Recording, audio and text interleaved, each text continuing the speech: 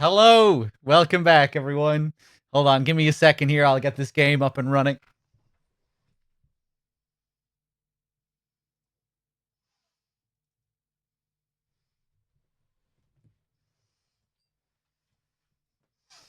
What's up? Let me know if you can see the game right now. Can you see the text at the bottom of the screen?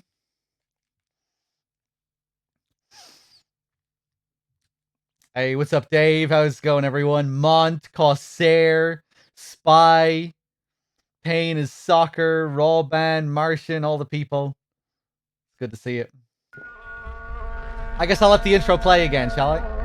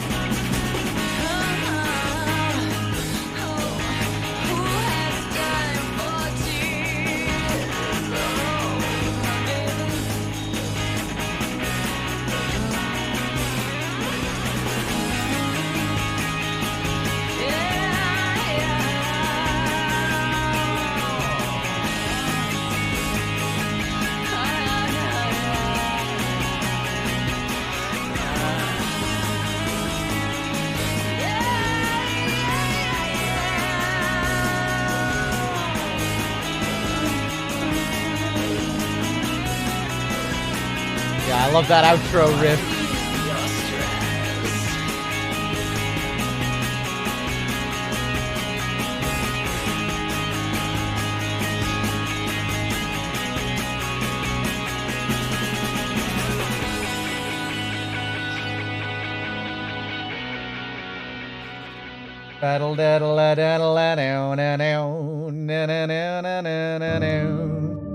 All right, let's get back into it, shall we? Let's load the game. Motel, 3 hours and 48. It was longer than 3 hours and 48, but that's the way Silent Hill saves work. Let's do it.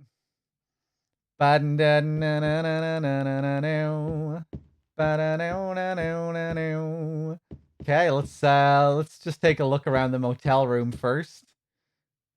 I'm tired, but it's no time to sleep. Hold on. Actually, let me open up my dashboard as well. Make sure I'm up to date on thanking everyone here.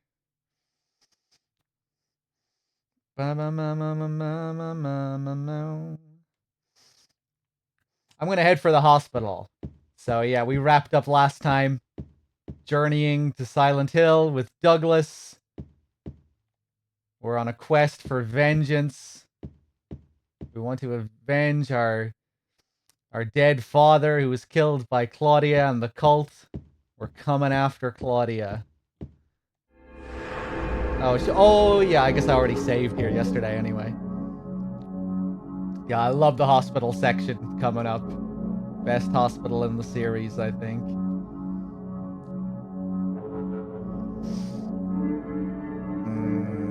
Hold on. George Sears with the 8 months. Thank you. Nico with the 53 months. Thank you. Half Cut Dev with the 2. Cheers, everyone. Hey, what's up, Ragucci?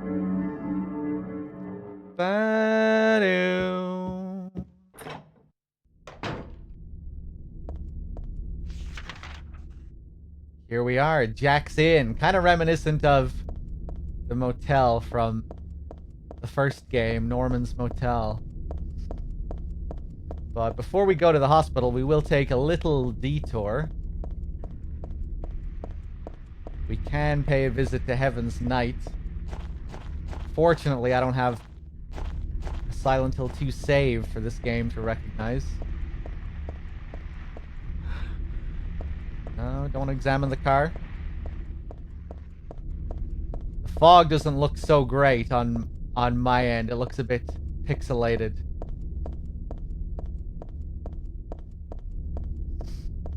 I wonder if that's an issue with the PC version. Yeah, it's a little blocky.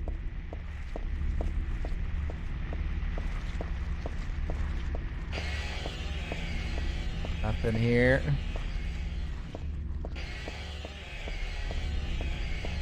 I wonder, does Heather say anything if we try and go into the bowling alley? Let's take a look. I can't remember if she has any unique reaction. I know we can't go inside, but maybe she says something.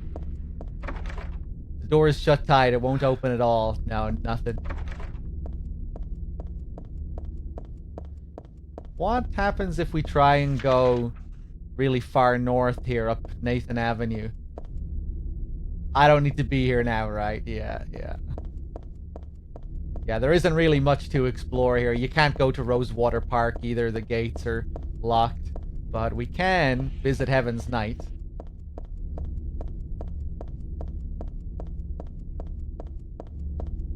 Oh, no, not down there. That's around the back of the place. Heather, you seem a bit slow. You're not wearing body armor by mistake. No.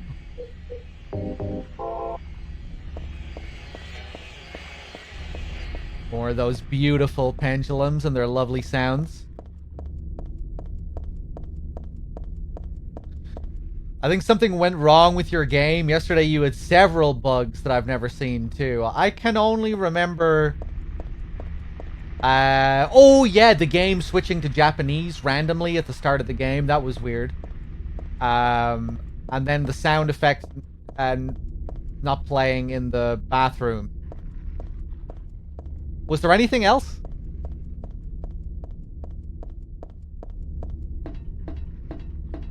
I don't remember seeing anything else.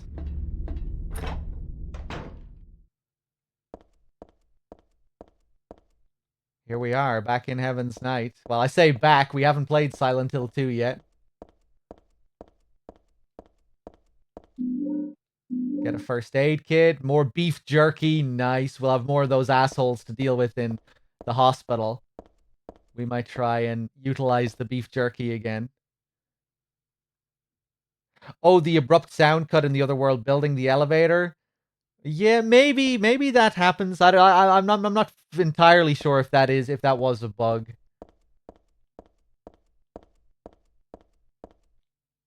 I can't remember if that ever happened to me before.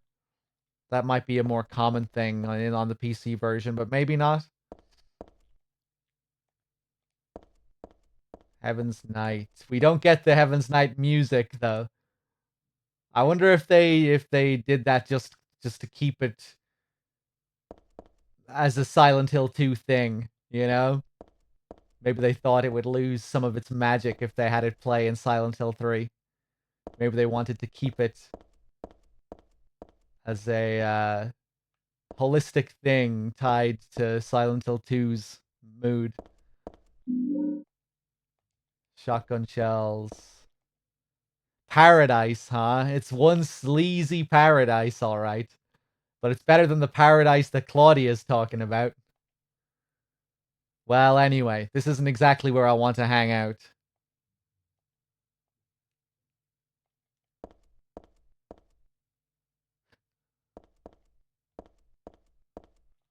What do we have here? It's a tourism pamphlet. I'd forgotten it, but it's true.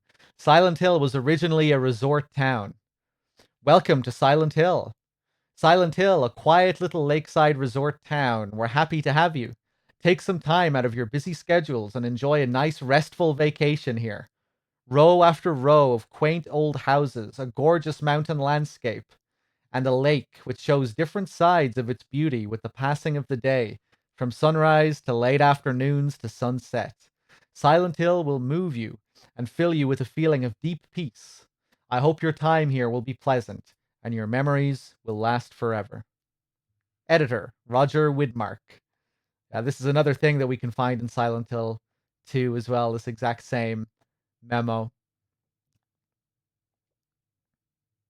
And if you have a Silent Hill 2 save that the game can recognize, another thing that you find here is a poster advertising the return of one of Heaven's Knight's dancers called Lady Maria. But the interesting thing about it is that the image of Maria on the poster doesn't look like the Maria from Silent Hill 2. She has black hair.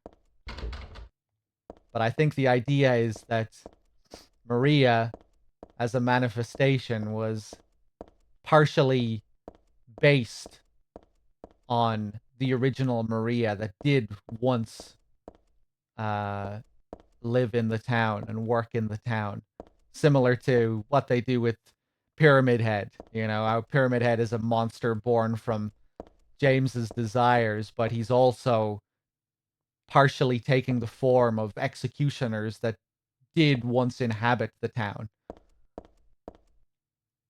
It's as if, you know, all these certain kinds of monsters and manifestations, they have to have a real model to be based on. But yeah, it's a really interesting little detail if you have a Silent Hill 2 save.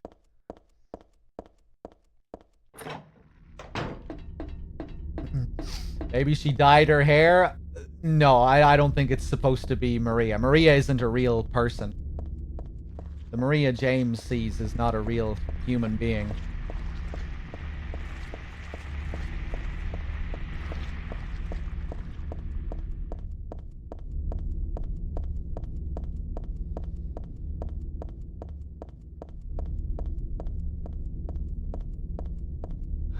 Here we are, Brookhaven Hospital.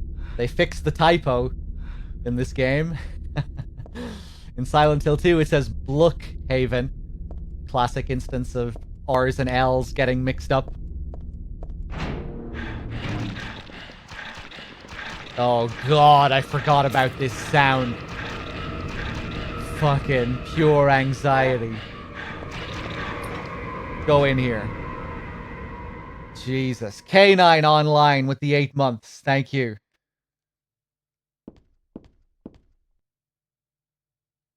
All right. Got our map. There are a bunch of different types of medicine, but none of it looks useful. I guess I should just leave it all alone. So we're back in the hospital from Silent Hill 2. This is the same hospital we go to in Silent Hill 2.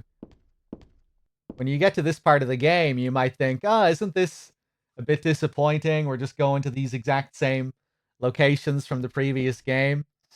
But even though this is the same hospital, it really feels like a drastically different experience from the hospital from 2, which is great.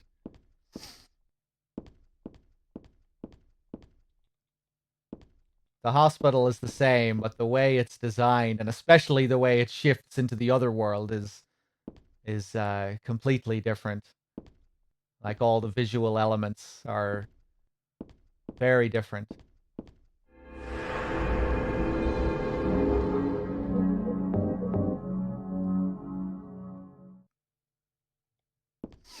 2 has different nurses.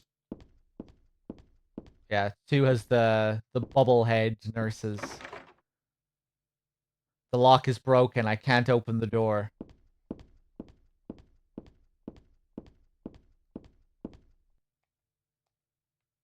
But yeah, right now it's pretty similar to how it is in Silent Hill 2, but that will change. Let me see. Let's reload all this stuff here. We got the katana, the maul.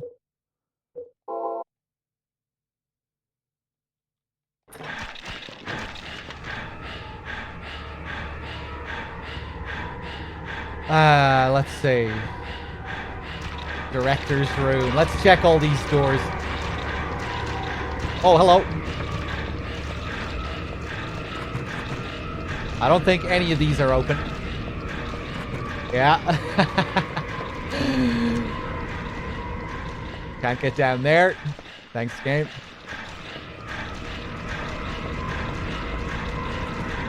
Locked.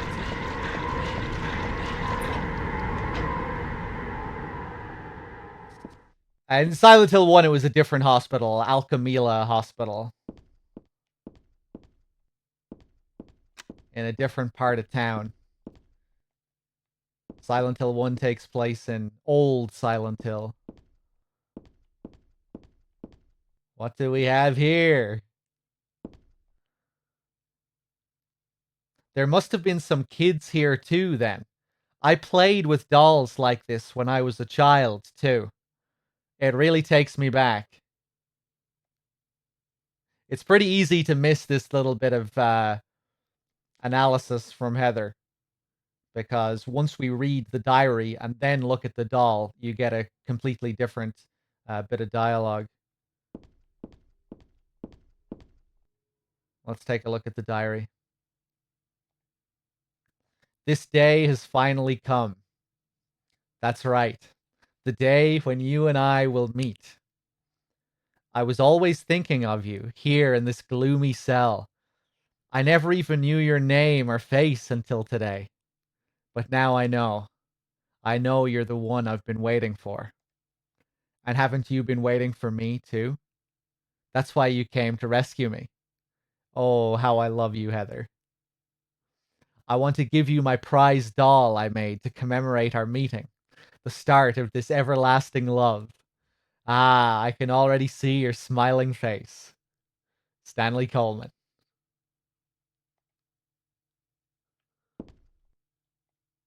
Disgusting. I won't touch that with a 10-foot pole. So yeah, you have to look at the doll first before reading the diary if you want to see what she says about it and how she used to play with dolls just like it. The whole thing about waiting for you and waiting for me kind of reminds me of the classic line from Silent Hill 2. It's just a flower pot, nothing special. I don't know what kind of plant it is. So here's the beginning of the Stanley Coleman saga.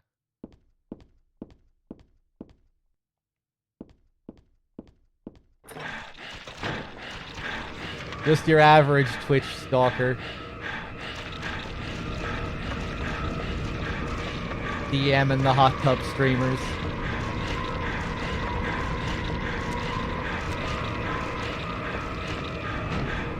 Ooh, I can go in here. Okay. Oh, God. Fuck off. Oh, really?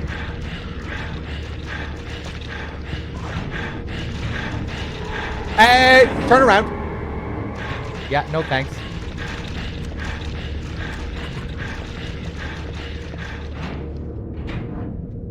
Jesus.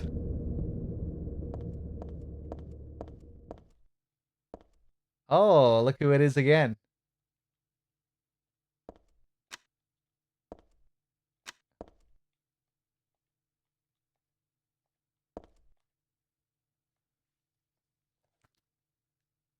The organization has me shut up in here. They mean to break my will, to make me forget about all that. But I'll stay sane, even if they throw me in here with the lunatics. How about if I stick this to the wall? That would be worthless. You can peel it off, can't you? With that junk those nasty wenches won't stop using. If a thing has no meaning, there's no reason for it to exist at all. Just as you exist for me. But why haven't you taken my doll with you? Ah, my gift must have embarrassed you. How cute you are, Heather. Stanley Coleman.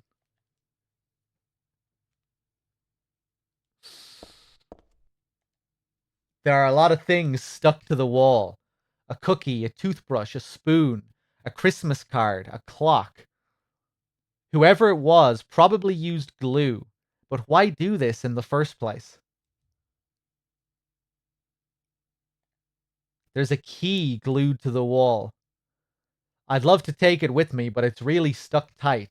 I can't even pull it off.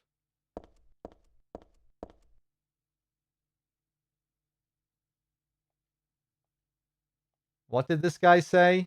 How about if I stick this to the wall? That would be worthless. You can peel it off, can't you, with that junk those nasty wenches won't stop using. Maybe that's what we need to find.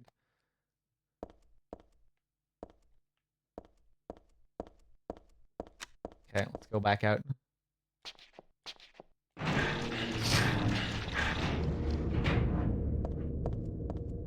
And now if we go back in, look. The diary's gone. Spooky. If I woke up in Silent Hill, do you think you'd survive? I don't know. I'm not very, I haven't been trained to use weapons or guns or anything like that. So I'd probably do pretty poorly if I had to deal with lots of monsters. Yeah, I'd probably just die. You know, I might survive for a while. But I don't know, maybe not. Like, if I get to use video game logic and I can use health drinks to keep me alive, I don't know, maybe then I'd do okay.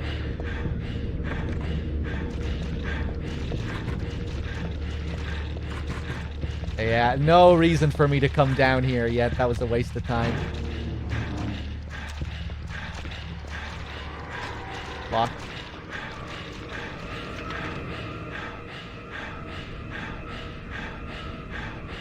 Okay, let's try the doctor's lounge.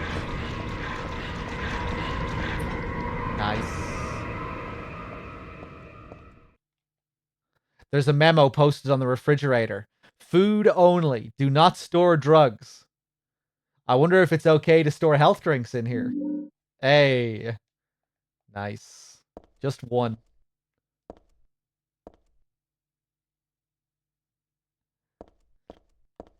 Pause on the enemies for a bit of a break every now and then as well. That'd be great. It's a medical record or something. It's for this Leonard guy. Could this be the same Leonard that Vincent was talking about?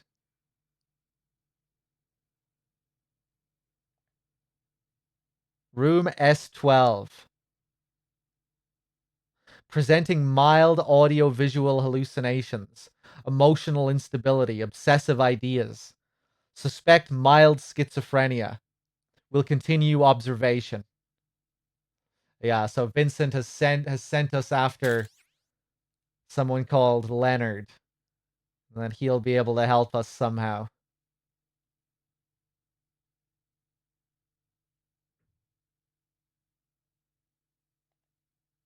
Basically calm and cooperative, with a strong sense of justice. However, according to reports, becomes very violent when overexcited. The other one is for Stanley Coleman. This is the guy who wrote that sick diary. Room S07. Usually passive and cowardly, also egotistical. Sometimes shows and acts on obsessive attachment to a particular woman. This has caused violent incidents. Use caution.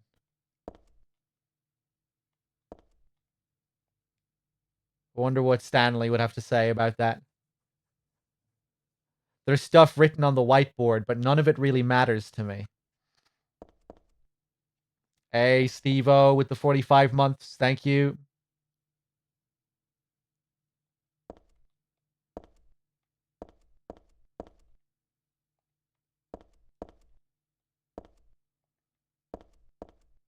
Okay, nothing else.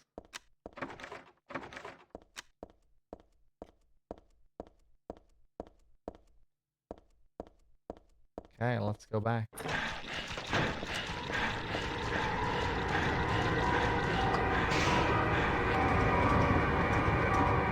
Stanley just met Heather.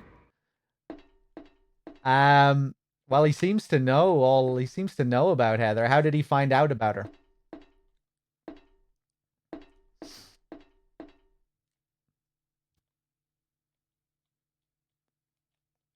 Let's go up to the second floor.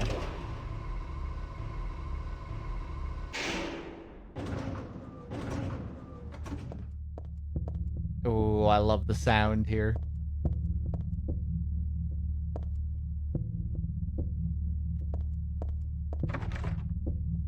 Lock is broken.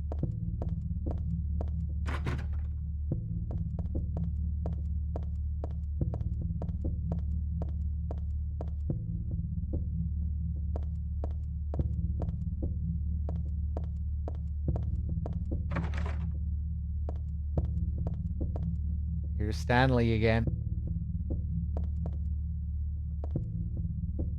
I think if I don't read this now, like if I go into another room and then come back, I think the note will be gone. I think you always have to read his note when you see it before you load another area, because I think they always disappear.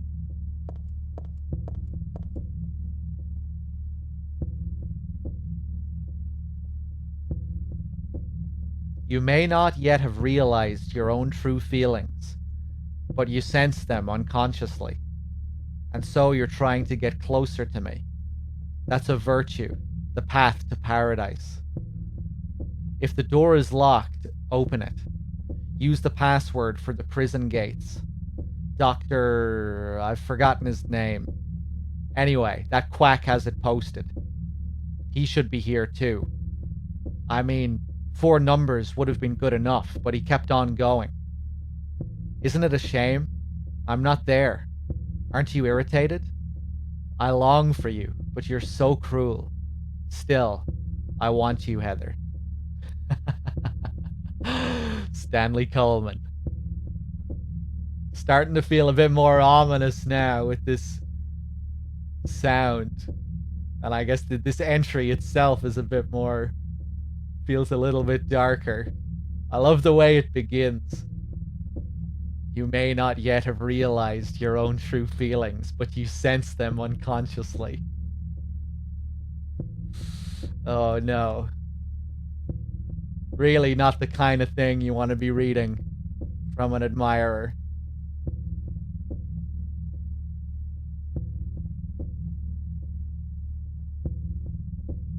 And so you're trying to get closer to me. That's a virtue, the path to paradise.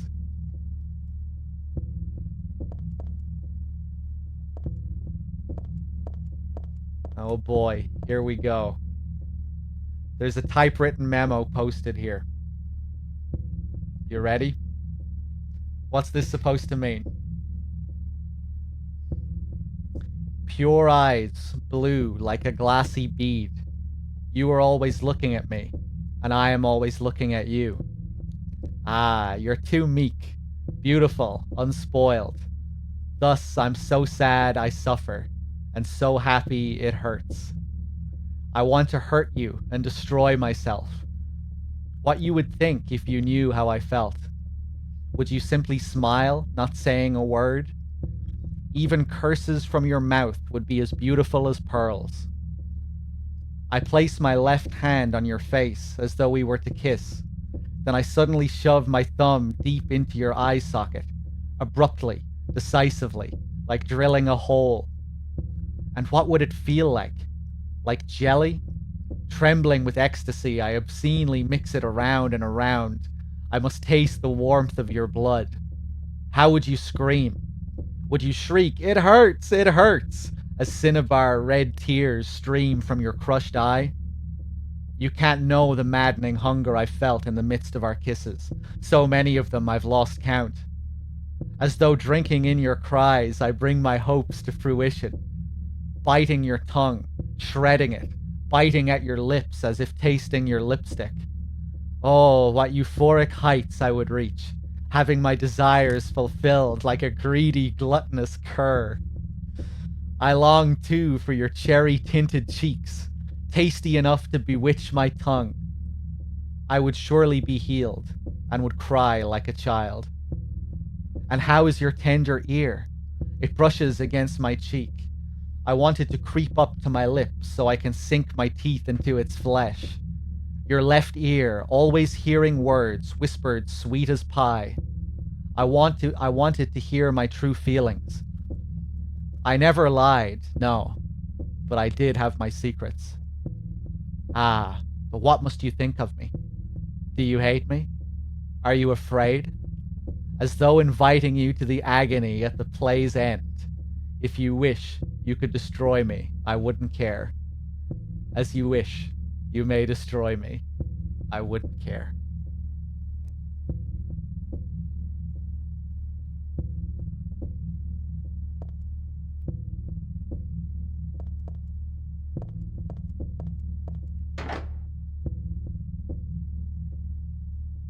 And a keypad.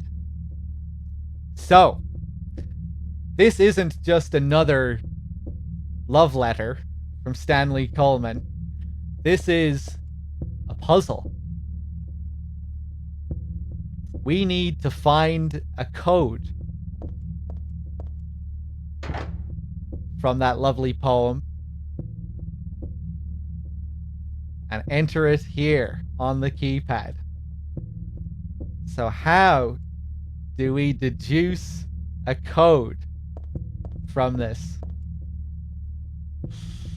Thank you, Ragged Shrew. I'm glad you liked the reading. I've always loved this this riddle. Pretty messed up. This is exclusive to hard riddle difficulty. If you play on normal, you don't get this. You get a much easier puzzle.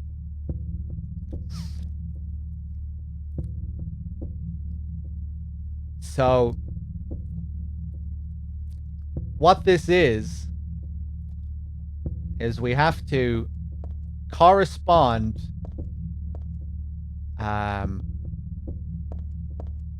the riddle here, the majority of it spends its time detailing what he's going to do to your face.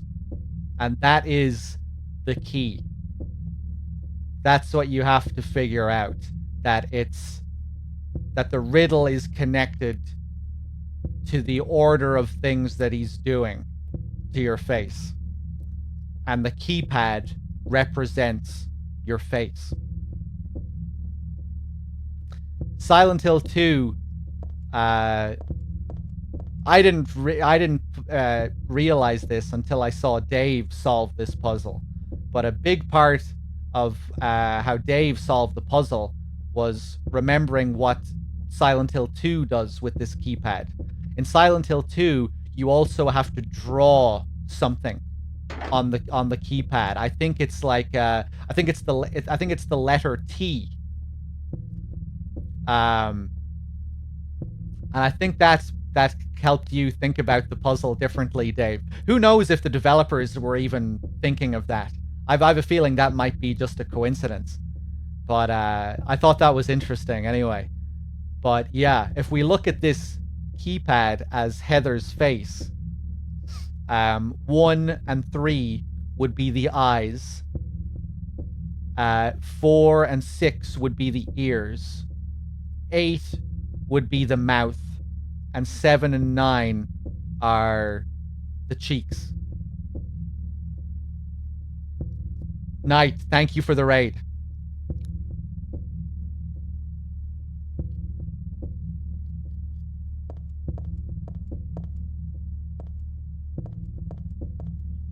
But yeah, I mean, once you realize that this is a puzzle and it is connected to a code, You know, it's like, how do you figure it out?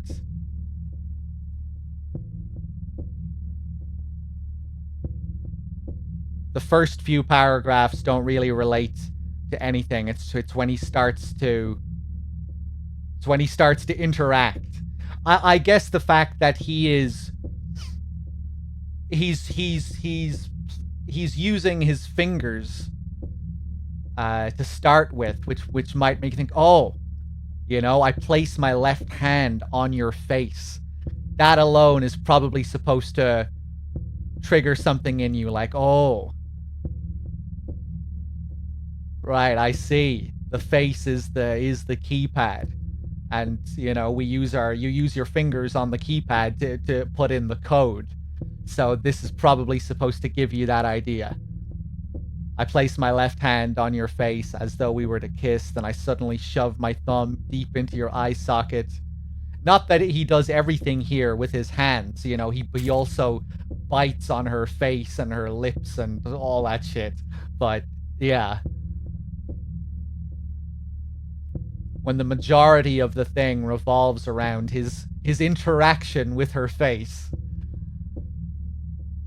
After reading that for a while, you may come to that conclusion that that's where the key of it lies. That's the key to it. So let's go back. Let's go back and look at it. So pure eyes, blue, like a glassy bead. You are always looking at me, and I am always looking at you. Ah, you're too meek, beautiful, unspoiled. Thus I'm so sad, I suffer, and so happy it hurts. I want to hurt you and destroy myself. What you would think if you knew how I felt. Would you simply smile, not saying a word? Even curses from your mouth would be as beautiful as pearls. So many of these could throw you off as well, like, because we're not even into the part that revolves around the riddle yet.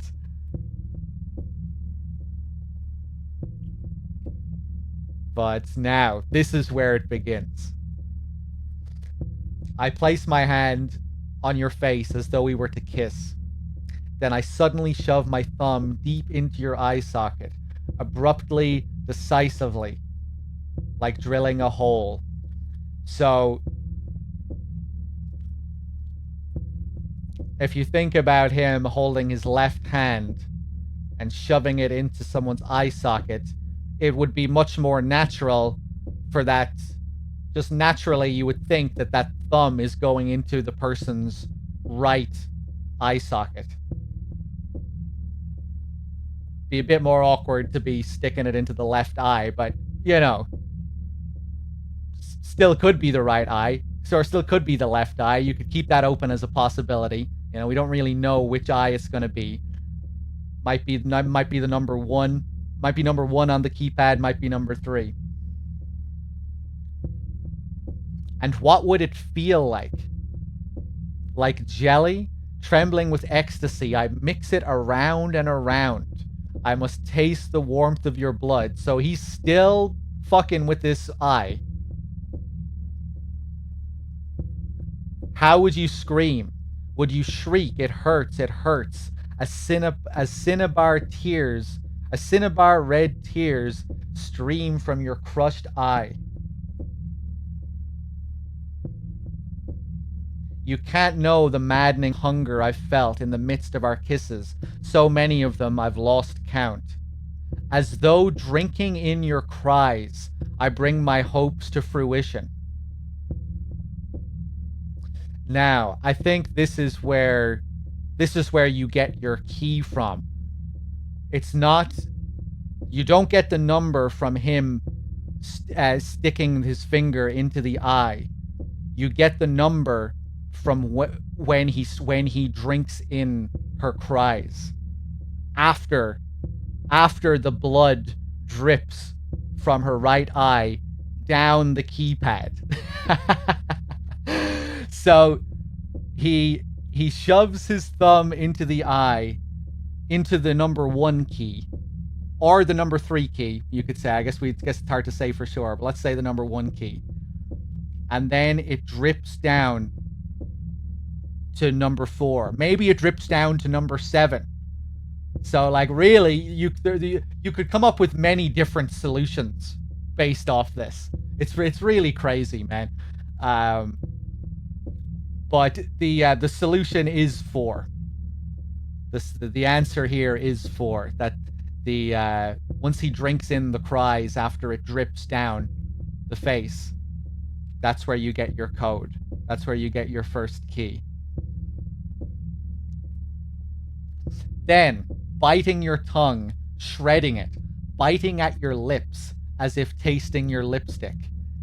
This is where we get our second number. This one is pretty straightforward if you've already mapped out the keypad as representing a face. This is the mouth. So our second number is going to be 8.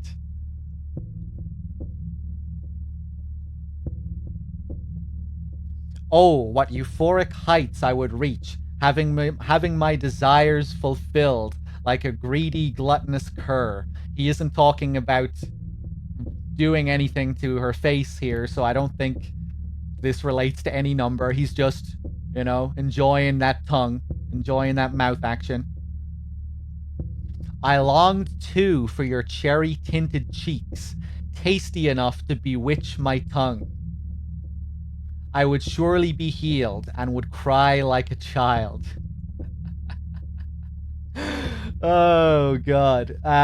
So yeah, this is one of the cheeks. Again, we don't know which cheek it could be, but if we've already mapped out the cheeks as being beside the mouth, 7 and 9, it's either going to be 7 or 9. And how is your tender ear? It brushes against my cheek. I want it to creep up to my lips so I can sink my teeth into its flesh.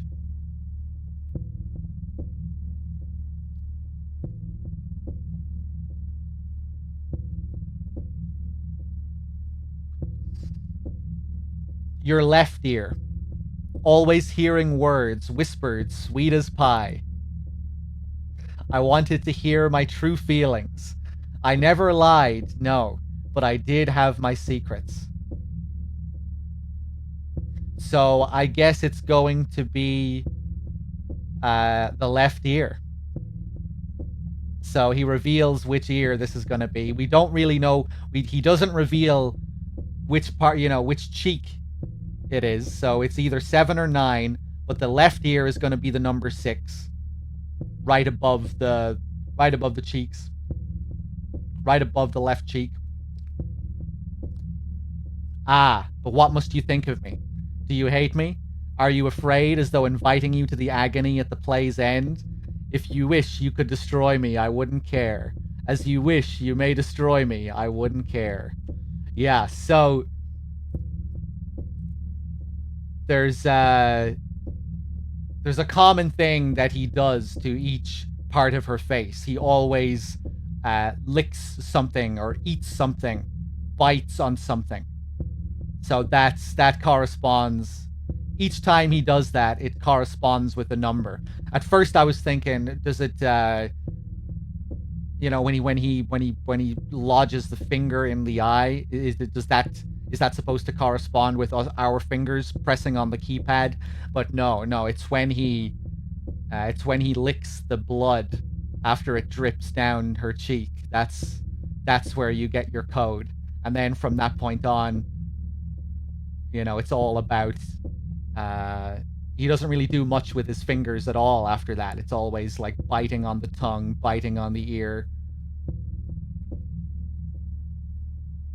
And yeah, that's it. So let's just go back over this one more time.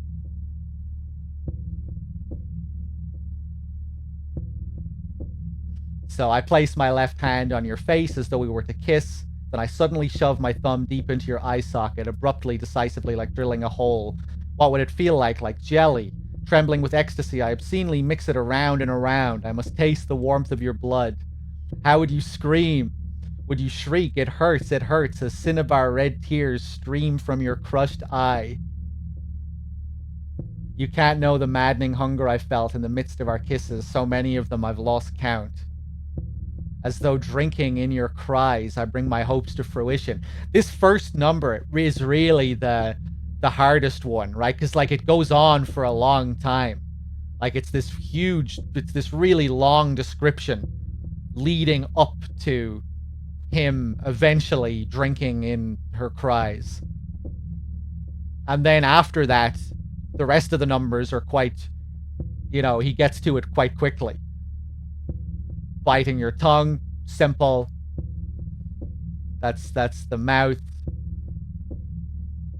Having to deduce the fact that it's that it's the blood dripping down from the eye, and that you have to figure out that the blood lands on a different number.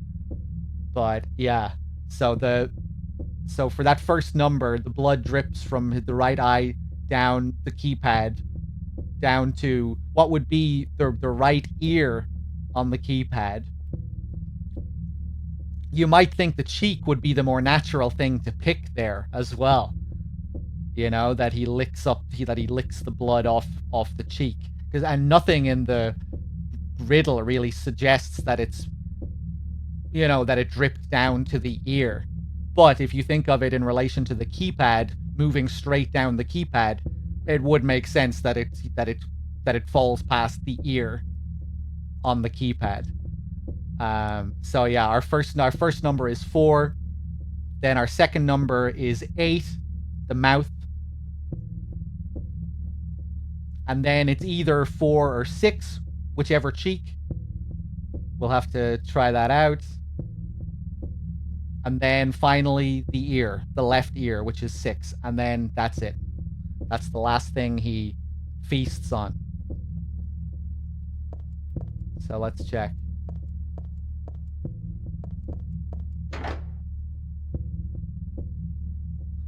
So we had the red tear falling down to the next number. That's 4. Then he bites on the tongue. 8. And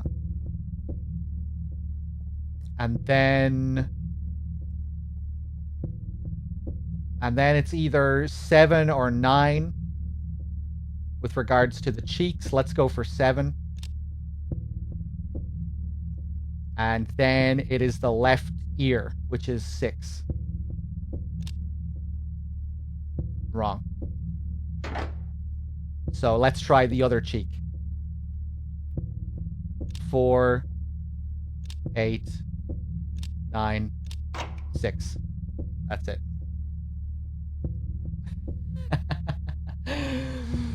So there it is.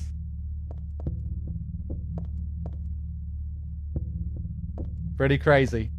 Pretty crazy. Now, before we go through there, let's just take another look around here first. Hey, what's up, Sky? How's it going, everyone? Sorry, let me just catch up with chat again here. How long did that take you, Dave? I'm curious. I can't remember how long that one took you.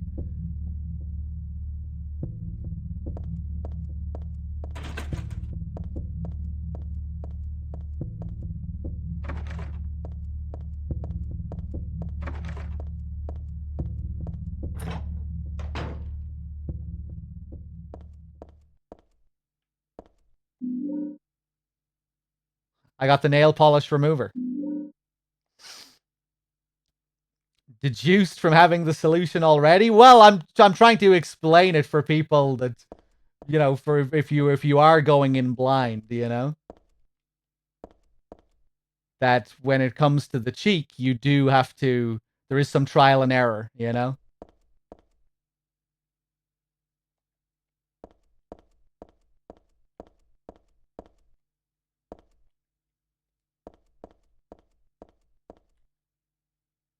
It's impossible to figure out exactly what cheek it is by reading the thing. You have to.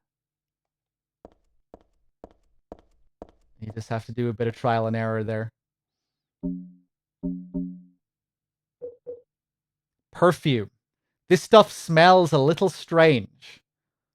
So, the perfume lures enemies towards you.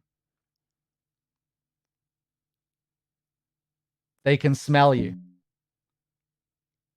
I never really use it. It might actually be useful in some situations. Maybe luring the slurper enemies to your position.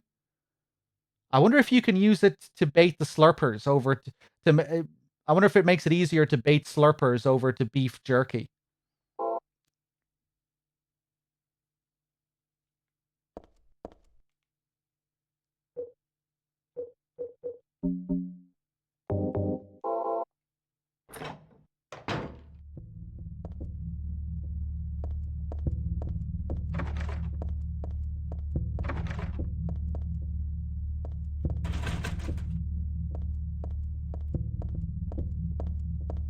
Streamer farts in a flask. Okay, let's check out this corridor.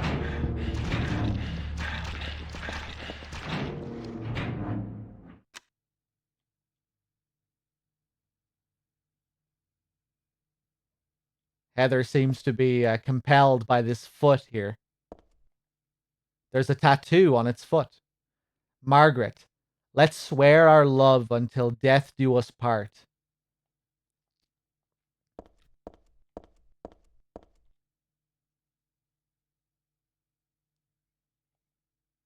The start time is my key.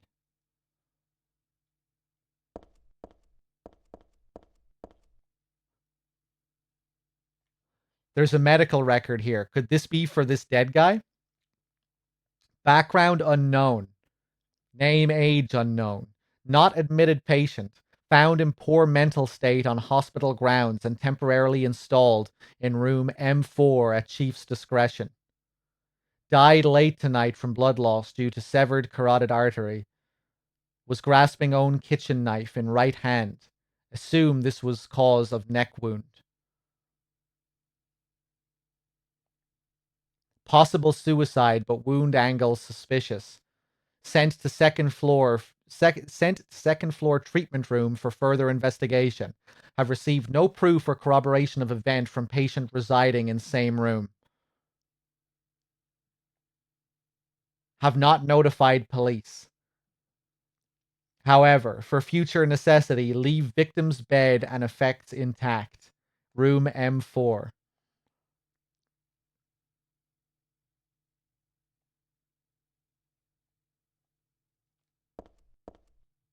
Weird thing to have as a tattoo, yes. There's a man's corpse laid out on the stretcher.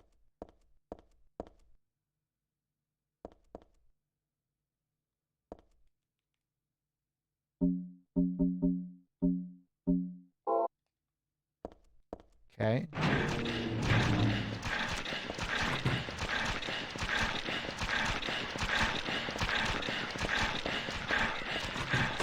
Oh, yeah. Forgot they had guns.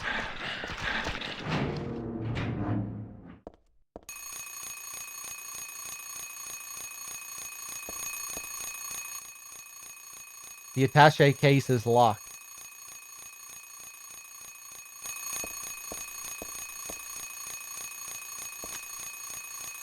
Wow, I almost didn't see the diary there.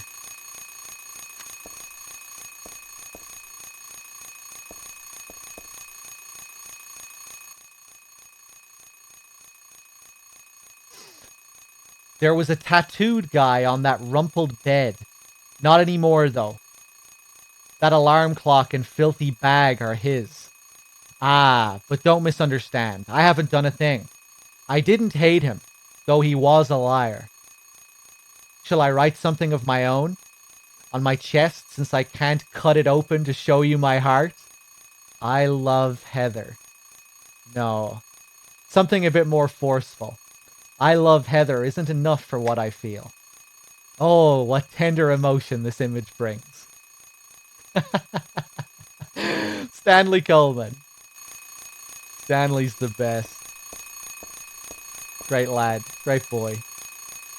The pillow is stained and sticky with blood. Is this from the tattooed guy? I've got a bad feeling. Oh wow, it stops after a while. I forgot about that.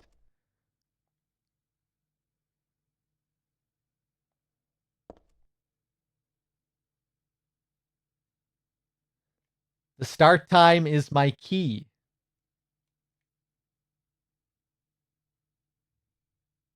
Okay, so 12:27.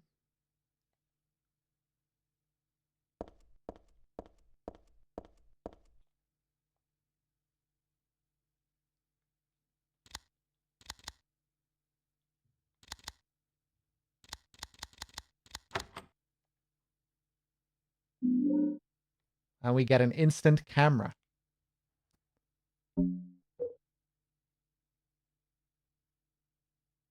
Unlike a normal camera, you can see the developed photos right away. There's nothing else interesting in the attaché case.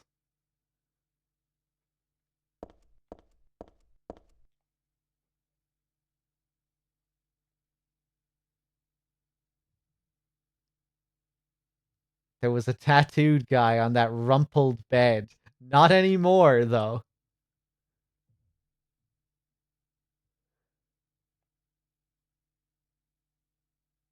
But don't misunderstand. I haven't done a thing. I didn't hate him, though he was a liar. Shall I write something of my own?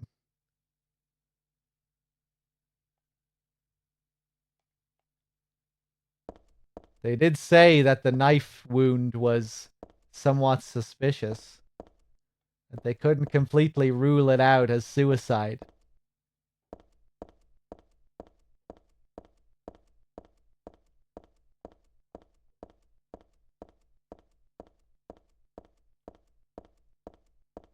Convenient that the solution is just nearby, though the whole thing seems very unreal. The guy had the start time is my key tattooed on his arm.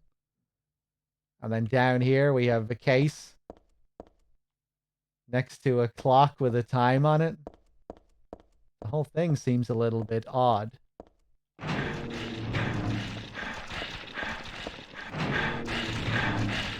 Turn around.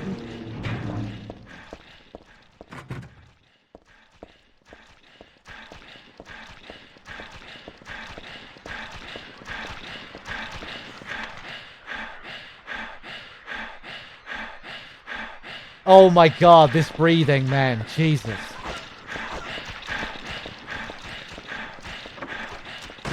Oh, you fucking bitch.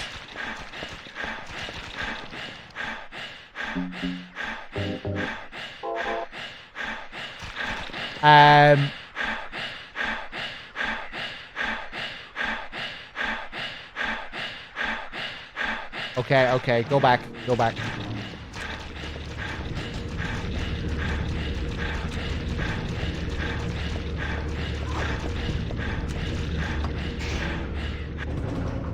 Oh my god.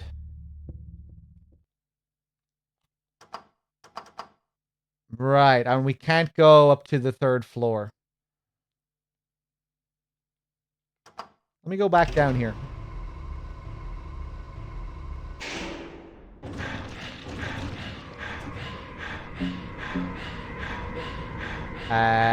Yes, the nail polish remover.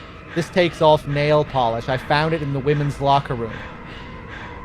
And what Stanley was saying about peeling stuff off the walls with that stuff those nasty wenches won't stop using. Let's go back to that room.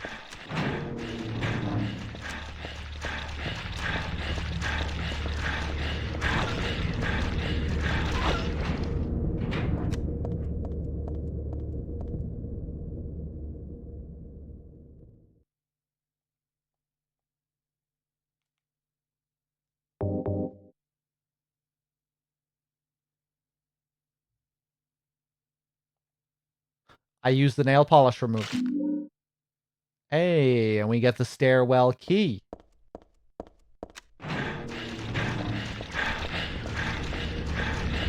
Go.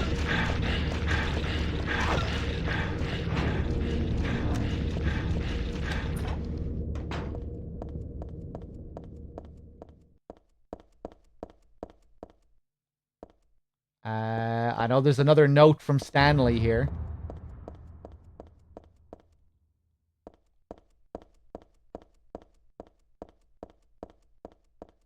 Right at the top.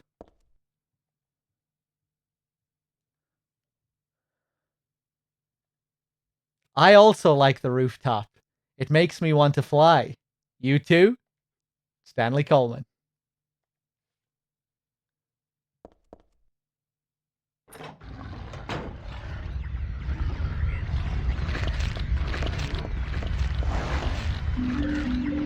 Submachine gun ammo. Oh!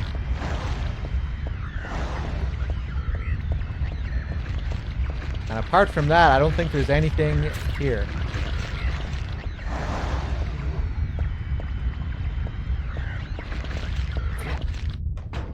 Hey, Lepe, with the 4 years. Thank you. And yeah, note is gone when we come back.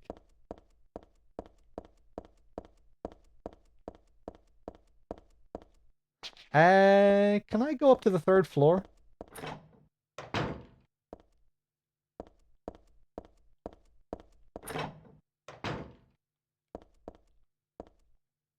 There's a memo on the wall. Punishment for brutality towards patient. 12 hours confinement in the special treatment room. Dismissal policy no longer in effect. Contact the chief if you have any questions. There's something handwritten on top of the typewritten sentence. The trick is not to leave any marks. And one other thing.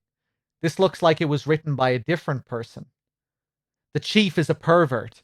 Christie would have been better off if she had been fired.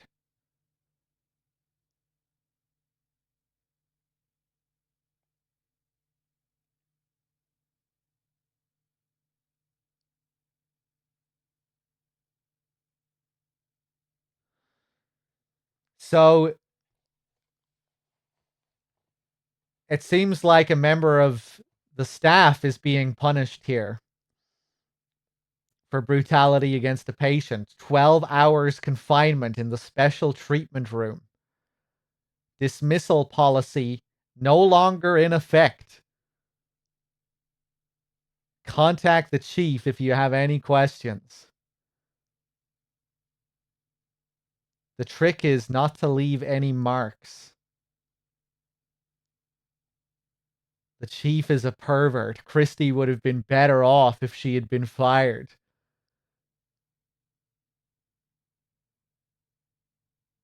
And then the chief had his way with her in the confinement room.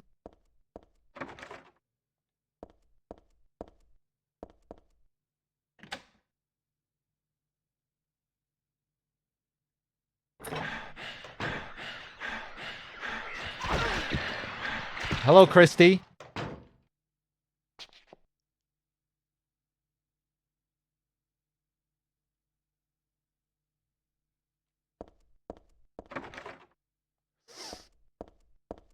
This is pretty interesting, you know? It really makes you wonder about the nature of these nurses and these monsters.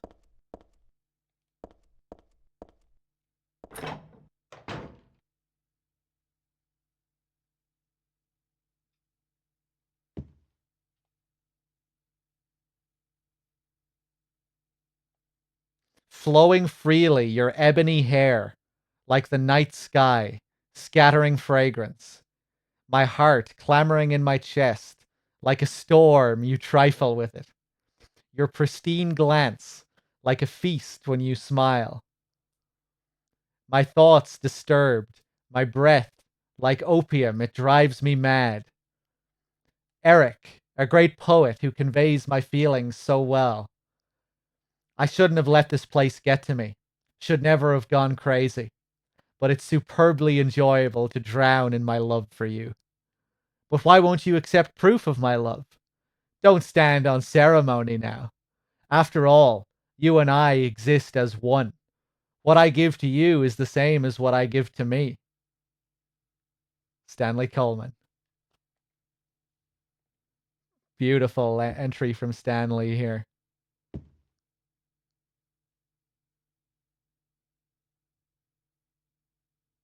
We're getting some progress from Stanley here, I think, you know? He's admitting to his insanity.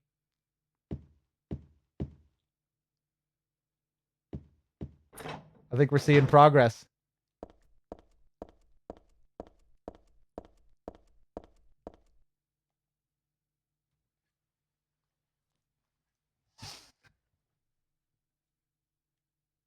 But yeah, this thing is interesting. Like, were these real people? Did this actually happen?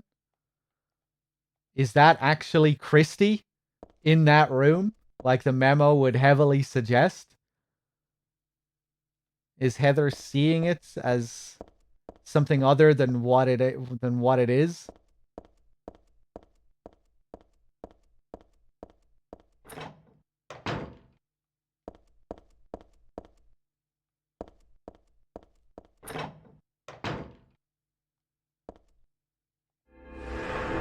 Let's save. Don't stand on ceremony now. I like that phrase.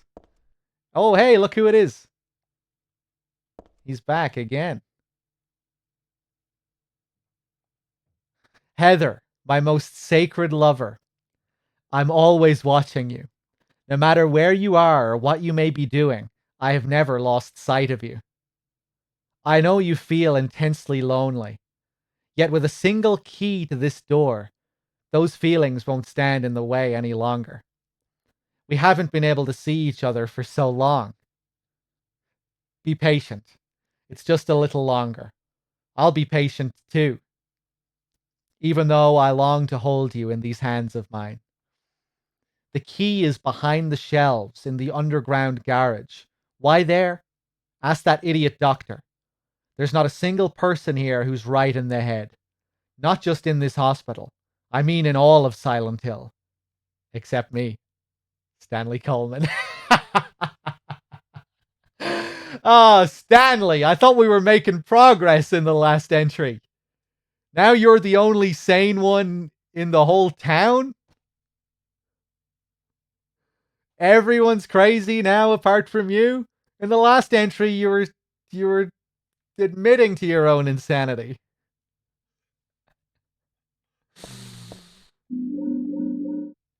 I don't know, Stanley.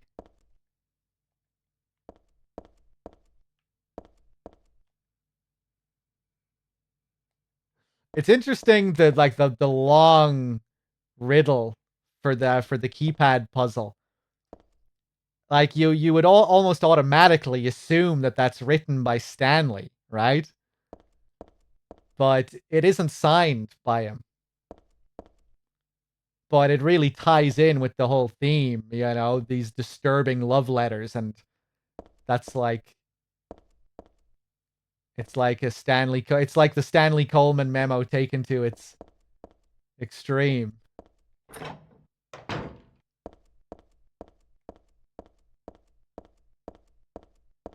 Where Stanley really reveals his fantasy and what he wants to do to Heather. But maybe it's not supposed to be him. I don't know. Hold on, let's open up the doors.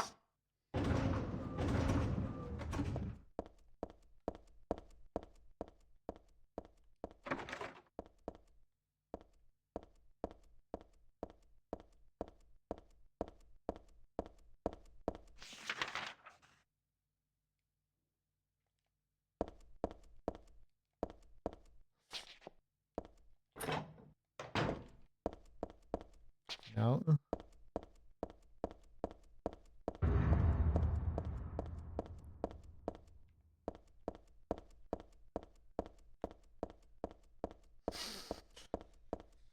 When am I going to play the Stanley Parable? I don't know. I don't have any plans. Uh-oh. Game froze. Thankfully, we just saved.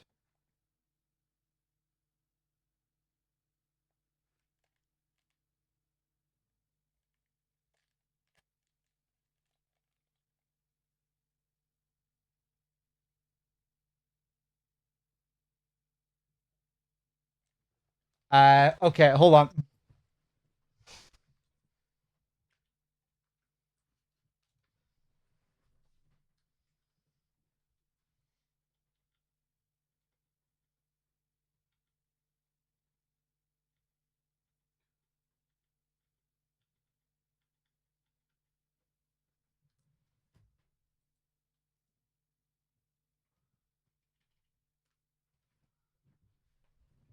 You guys can still hear me, right? I'm trying to Alt Tab out of the game, and it's not letting me Alt Tab or escape out of the game. Give me some advice, chat. What should I do?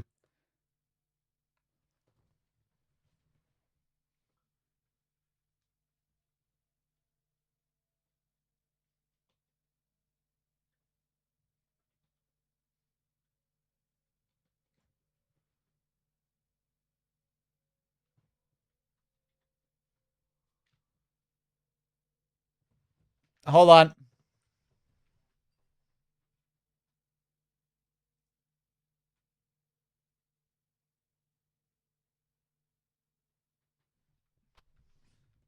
No, I can't get Task Manager open either.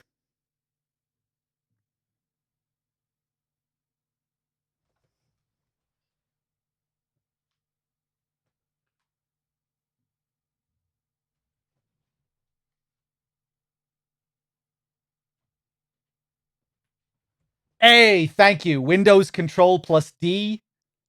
That did the trick. I'm back on my desktop.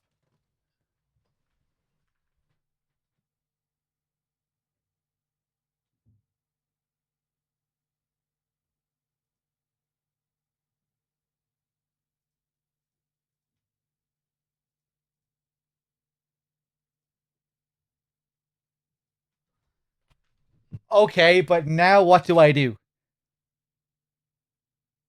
Because it's a different desktop and I can't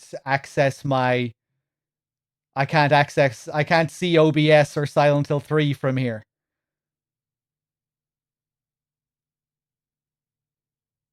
Do I have task view on my taskbar?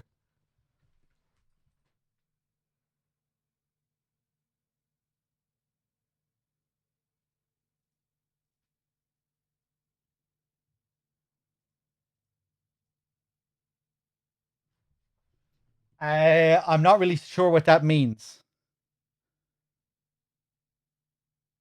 I might need to right click and turn on the task view button. Okay, hold on.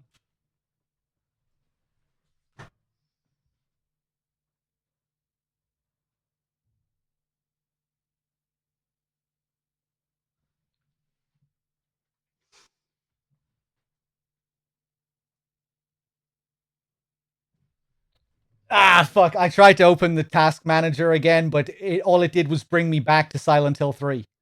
Frozen Silent Hill 3.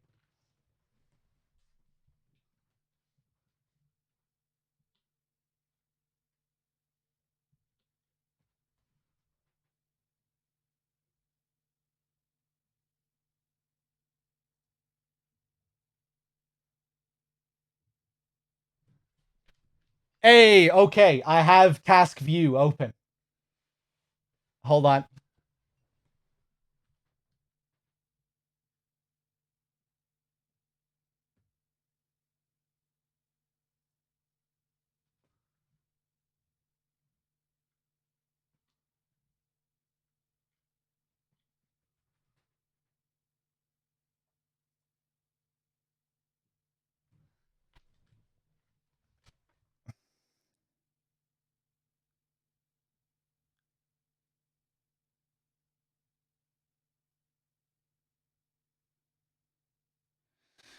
Exit my current task manager and open it in the other desktop. Okay.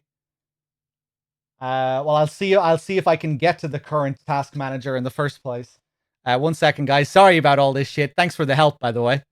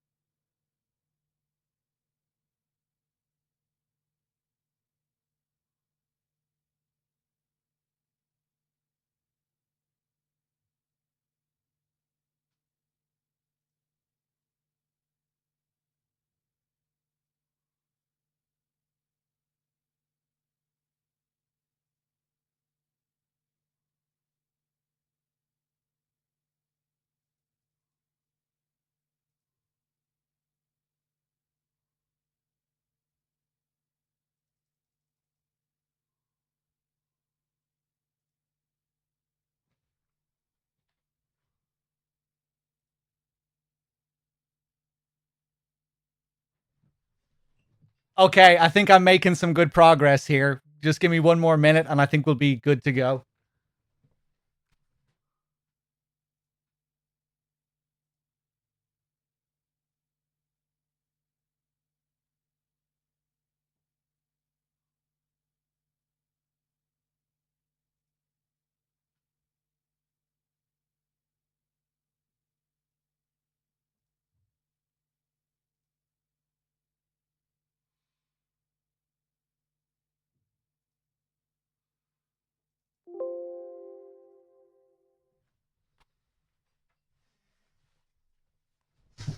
Okay.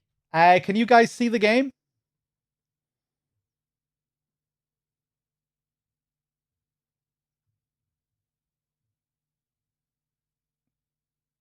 Now you can see it? Okay.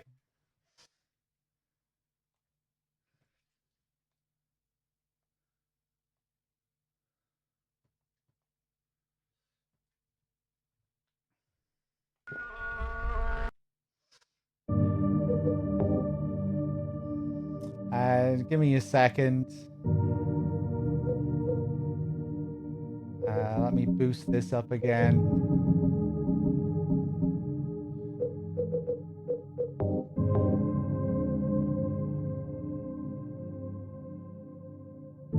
Boo, boo. Thanks for the help. Yeah, cause I had no idea what to do there. Usually when I get into those situations, I just force shut down. I didn't know about that fancy view mode shit where you get another desktop. Yeah, I just opened up. I closed Task Manager from the view mode screen, and then opened it up again, like someone said in chat, on the other desktop, and then I was able to close Silent Hill 3 from there. Cheers, guys. Let's see. What happened? The game froze. Hopefully it doesn't freeze again in that same spot. We've had a couple of weird issues with this playthrough, some weird bugs, so let's see what happens. Let's just run through this again.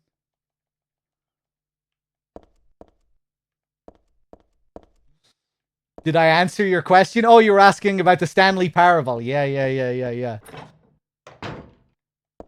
Yeah, I might check out that game sometime. I've seen bits and pieces of it, other people playing it. It's a game about games.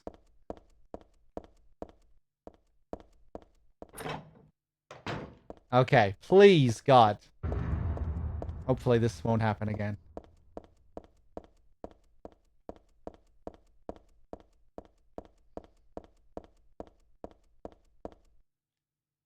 Nice. Beautiful.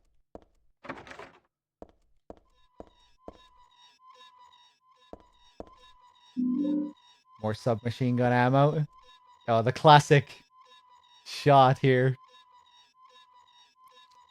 Very reminiscent of the beginning of Silent Hill 1. In the dream when you're going down the alley and you have that hospital wheel that just keeps on spinning. But this one actually stops when we get close to it. It's a wheelchair. Where's the person that was using it?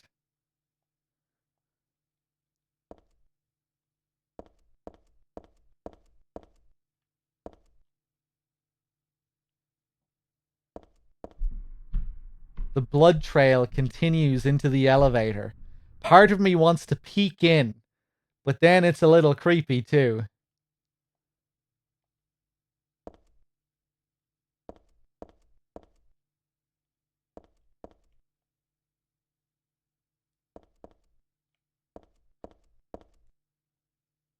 Casings all over the ground, bullet holes.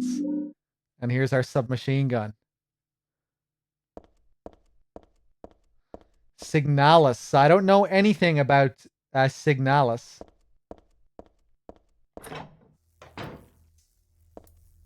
Oh, I love the flickering light in this room. It's all just junk. I don't think there's anything important here.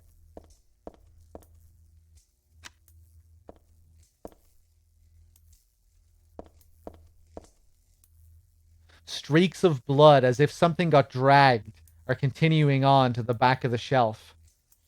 No, it's more like they start from the back of the shelf.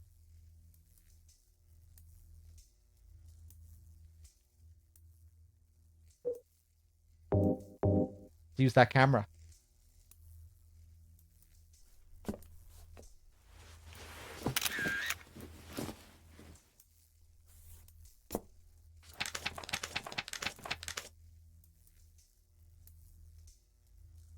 Slick.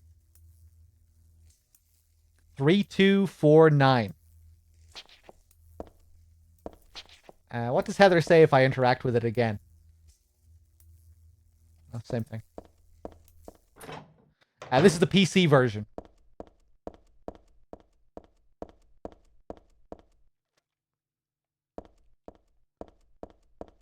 Okay, I think this code is for the 3rd floor.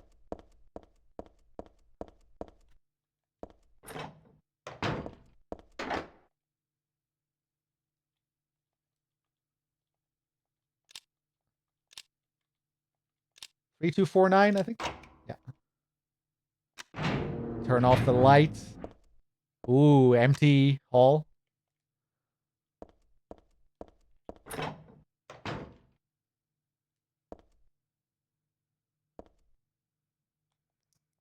It's a magazine. Just some kind of gossip magazine. Teaching Despair. Hope House. Hope House, an orphanage on the outskirts of Silent Hill. But behind its false image is a place where children are kidnapped and brainwashed. Hope House is managed by the Silent Hill Smile Support Society, a charity organization sometimes called 4S. It's true that 4S is a well-respected charity that takes in poor children without homes and raises them with hope. But at its heart, it is a heathen organization that teaches its own warped dogma in lieu of good religious values. Mr. Smith, who lives near Hope House, had this to say. Sometimes at night I can hear their weird prayers and the sounds of children crying. I went there to complain one time, but they ran me right out. Since then, it hasn't changed a bit. In fact, this reporter was refused admission when he attempted to take photographs in the facility. What exactly do the folks at Hope House have to hide? During my investigations, I was able to discover, however, a suspicious looking round concrete tower, which appears to be part of their facilities. Unfortunately, no one was willing to tell us what the tower was used for, but it seems unlikely that it has anything to do with the business of raising orphans.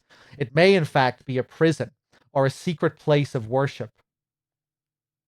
The cult religion that operates Hope House is known by the locals simply as the Order. It's a religion that is deeply interwoven with Silent Hill's history, but its worshippers' fervent belief that they are among the elite chosen people has a dark and dangerous side. I intend to continue my investigation of Hope House and the cult behind it. I've always believed that telling the whole truth and showing the children the true path is our most important duty. Joseph Schreiber. So, Hope House, I feel like I've heard that name before. Yeah, Alessa was there as a child, and that's why Heather has these memories. So, this ties in quite significantly to Silent Hill 4 when we get to Silent Hill 4. Joseph, the author, is actually a character from that game. A character that you even play as, which is an easy thing to miss at the very beginning of the game. Um, the tower he mentions is the water tower, which is a major area in Silent Hill 4. And you also go to Hope House itself in Silent Hill 4 too, except they rename it to Wish House. But a lot of this stuff seems to be relating to Leonard as well, who we'll be seeing later.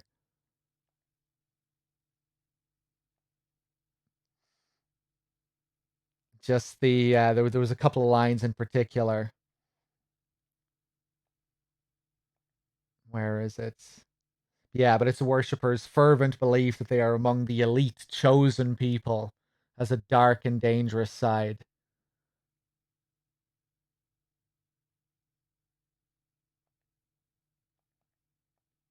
The 4S thing is kind of interesting as well, because I think all of these rooms are coded S on the 3rd floor.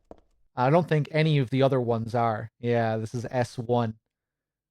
Didn't Stanley also mention something about being something in one of the S-related rooms up here?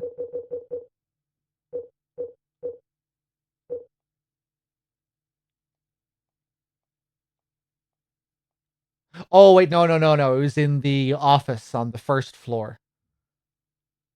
They spoke about Leonard being held in one of the S rooms. And maybe Stanley as well. I think both of them were said to be held here.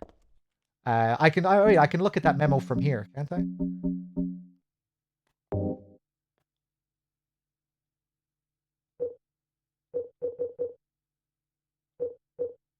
About Leonard and Stanley.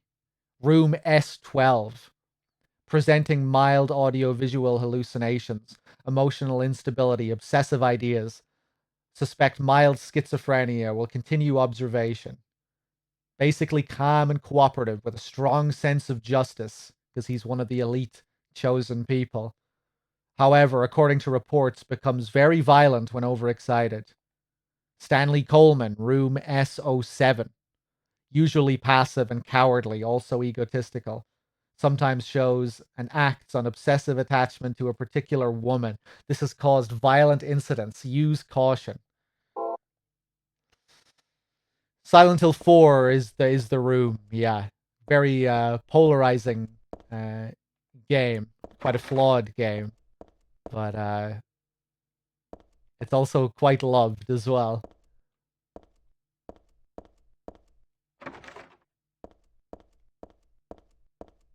I'm a big fan of Silent Hill 4.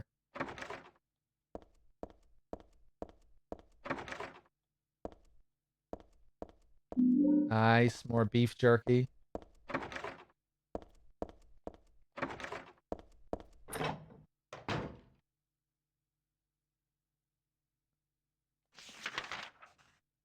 Here we are. S7, Stanley's room. And he has broken the doll. I think it's pretty easy to understand why people dislike 4. It can be pretty janky, frustrating. People generally have a dislike for escort missions in games. The second half of Silent Hill 4 is an escort mission where you go through all the previous areas that you've already done. The ghost encounters are really not the best. Yeah. I always say, like, I don't blame anyone for dropping Silent Hill 4 after playing it for a couple of hours. Like, just going through that subway sequence at the start can be a pain, especially when you get to that escalator sequence and the monsters come out of the wall. Like, the auto aim during that sequence is horrendous. You're standing right next to a monster. You assume Henry's gonna target that monster, but he fucking turns around and targets a monster that's fucking 5 miles away from where he's standing. No, Henry. Aim at the monster you're looking straight at. Me too, Procedure. Silent Hill 4, I think anyway, I think it is my second favorite as well. But I completely understand why people dislike it. And for me as well, it was a game that I had to like learn to love. I wasn't crazy about it when I first played it. I wasn't crazy about Silent Hill 3 when I first played it either. But 4, even, it didn't take too many replays to come around to Silent Hill 3. It took me Took me a while to come around to Silent Hill 4. But then it just grew on me more and more and more.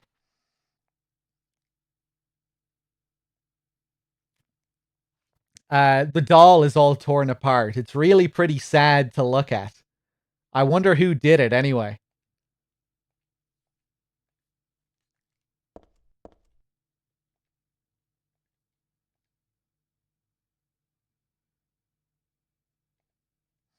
Goodbye, Heather. I'm sorry I wasn't able to respond to your love. It's all over. Leonard despises me. Because I made fun of it, saying it would come to this. If it weren't for his meddling, I would have been able to meet you in just a little while. Then I could have taken you to my world. A world for us alone, more beautiful than this one. And I had been waiting for this day, for today. The day I'd see you. The day you'd save me. Today. Heather, watch out for him. Leonard is no ordinary guy. Farewell. I love you. Heather, my goddess. Heather, my lover. Heather, my... Oh, no signature. Almost as if he didn't have time to finish it. Did Leonard get his hands on him? Kind of interesting how they're coupled together in that initial memo.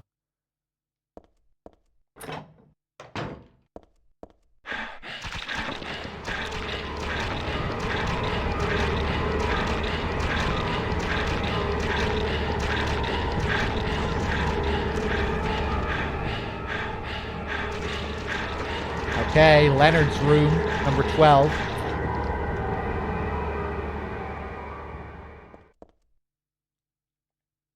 There's nothing interesting in or around the bed. Gross. The whole bed stinks like year-old sweat.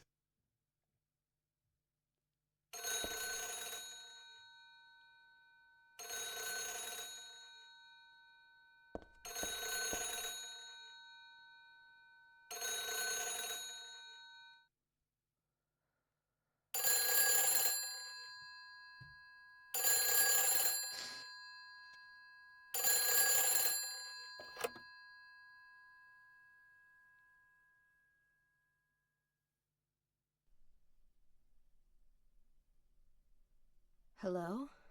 Claudia. No, I'm not. Don't lie to me, Claudia. You're always trying to run from your responsibilities. Have you come to apologize? Or maybe you still don't realize how foolish you've been. The salvation of all mankind. What a ridiculous dream. Wait, just listen to me for a second. I've heard enough from you already. How did you turn out this way? Where did I go wrong? Listen to me already. I'm not Claudia. You're not Claudia. My name is Heather. Heather. Who are you? Leonard Wolf. I'm sorry. I thought you were my daughter.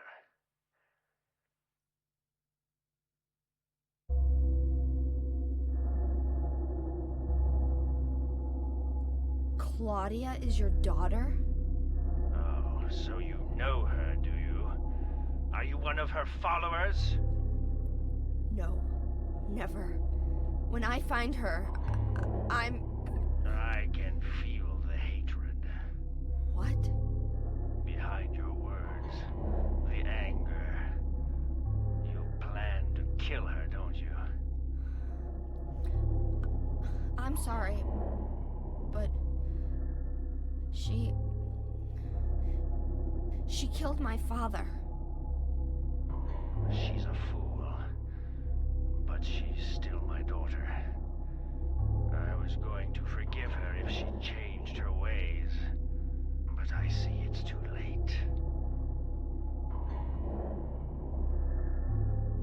Heather, will you help me? Help you? I'm locked up in here, and I must stop Claudia. Where are you now? I'm not sure myself, but the door is at the end of the hall on the second floor. I can be of help to you. I have a seal. Please. A seal?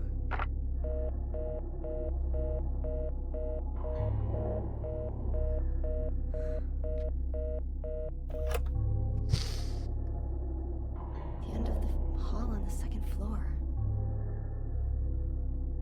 Okay. So there's Leonard. Doesn't seem to share Claudia's beliefs. Doesn't seem to believe in the salvation of mankind. Wants to stop her. But also wants to prevent us from killing her. I still have to find Leonard. I've got to look for the entrance at the end of the second floor hall.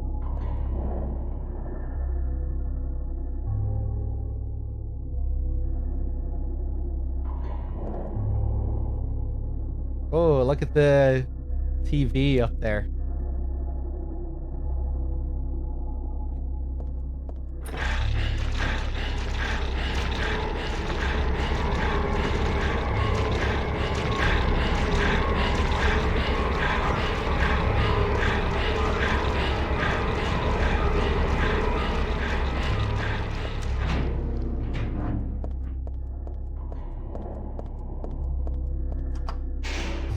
I think this door only appears at this point. At the end of the hall.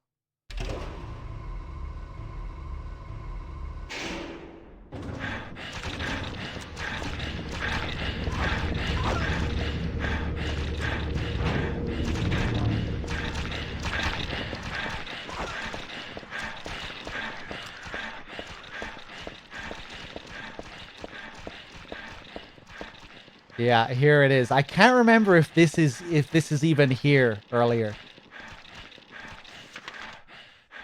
There's nothing on the map. No door is marked here on the map. I think this is just a wall earlier on.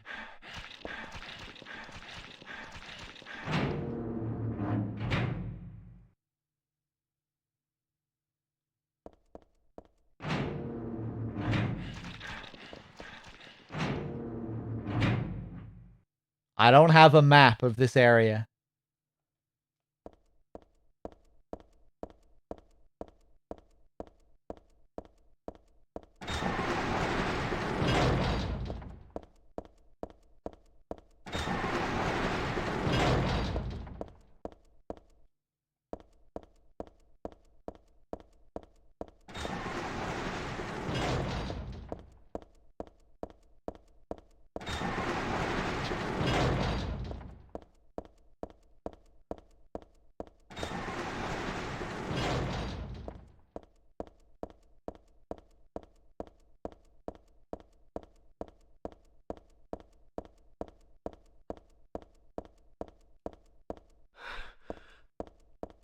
Am I on the right track here? I think I am.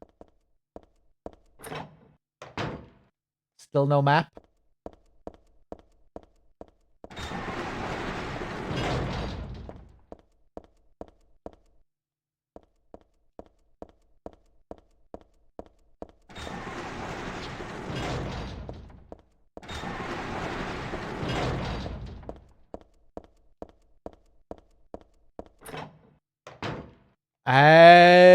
I didn't come from here, did I?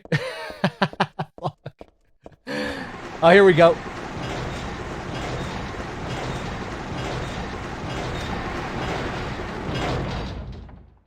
And now we're presented with a different symbol. This isn't the save point that we've been using for the whole game.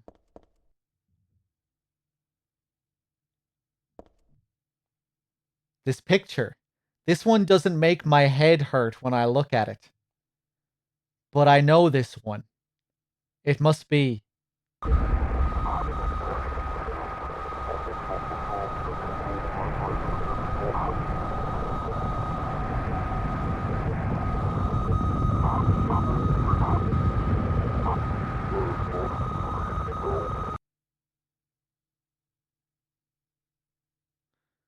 What the hell? Was I daydreaming? No, it was more like watching a video in a dark room. But that nurse, I know her. Lisa, who was so heavenly toward me in that hellish hospital room. She did get a little weird, though. So, again, we get a flashback to Lisa from Silent Hill, the Seal of Metatron, which is a prominent symbol in Silent Hill 1, and which is also the seal that Leonard was just speaking about later on. When we get that seal from Leonard, it has the same symbol drawn upon it. In the original PS2 version, you heard Lisa's voice there. But yeah, for the PC release, you don't have any of the flashback voices, unfortunately.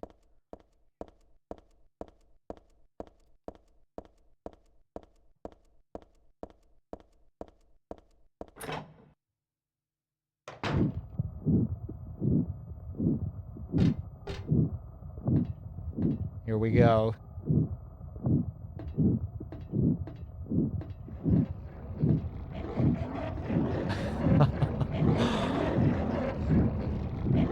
Something that's really easy to miss here is the text that's written in blood on the wall here. What a wonderful world. Yeah. A common misconception, I think, is that people assumed that this was supposed to be Lisa's face. When in fact, I think it is actually the face of Marilyn Monroe from an iconic photograph. An iconic image of Marilyn Monroe with her big, wide-eyed smile. If you Google it, you'll probably find some good side-by-sides or people overlapping the image with this picture. If you just type in Silent Hill 3 Marilyn Monroe, you should be able to find something, I think. But yeah, I don't think this is supposed to be Lisa.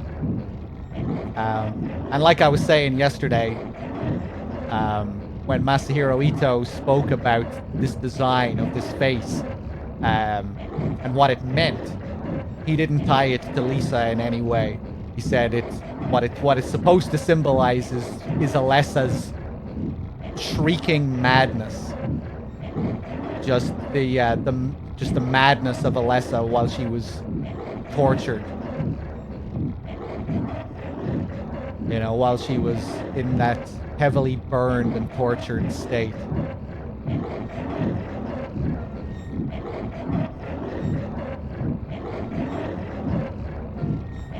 And here's Valtiel turning his valve. This area kind of serves as the transition to the Otherworld Hospital. And here's another thing that people have debated over, people have been confused by, is this image here. We have this hospital nurse in some kind of glass box here with heat waves. And I think this is supposed to be some kind of representation of Lisa.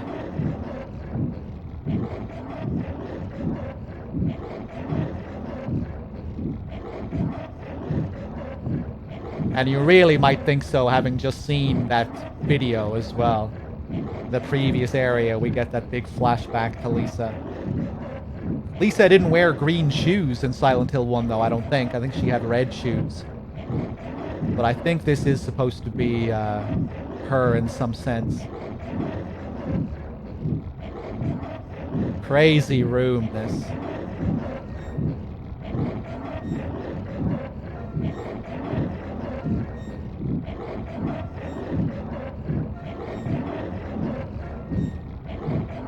Yeah, some kind of artery here, like he's pumping blood through it. Almost feels like Valtiel is responsible for the shift to the other world here. Like that's what... kind of feels like that's what he's doing. You know, because once we come up through this next area, we're in a whole other version of the hospital. And it's almost like Valtiel is responsible for shifting us into that state.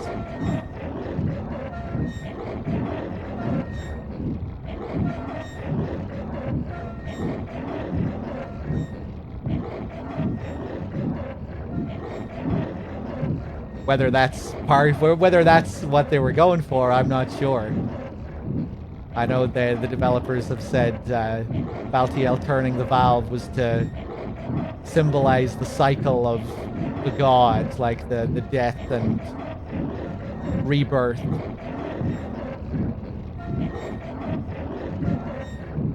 Valtiel is God's assistant.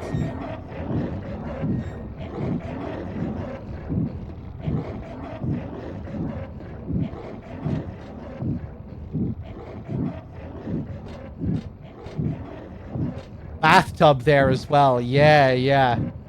The bathtub is what you know, we turn the tap on the bathtub when we shift into the other world for the first time earlier in the game. That's what draws us into the otherworld version of the center, the hilltop center, or whatever it's called. Turning the tap, turning the valve. There's something here that's really easy to miss. There's also death screens where he will drag Heather off. Yeah, yeah, yeah. I meant to show that earlier in the playthrough. We might try and do that somewhere here.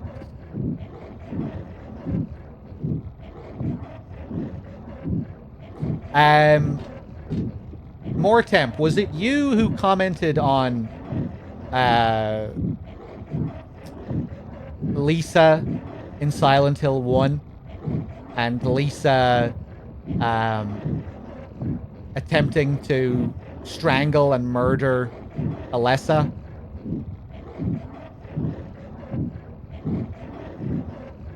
I can't remember if that was you or if that was someone else.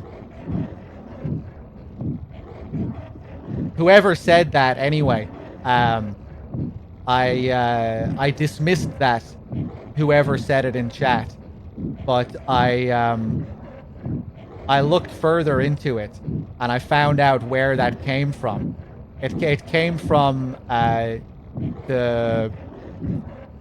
comic, a prequel comic that only released in Japan, which was written by Hiroyuki Owaku, drawn by Masahiro Ito, and apparently in that prequel comic they go into much more detail exploring Lisa's relationship with Alessa, and people interpreted that relates to Lisa's appearance in Silent Hill, that she's suffering that she like suffers here eternally, spiritually, due to what she tried to do to Alessa. It kind of reminded me of Silent Hill 2 in a way, right? Because Alessa was very fond of Lisa. She really liked her because Lisa genuinely cared for her.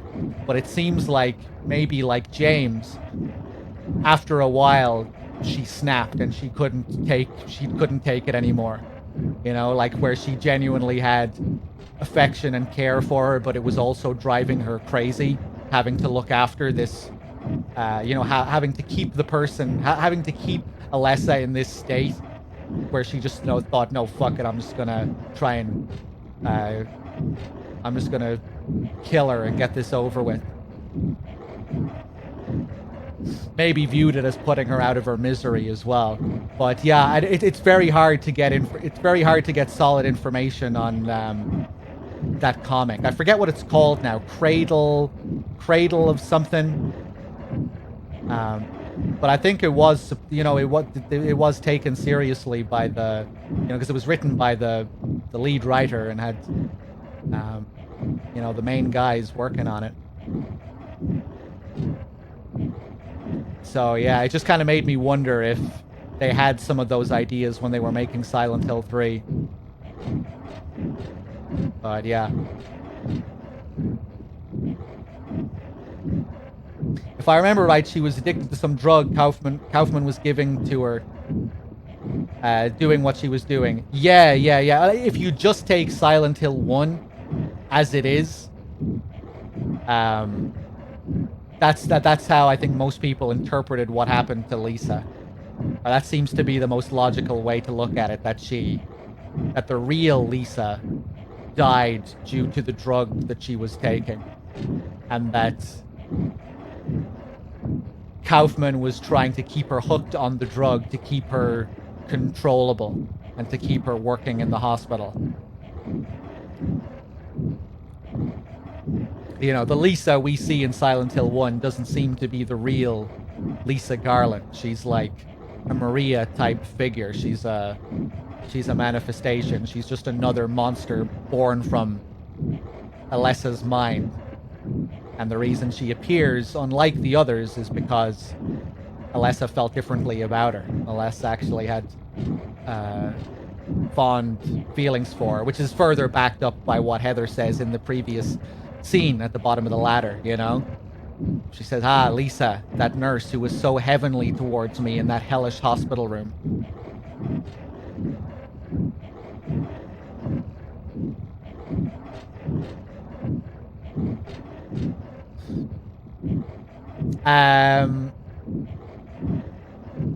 Okay. Something I want to show here. Very easy to miss this, but if we quickly run out of this room and look over here. Look at this. Look at this.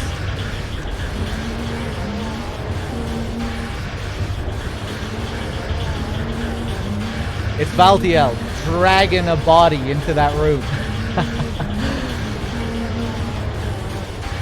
So easy to miss. Chances are you're not going to just run straight over there to see if there's anything in the corner. Yeah, this part can get very stressful. The walls burning and bleeding. It's like we're inside Alessa's body here while she's being burned. It's hard to even make out where the doors are here.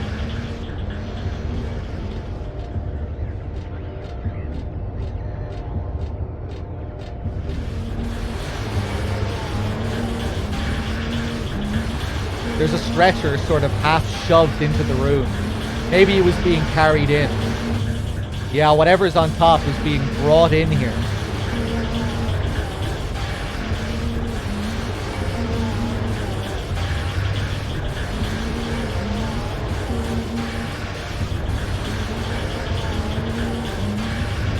Yeah, Mortab. I think that is what it means.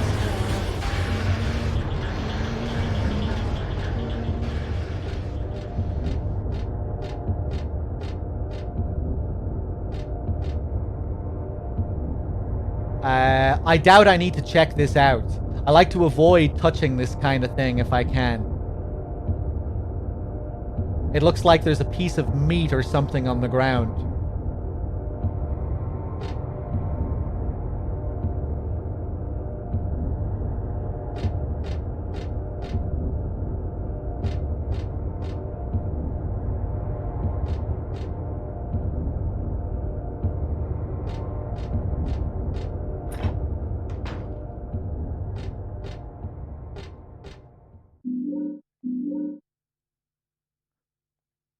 The hand outside the window. I love this. That's all we get. The hand outside the window. This isn't related to any puzzle or anything. It's just a hand outside the window.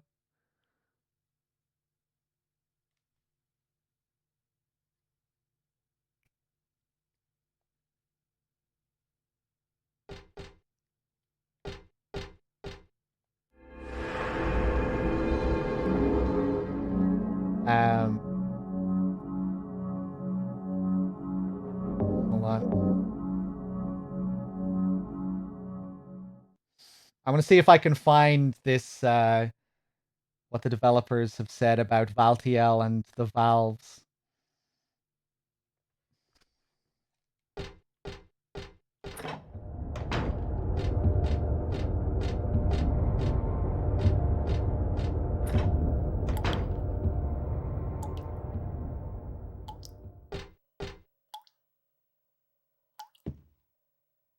There's a dead body hanging from the ceiling. The blood dripping from it has totally filled the bucket set out below. Who would do this and for what? It looks like a full-out bloodletting.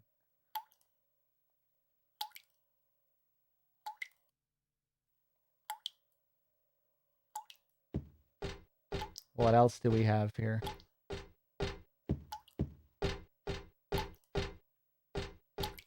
Oh, I'm thinking of another room. Yeah, no, that's all we have here.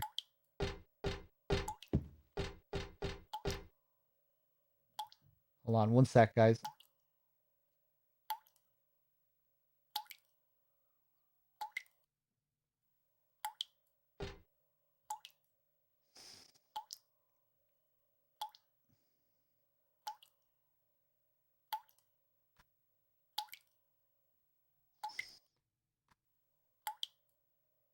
I think I read this earlier, but Masahiro Ito.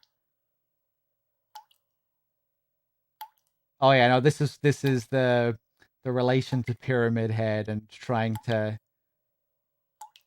use Valtiel to create some cohesion between the games through a monster.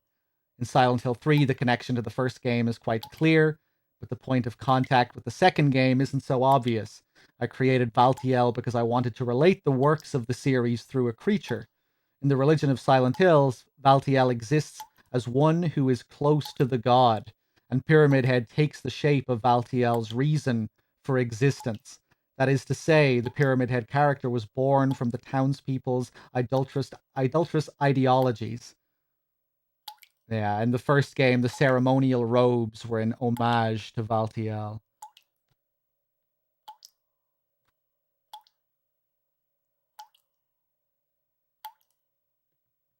I'm trying to see if there's anything else here.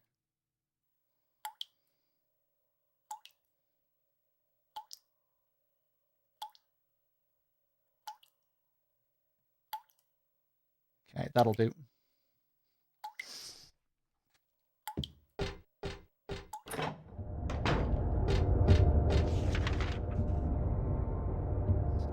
Let's just check these other doors. It's so hard to see the doors, man.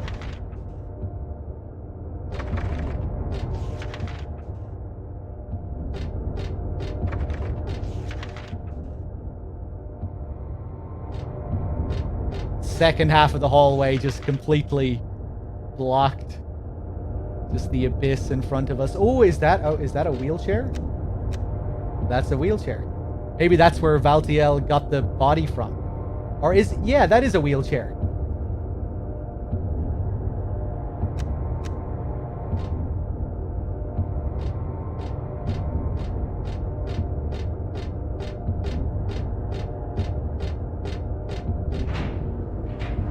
Hey, what's up, Mr. Man? Ooh, this room. Love this red glow here.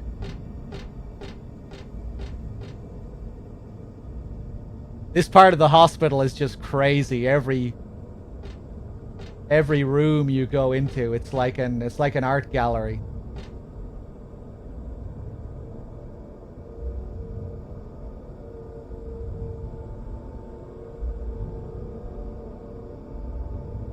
The heat waves coming out of it. What's that? There's this weird sour smell wafting around.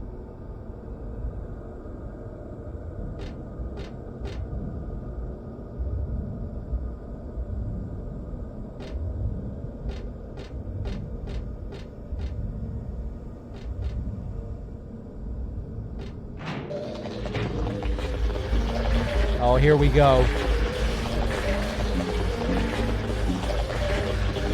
Put down some jerky. Oh. Come on. Join in. Join in. Nice.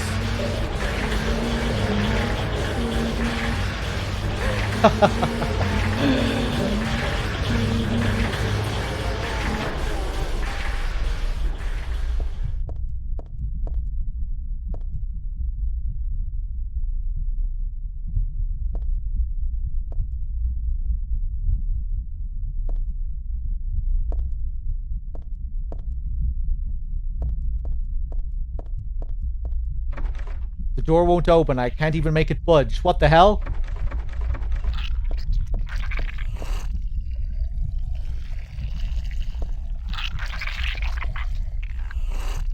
Go!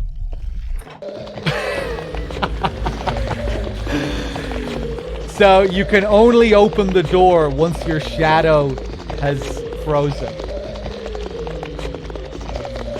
Yeah, that room always makes first-timers shit their pants.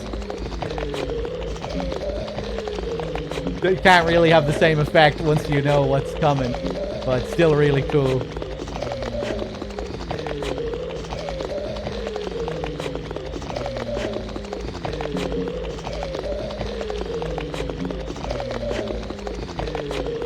Again, just makes me think of Heather at the start of the game and what she says about mirrors. She doesn't like them because it feels like there's another person staring back at you.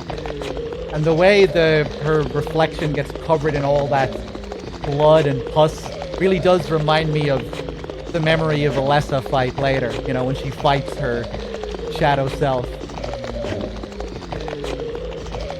Probably what it's alluding to there. Let's see if I can put down some more of this.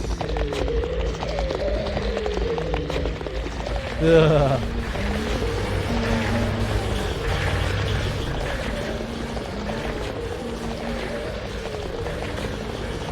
Okay. Let's just unlock that. Oh, yeah. Go and have some jerky. Go and have some jerky.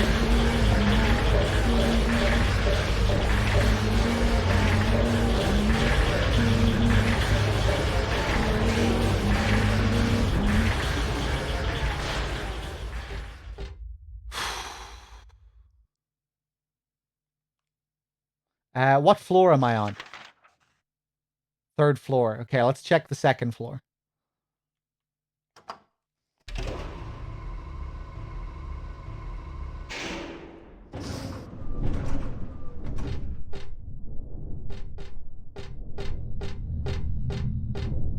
Nothing.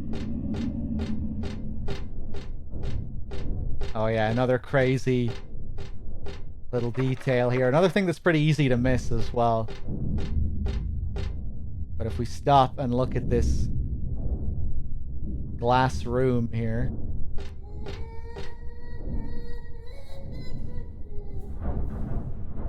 Ugh.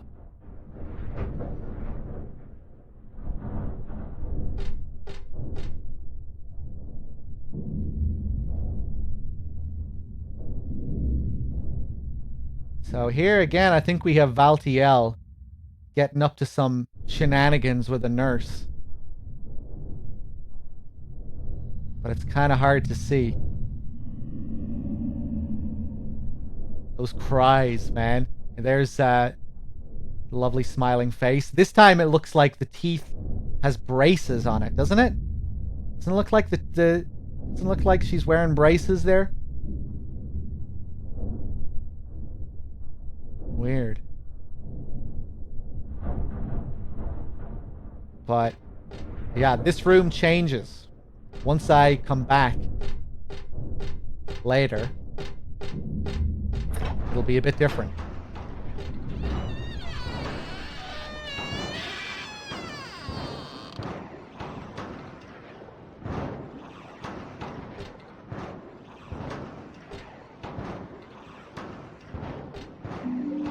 I got a plastic bag. I got a health drink. There's nothing important in the trash. No use digging around in there anymore. There's a blood-stained white robe hung up on the wall. Does it mean anything? Valtiel's robe?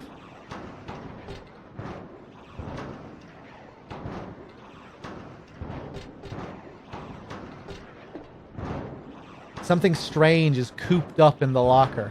I think I'm safe, but I shouldn't get too close. Actually, the more I look at it, the more pitiful it seems. It's just a little baby. Like a child, locked up in there with no chance of escape.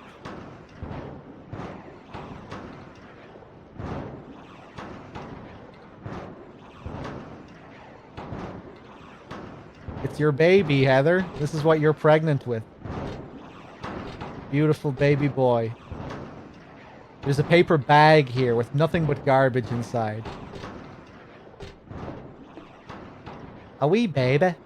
Oh, he's a lovely baby. He's lovely.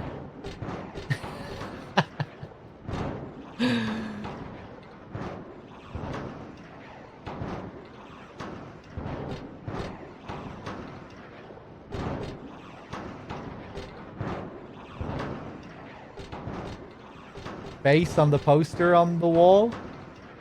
You can see a poster on the locker there. Torn. Oh yeah, this poster here, this looks like some kind of religious image.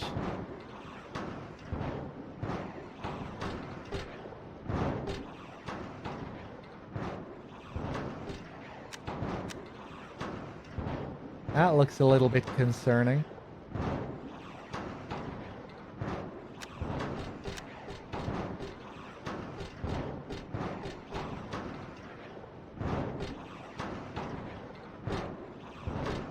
Oh, the scissors again, yeah.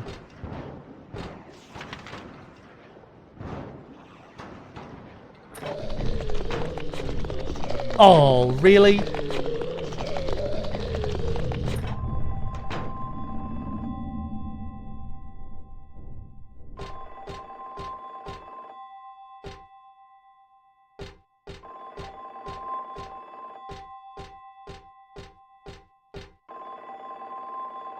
This isn't the locker that's ringing. This isn't the locker that's ringing.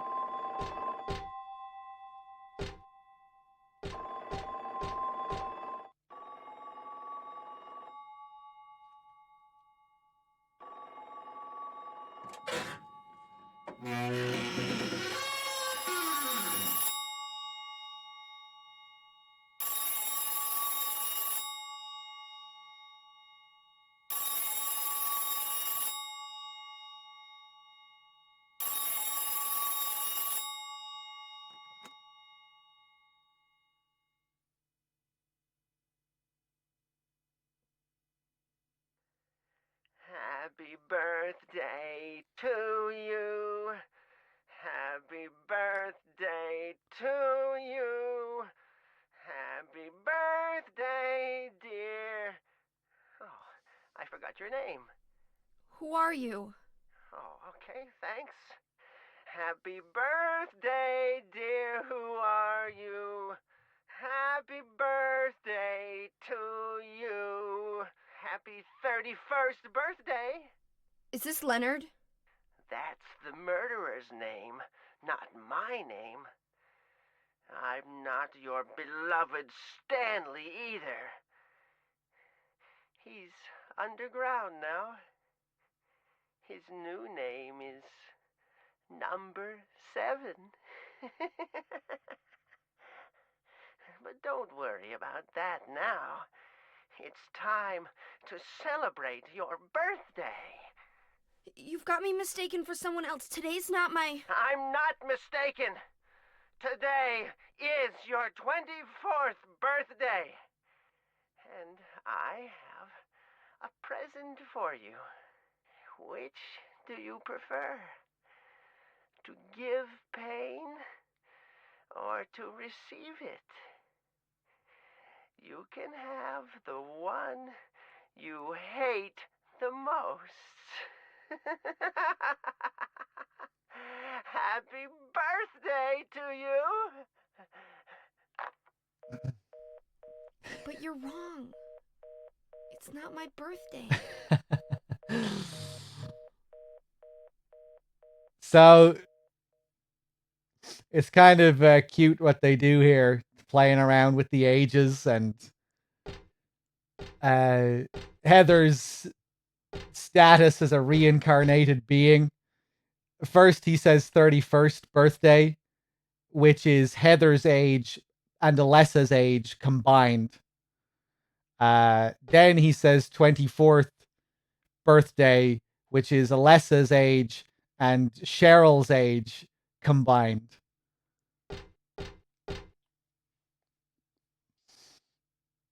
There's nothing coming from the receiver. Well, duh. This phone's not connected. But what about that phone call? Yeah, exactly, Heather. I'm not your beloved Stanley either. He's underground now. His new name is number 7. That's interesting because wasn't Stanley was in room S07 as well earlier.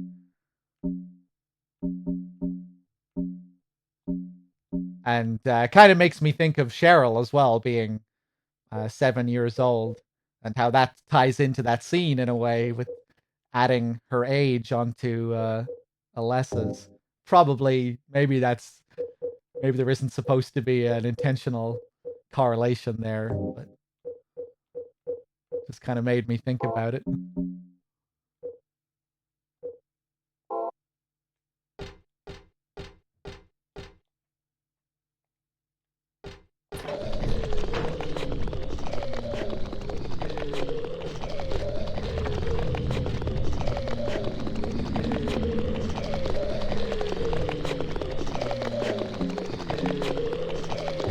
You want some more jerky, my friend? There you go. Go on. Have some with your friend. Oh, he's struggling, man. Fuck. But yeah, look at this little room now. Look at this little box. Balthiel is gone. The windows are cracked. And there's blood dripping down. What the fuck happened? The whole place drenched in blood now. Such a cool little touch. It's so easy to miss.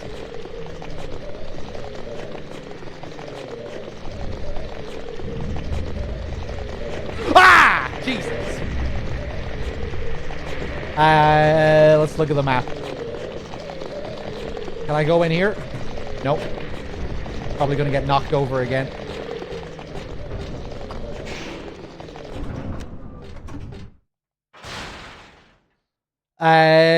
First floor.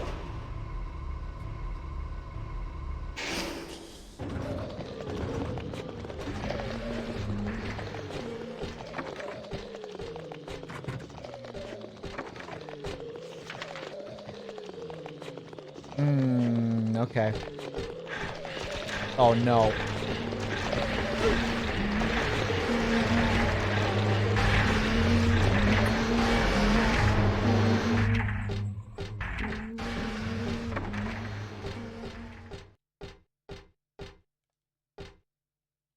Huh.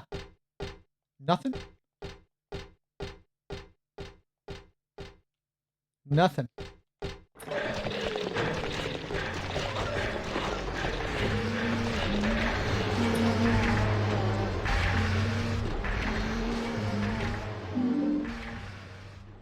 There's a handful of dirty syringes on the bed. I'm not about to use them, that's for sure. There's a memo. Dr. Midkiff, please use extra caution with the patient in room 312. He should still have his religious freedom here in the hospital, but he shouldn't push his faith on others. I'm a victim too. Rumor has it he got here by stabbing someone over a religious dispute. Please be careful. R. Crosby. P.S. It looks like the rumor is true, according to the head nurse. I do think he's a good person otherwise, though. Easy to deal with.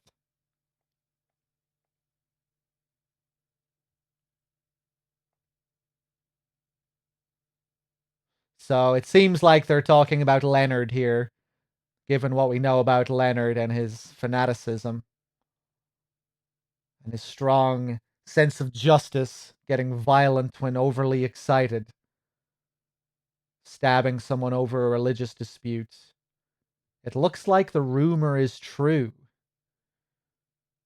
I do think he's a good person otherwise, though.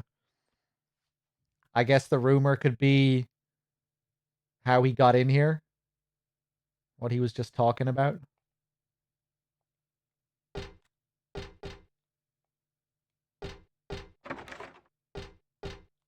Snake with the 26 months and the 2-year streak on top of that. Thank you, man. Cheers.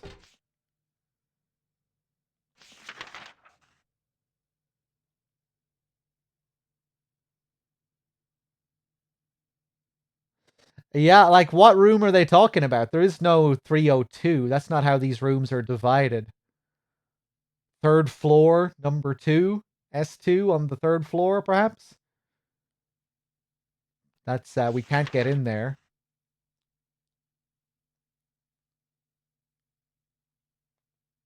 Weird.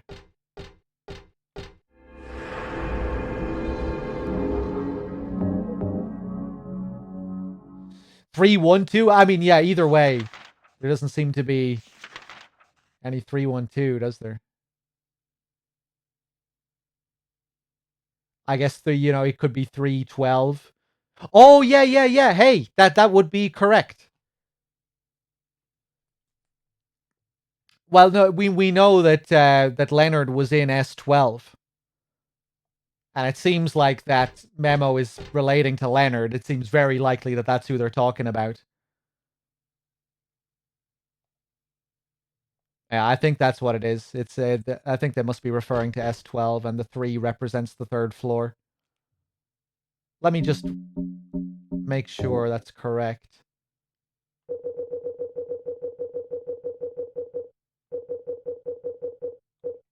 Leonard, room S12. Yeah. And that's the room where we got the phone call from him.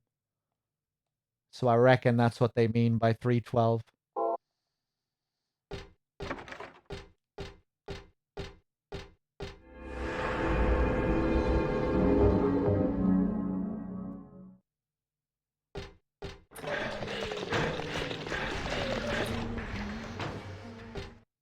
Dog, can I ask if you played these as they released? I played Silent Hill 1 and 2 when they both released. I didn't play Silent Hill 3 until a few years after it released.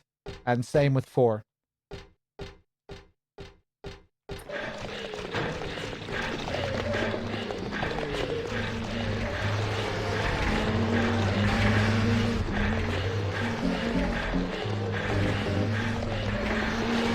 Why was that? I wasn't playing a lot of games at that time. Go.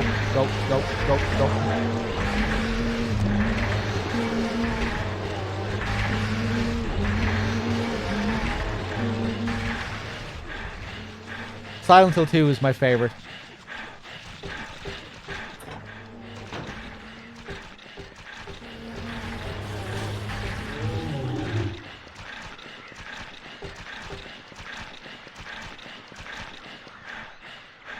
What do we have here?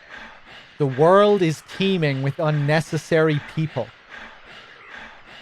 It's God's decision that I fight. As a knight of honor, as a protector of the seal, I sacrifice myself to the blood of criminals.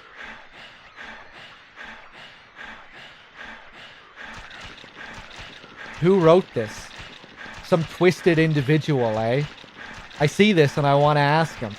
So you think you're one of the necessary ones? But it seems like I've heard this protector of the seal business somewhere before. So again, it would seem this was written by Leonard, perhaps. With these incredibly childlike drawings. Which is interesting.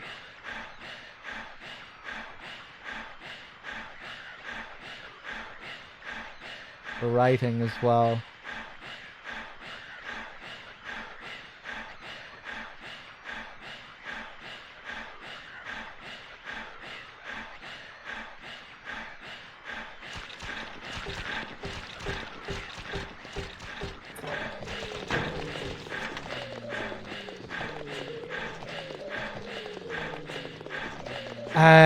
Man, okay.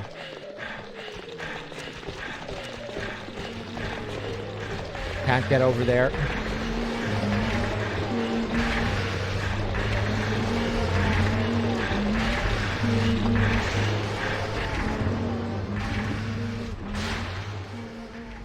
I think we're going all the way down.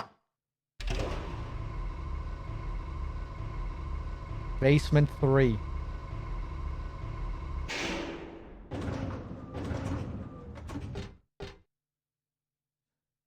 What did the guy on the phone say? Stanley is underground now in his new home. His new name is Number 7.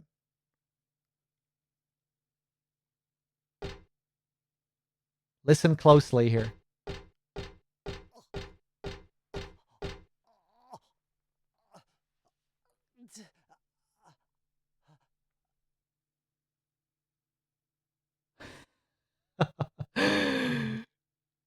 Do you hear that? It's very subtle.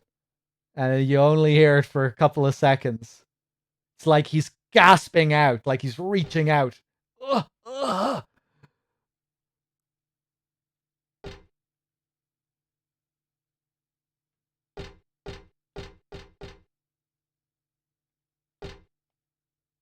There's a memo here. Let's see.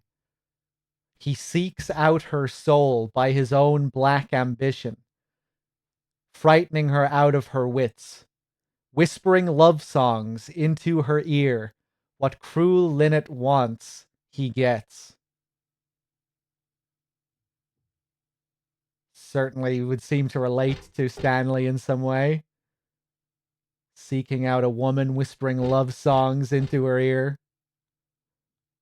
So here we have another extravagant puzzle. We have all these bodies laid out, numbered. And each body comes with a verse. But it's also connected to what we have written up here as well.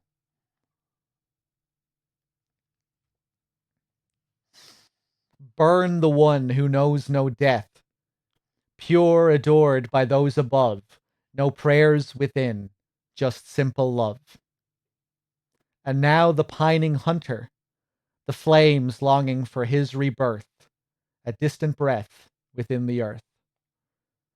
Burn up that heavy body of his, make it wind, dancing in the sky, that bottomless gut, now a cloud, now a sigh.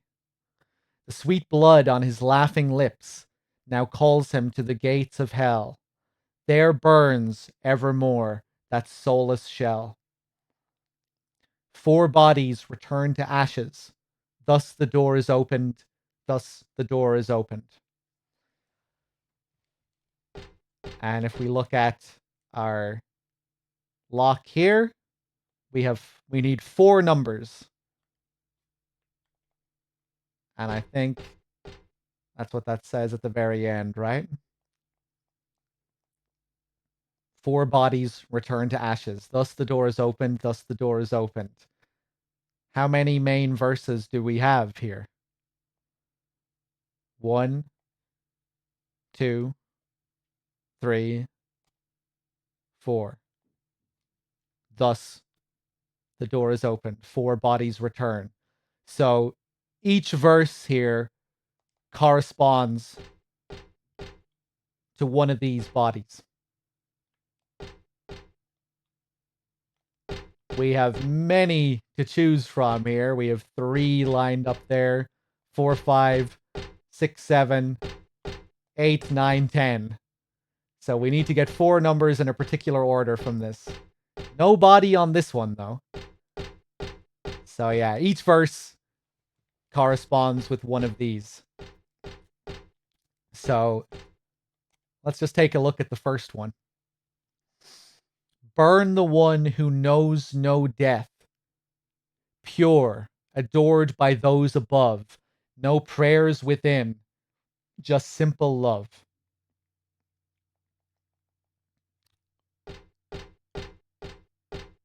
Let's take a look. So this is number 1. Let's see if that matches in any way with what we just read. Who killed Cock Robin? The sparrow, they said. He wants them all dead. To him, honey sweet is their sobbing. I love some of these rhymes. Next, number 3. The grass the thrush so loved to eat gave him sweet happiness. He sank ever deeper and finally fell to destruction and fatal distress. I don't think it's either of those two. Let me just remind myself. What is this? What did this first say again? Burn the one who knows no death, pure, adored by those above. No prayers within, just simple love. Pure and simple love.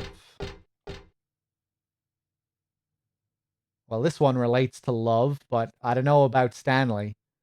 He seeks out her soul by his own black ambition, frightening her out of her wits. I don't think it's this guy. What about this one? The black rook is the praying sort, who hears the gods in the skies. His whispered petitions go on without end, and glassy and dim are his eyes. That's a great one. But I'm not sure if that's what we're after. Cock Robin, who hid the key away, is ash in the oven all right.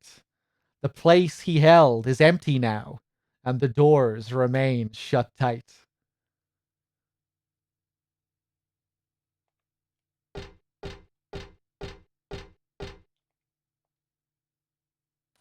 The lark's child lost all his words and walled himself up all away, heart and mouth both locked up tight in a cage where none want to stay.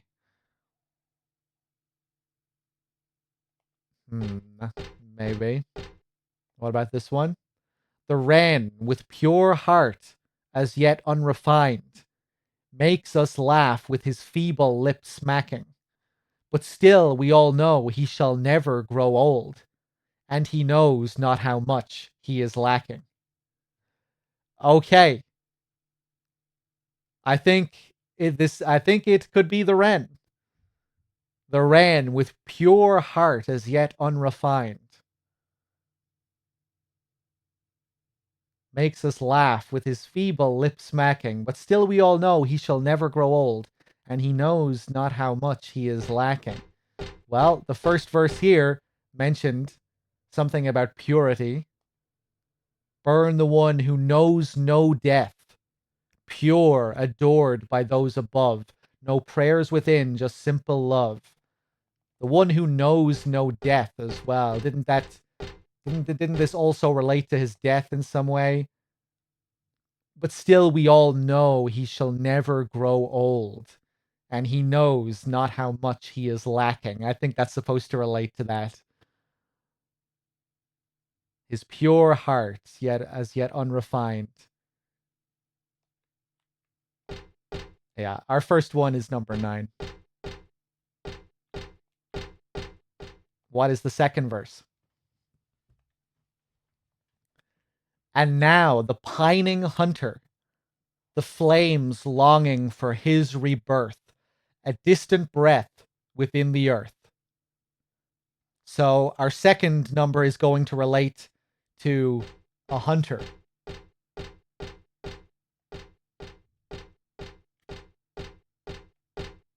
Let's take a look here. 0.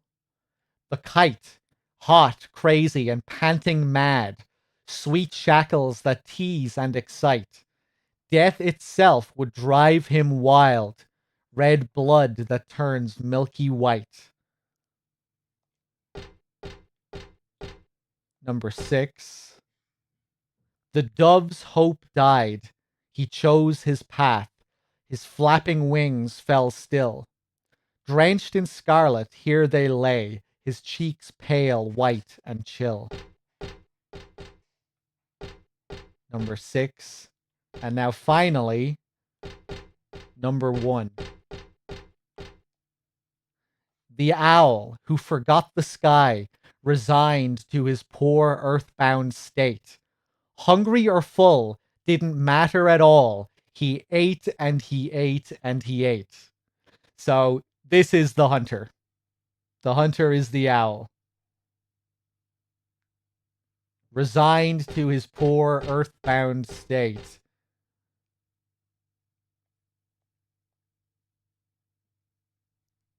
The pining hunter, the flames longing for his rebirth, a distant breath within the earth. Okay, we have our second number. And now the third. Burn up that heavy body of his, make it wind, dancing in the sky, that bottomless gut, now a cloud, now a sigh.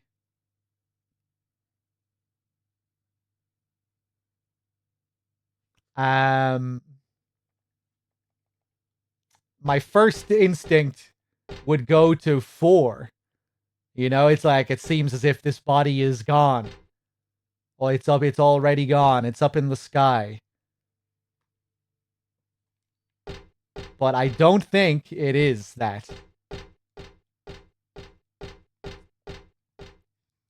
There's a memo here. Cock Robin, who hid the key away, is ash in the oven, all right. The place he held is empty now, and the doors remain shut tight.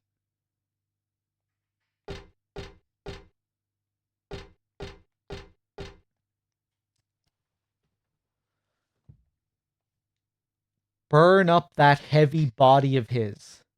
Make it wind, dancing in the sky. That bottomless gut, now a cloud, now a sigh. Okay, this one is Stanley. This one is number 7. And it's kind of I think this might be the trickiest one to figure out.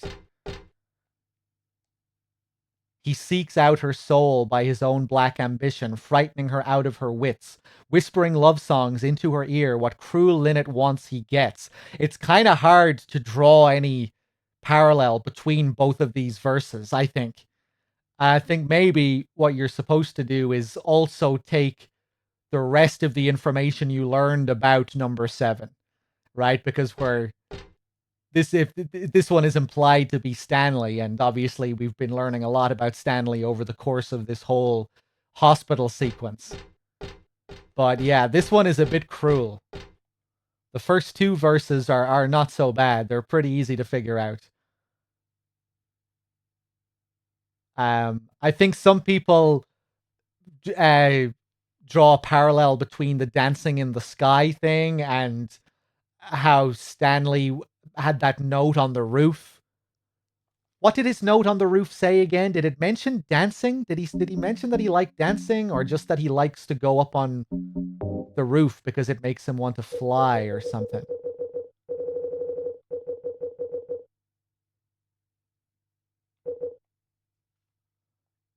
I also like the rooftop. It makes me want to fly. You too. Yeah, that's all he says. So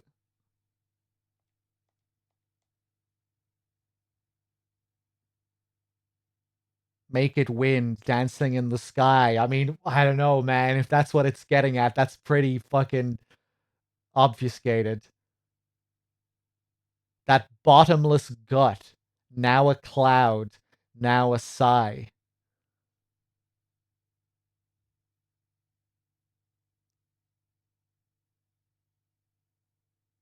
Burn up that heavy body of his. The bottomless gut. I like just relating to his ravenous desire for Heather or something. I'm really not sure. I'm not sure how we definitively relate this to Stanley. This one's a real bitch. No, this one isn't the owl. The owl is the second one, the hunter. You have both verses that mention the earth as well.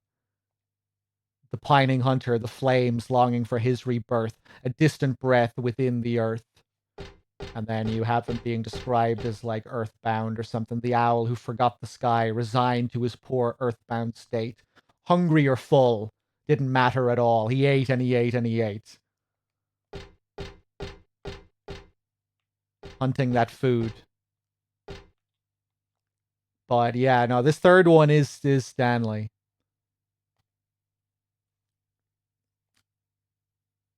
And the final one, the sweet blood on his laughing lips, now calls him to the gates of hell. There burns evermore that soulless shell.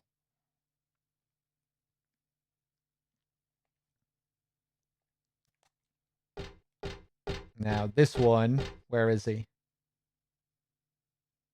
I think this is it, yeah. Who killed Cock Robin? The Sparrow, they said. He wants them all dead. To him, honey sweet is their sobbing.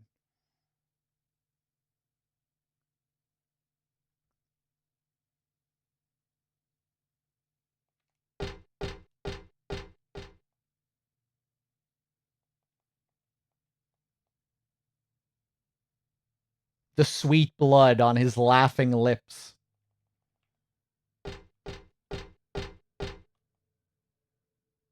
He wants them all dead. To him, honey sweet is their sobbing.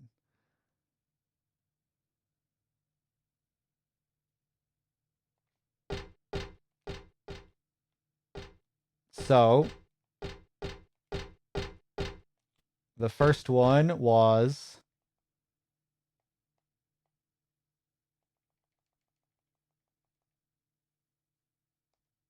the pure, which was over here, wasn't it? I should have put them in one by one. The Ran with pure hearts, yeah.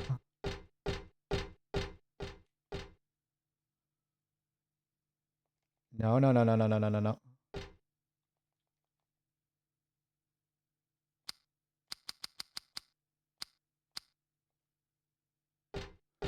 And then the Pining Hunter after that, was it? The Pining Hunter. The Owl. 9-2. Then after that, it was Stanley, number 7, which is... I don't know how you're really supposed to figure that out, but that's Stanley. And then the last one was number 1. And that's it.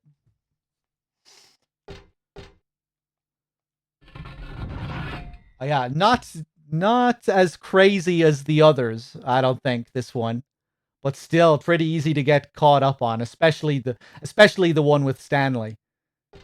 I mean, I guess if you could figure out the other 3, then you could just, by process of elimination, figure out what the third verse was. But also pretty easy to overthink these, and you know, there's a lot to process in this puzzle. There are so many different verses. And we get the cremated key.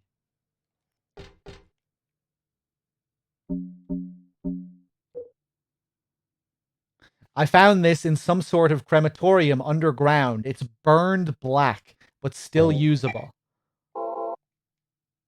So now we take this back up to the first floor.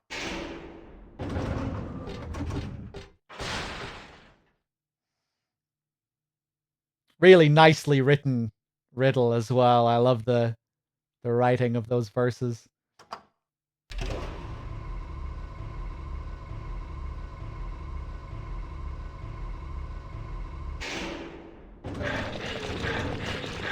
Maybe I could have just went to the memo screen. It probably would have taken about as long anyway.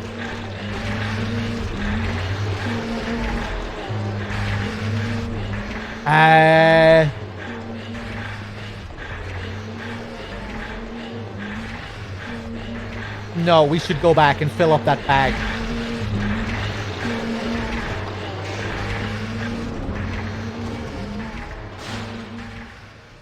Third floor.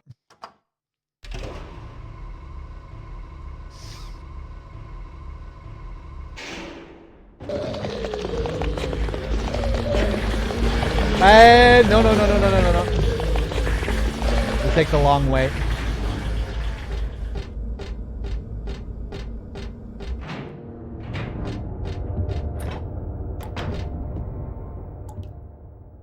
So now that we have our plastic bag, we can take some blood, as you do. Plastic bag with blood. Do we get a different description of it here? I've put the blood from the treatment room in this. I don't especially want to carry it around with me. Why are you doing it, Heather?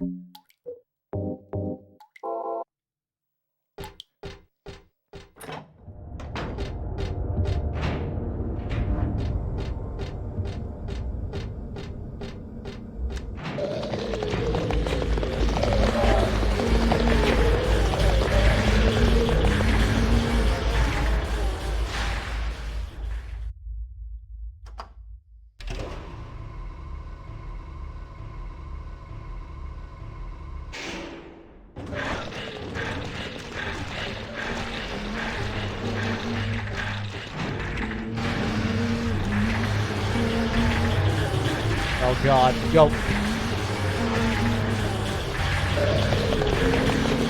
Ah! Hey, put down some more jerky.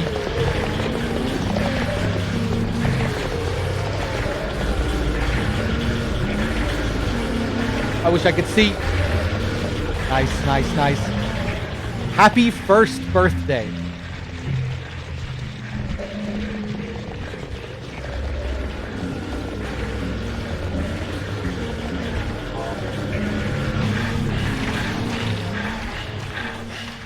It almost feels like the god within Heather is being like heavily nurtured here. This area is putting a really intense focus on the birth. Valtiel turning the valve through that organ, and the phone call wishing us a happy birthday, and now the happy first birthday. Go back, go back, go back.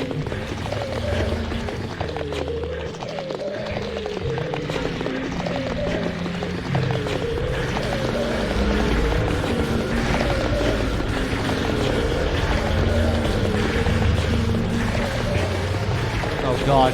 Go, go, go, go, go, go.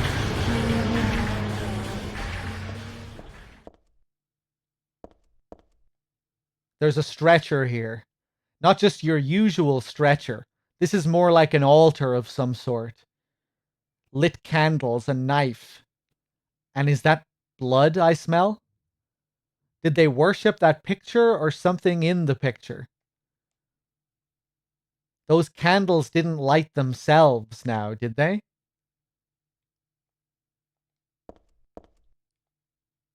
The title is Lost Memories. One characteristic mentioned only in rare documents and dying out in the modern age is that of the ritual sacrifice. Offering prayers, pierce a man's chest with a copper stake, drench the altar in the blood which spouts red from the heart, to praise and to show loyalty unto God. In another sacrificial rite mentioned in the same book, the victim is burned alive. This was a more dignified ceremony, in which prisoners and sinners were not allowed to participate. Only the clergy could be sacrificed. Similar to burning at the stake, no comparable rite can be found in religions practiced nearby. It may have some connection with the main deity being a sun god. Even though this religion extols redemption, it brings to mind a dark and cultish history.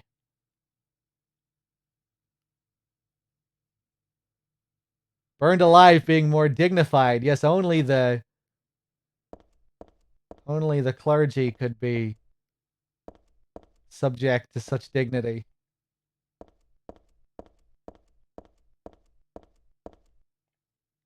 I saw that drawn on the dividing screens at the hospital, but this is different. Seems like it was drawn a long time ago. Somehow. Room C4.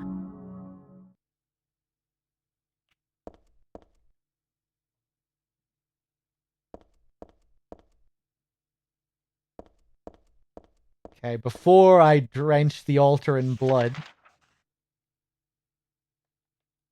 let me just take another look out here.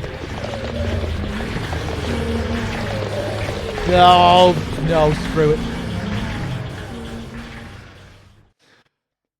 Reminds me of the Aztecs. Yeah, I would imagine that's where they got that from.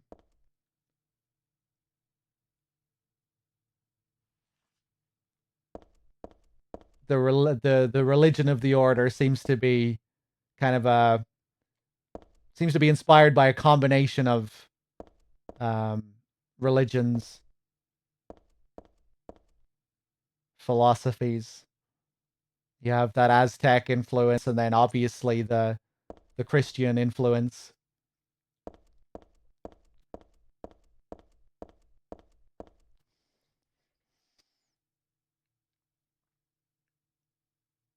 the sacrificed person would be dressed as the sun deity for a year prior to the sacrifice, and was actually believed to become the sun god.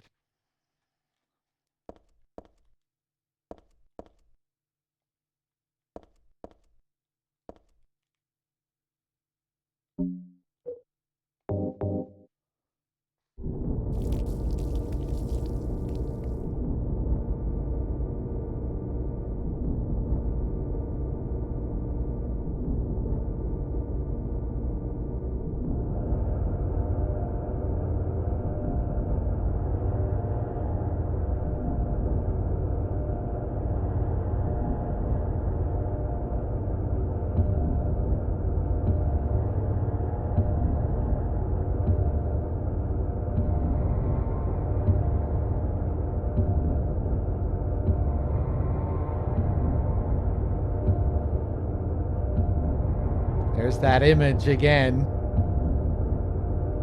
Like we're going down into the womb here.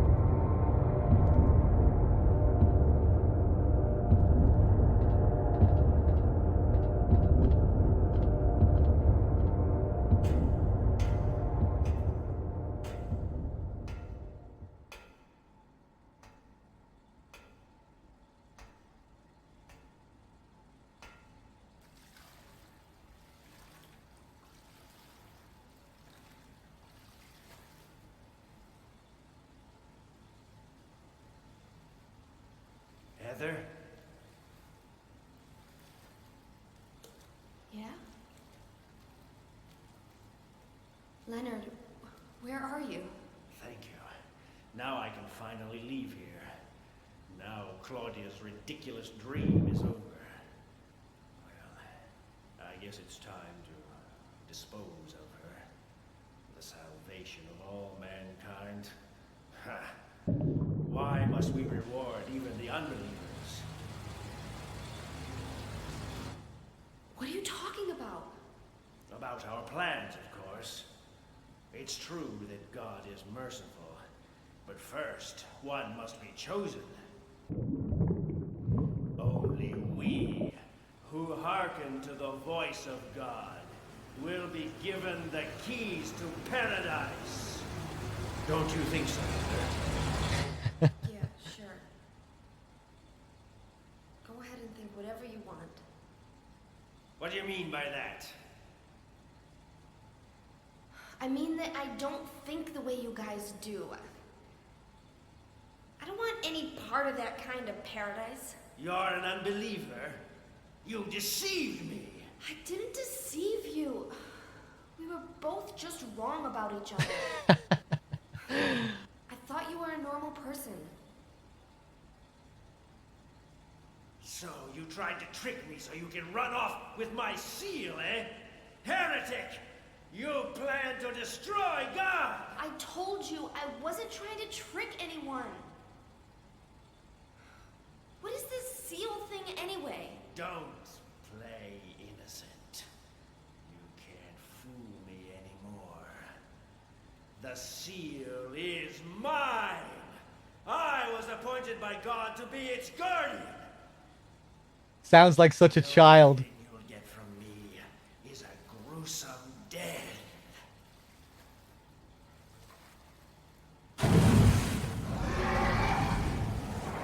Leonard, is that you? Death to all who turn their backs on God! Is every person here a mental case? Well, I guess you're not a person anyway.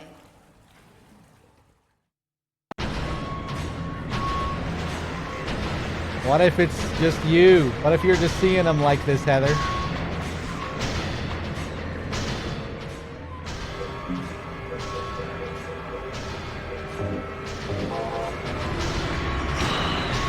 Ah! Did that miss?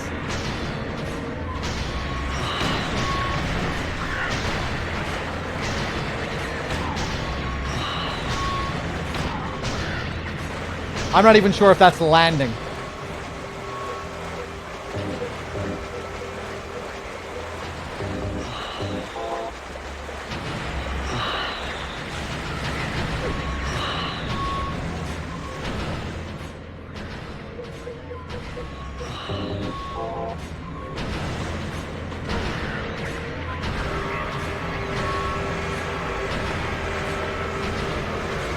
Oh, fuck off, Leonard.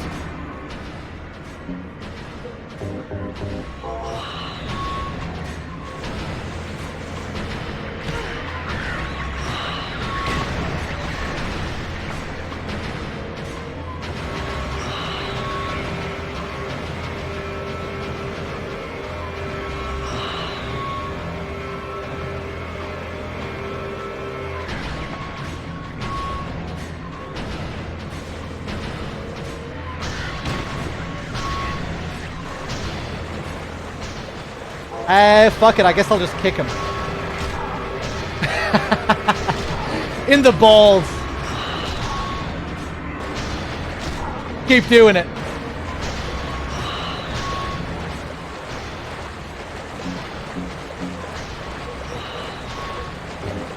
Probably not going to have enough time to smack him with the maul. Yeah, no.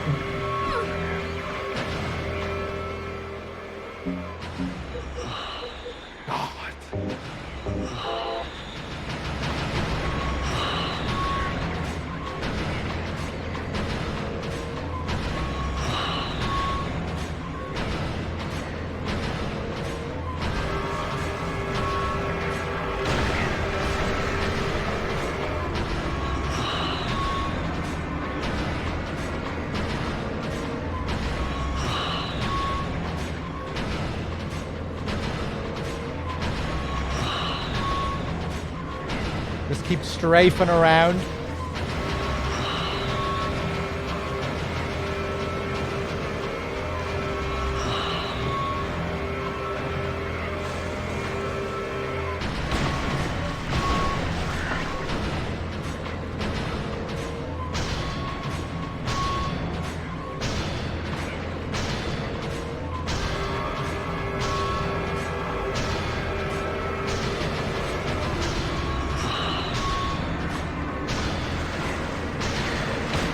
Ah!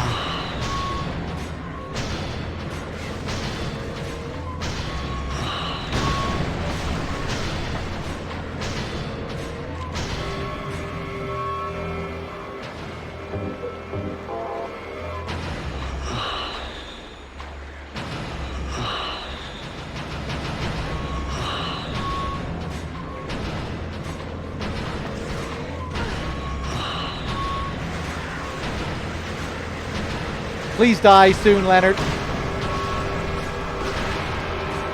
Nice.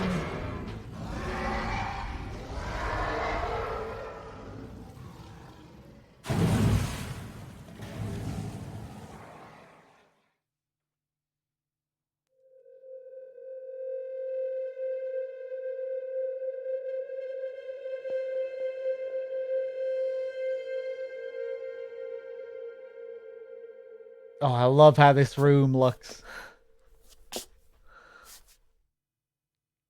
The lighting here is just gorgeous colors. Leonard's not here anymore. I guess I should head back to the motel now. I hope Douglas is okay. Huh?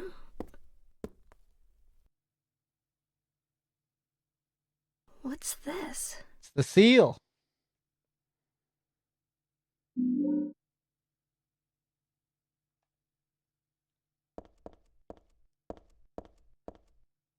Oh, man. Something about the way the light looks here is so nice. These shadows. So pretty. We look at the wall again. Yeah, we're back in this room where we got the elevator key. I guess there's nothing left here that I can use. Let's take a look at the seal.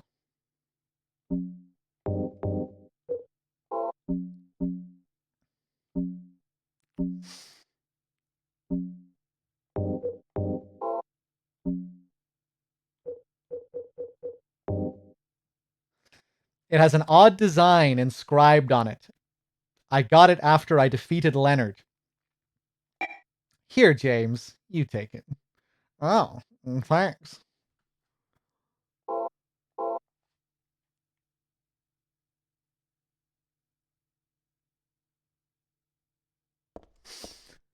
So when we talk to Leonard there, we learn a little bit more about him and why he wants to stop Claudia exactly. When we listen to him during that phone call, you know, he says the salvation of all mankind. What a ridiculous dream. Because that's what Claudia wants to achieve.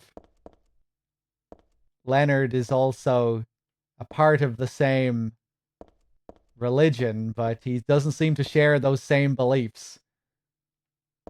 And in that sewers scene, he says something like, you know, why are we rewarding even the unbelievers?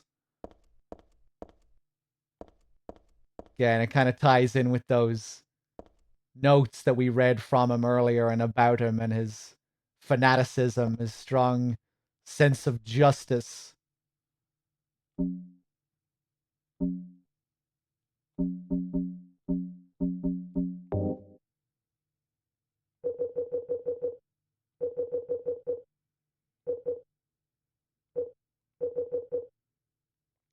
I want to find that thing again. What is it called? About Leonard? No. Corpse tattoo. Second floor East Hall memo. Life turns to riches. Monster in the water. Day room notebook. Yeah, this one. The world is teeming with unnecessary people. Yeah, like the unbelievers. It's God's decision that I fight. As a knight of honor, as a protector of the seal, I sacrifice myself to the blood of criminals.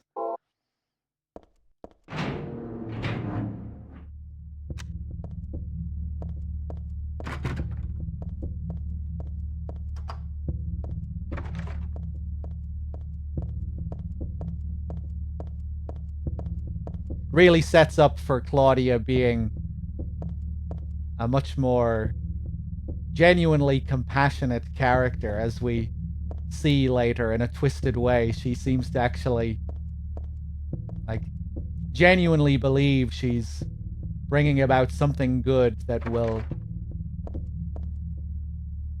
ease everyone's suffering and bring about a heavenly paradise.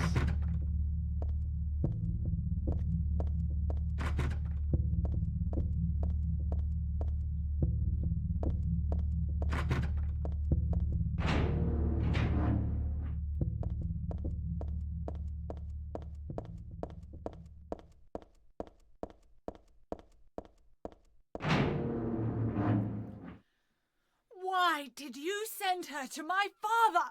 Was that wrong? It's your fault that he... Oh, but surely it's a good thing. It means he was one of God's beloved, no? Those who mock God will never receive salvation. You'll go to hell, Vincent.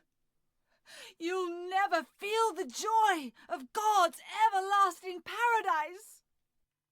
And you think God is going to save you? Ha! Ha!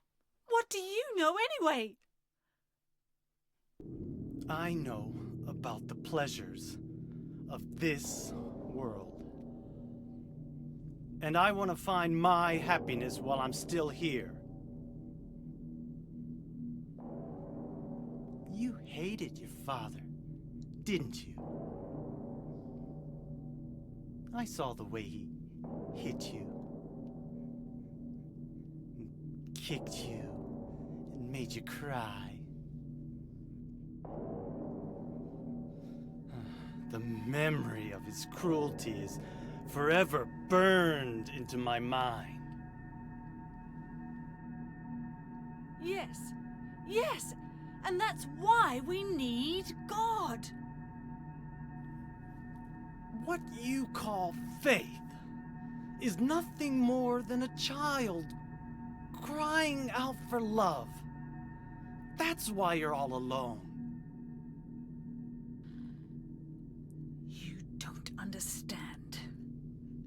None of you do.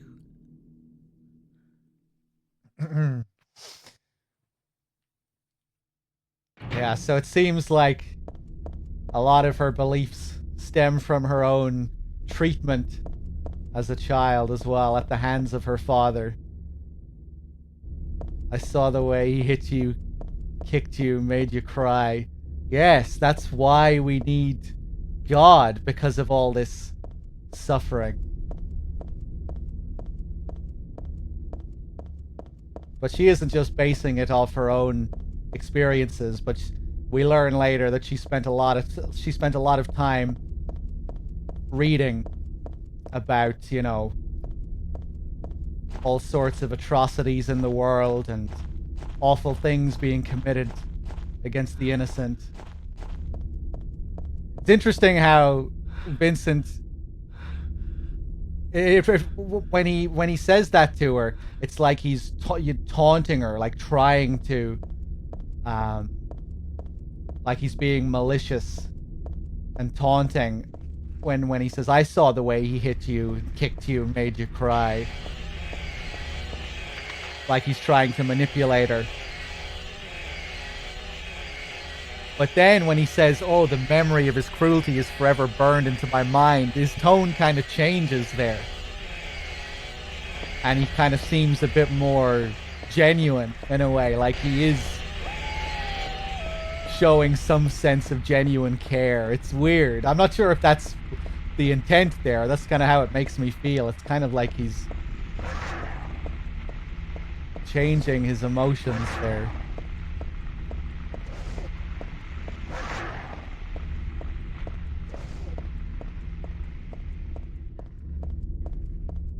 Right, let's head back to our motel room.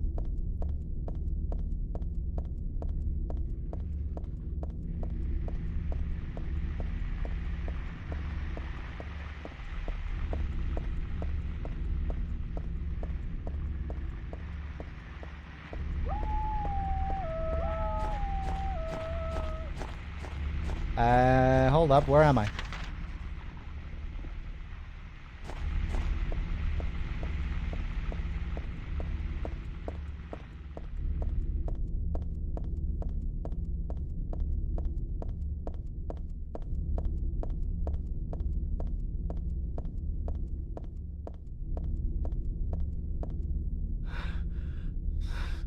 Oh, he's definitely a manipulator. Yeah, he's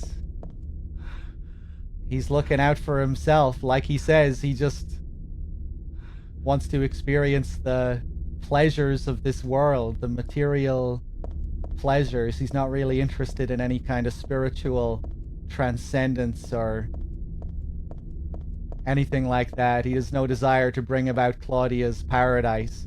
But it does seem like he may believe in their religion, though, to some degree, or believe in their god.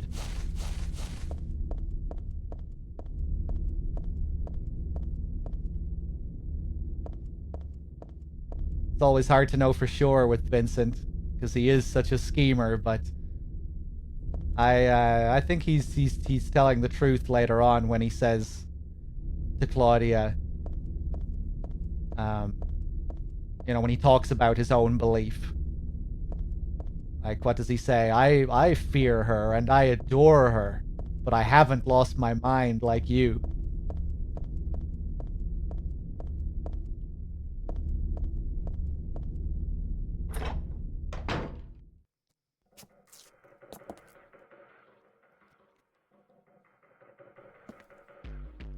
Where's Douglas? He went out. But he left a message for you. Was there someone else here just now? No, just me. Don't you want to know what the message is? Yeah, what did he say? The church is on the other side of the lake. Church? Wonder what he meant by that. You don't understand? That's where Claudia is. Across the lake. On the north side. If you're going, you better go through the amusement park. It's probably the only way in now. Go northwest on Nathan Avenue. It's a bit far, but closer than heaven. Is that it for the message? Uh-huh. Thanks.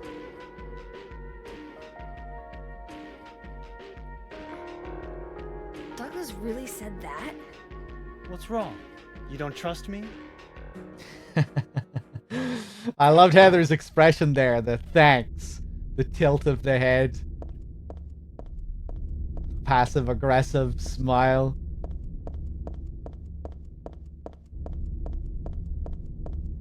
No, of course I don't trust you, Vincent.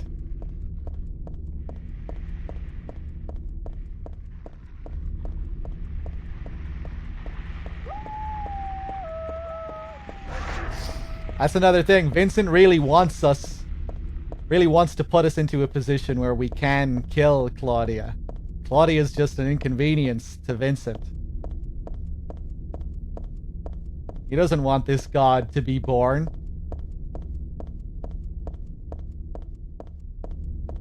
He doesn't want to wipe away humanity. Cleanse the earth. He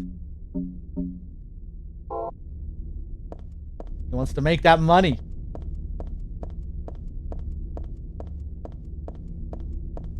Snort cocaine off a hooker's ass cheek. That's the life Vincent is really about.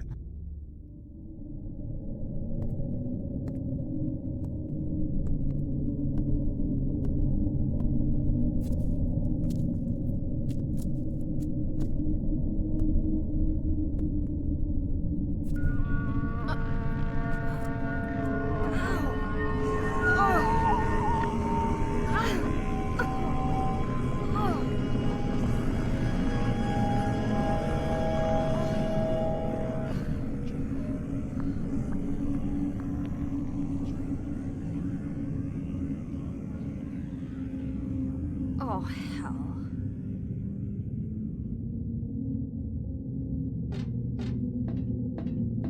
We're back. Home sweet home. Now we've truly made our way back home. It's a giant rabbit costume. Isn't this the mascot from the local amusement park? I don't want to look inside. Something in there smells terrible.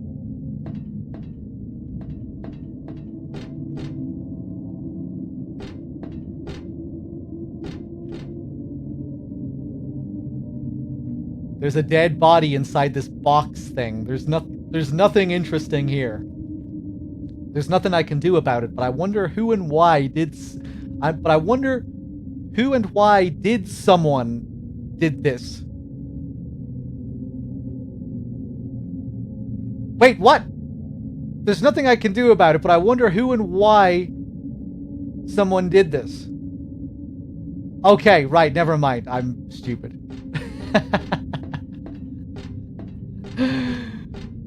I inserted an extra did. Just we had a weird typo earlier that was kind of like that. But except this time I was imagining the typo.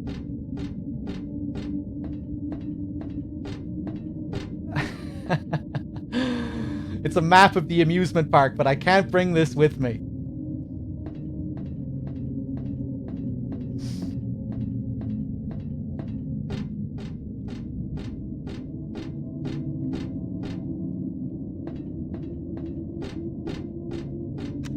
Alright, let's do it.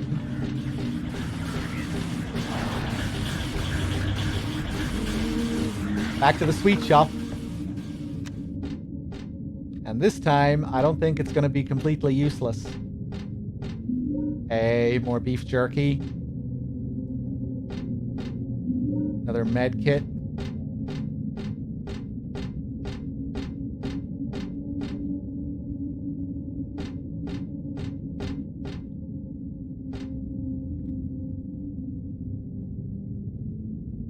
In a place like this, it's more creepy than it is cute. So this didn't happen last time. This didn't happen in the nightmare.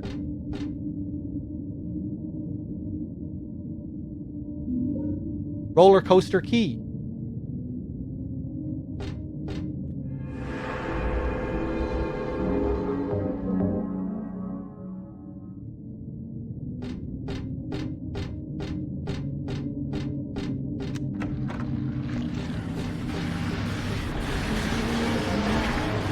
Okay, we're just gonna sprint through here.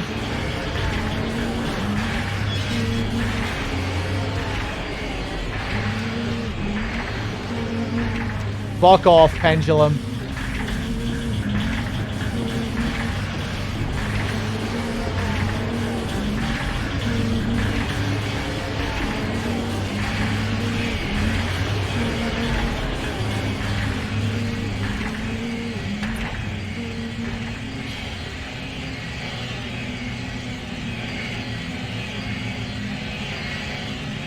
What the hell is this?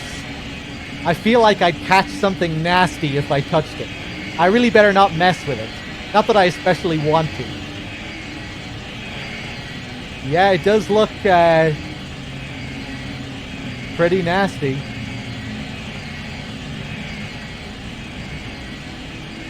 This must be some gadget to control a roller coaster. I don't know how to make it work though. There's a power switch on the left-hand side. Turn it off.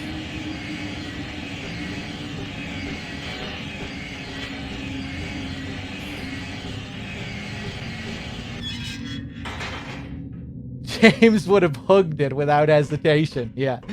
James would have stuck his dick in it. Oh. Not bad.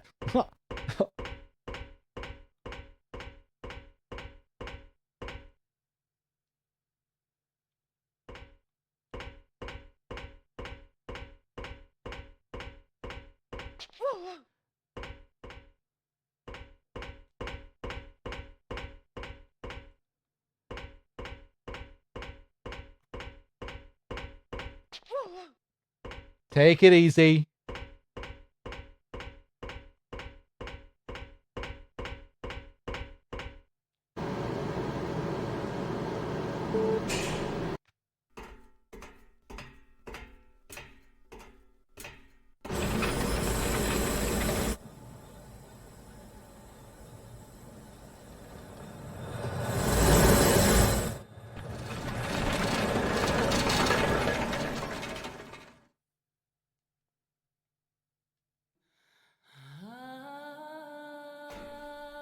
I hired you to find the girl, and you performed serviceably. What is it now? You lied to me about Heather, lady. I don't like being used. Lie? What lie? That Heather was kidnapped from you. But it's true. She was originally one of us. That man, Harry Mason, stole her away and kept her hidden from us. Yeah, but she says she was happy. She was brainwashed by him, deceived, because her true self had not yet awoken. She carries God within her. But when a lesser Mother of God truly awakens, Yeah? What's gonna happen? she will usher in the eternal paradise. What kind of place is that? A place with no pain, no hunger, no sickness, no old age. There will be no greed or war, and all will live by God's grace alone. No this, no that, no nothing. A paradise? For castrated sheep, maybe. Sounds pretty boring. I pity you. You still don't understand.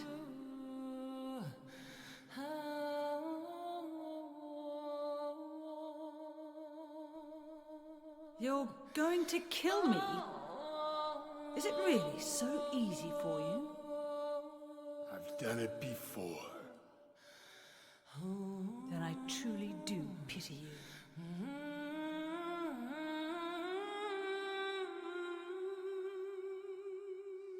No this, no that, no nothing. Sounds pretty boring. Castrated sheep, maybe.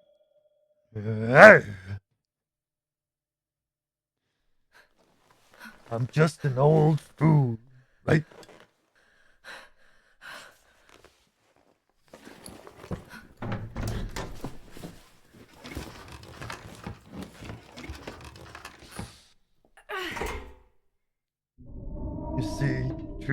are green, red roses too. I see them blue for me and you. And I think to myself,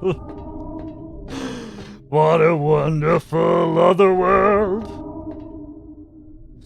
It's a popcorn wagon. Nothing very interesting about it. But this popcorn doesn't look right. I don't think I'll be having any.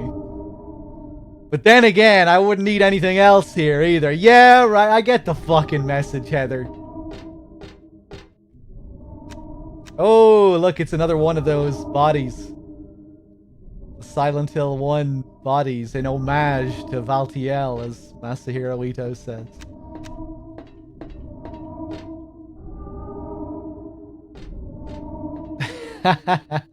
Thanks for the applause.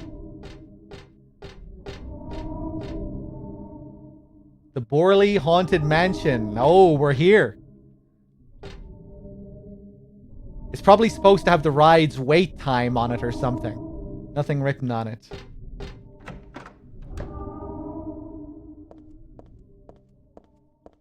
The Borley Haunted Mansion.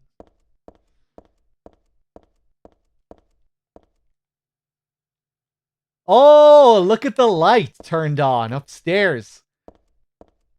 I'm not sure if I ever stopped to look at this up close before. Just one light turned on.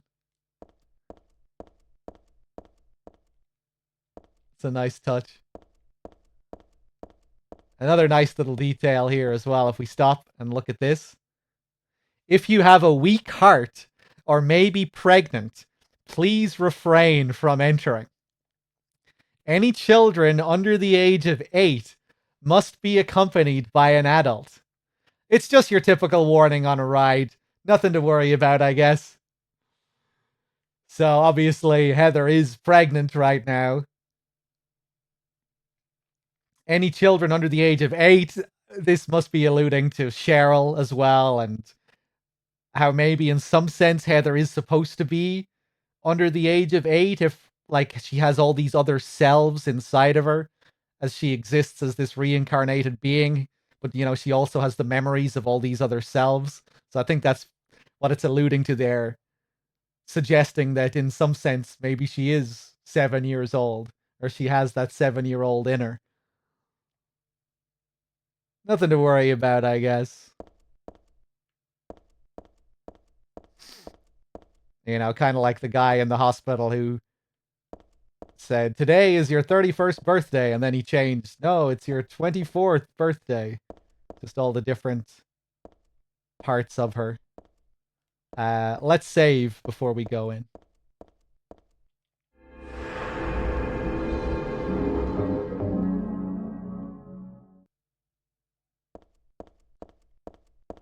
Welcome to the Borley Haunted Mansion.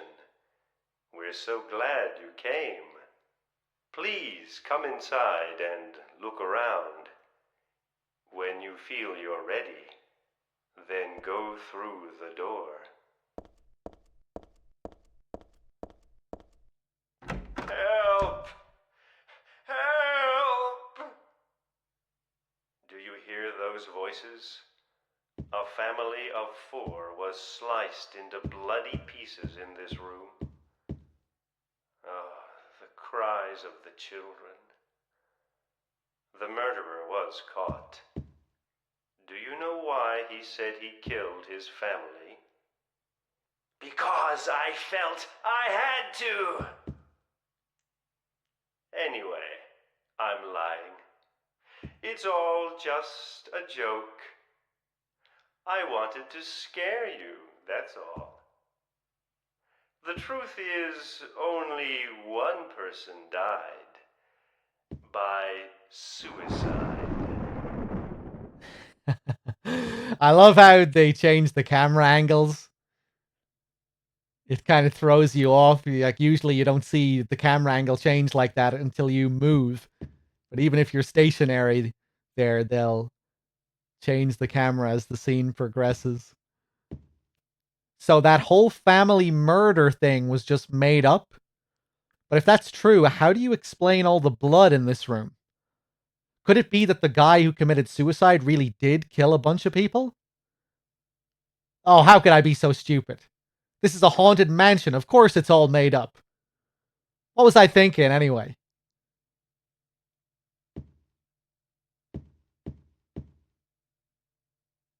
But if it's fake, why does it smell like real blood?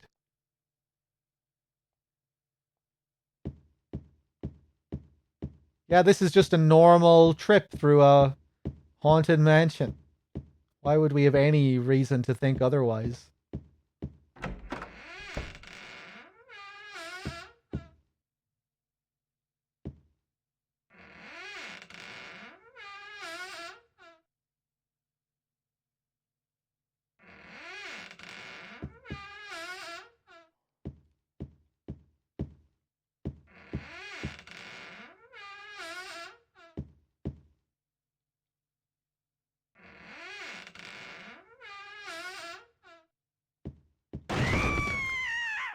That's Danny.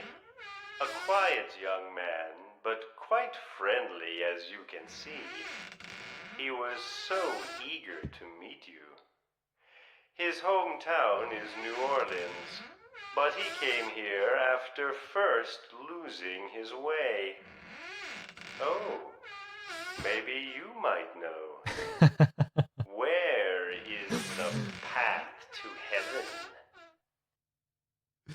His hometown is New Orleans. Why do we need to know that information?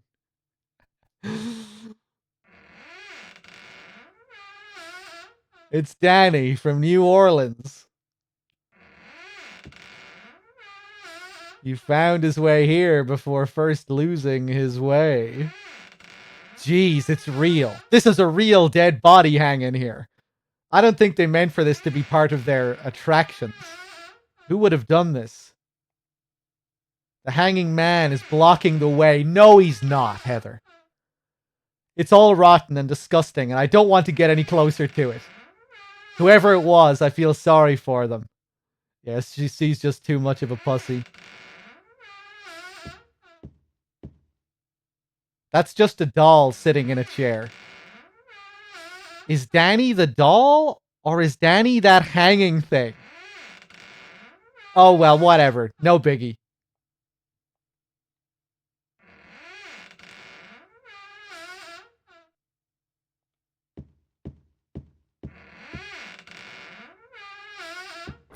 This mansion is quite old, so please watch your step.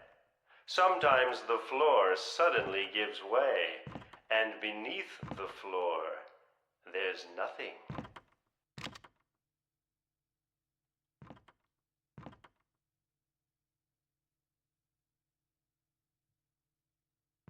I'm so sorry. This place is just falling apart. The mechanism is broken, you see. It wasn't supposed to stop there, I assure you. Exit. See you next time. There's the exit. I hope you enjoyed your tour. Please come back anytime. Or if you'd prefer, we could come and visit you instead. That was supposed to be the exit, but it seems that no one wants you to leave. Everyone really likes you. They want you to stay with them forever. I have to agree with them. Don't be afraid. Dying is much easier than living.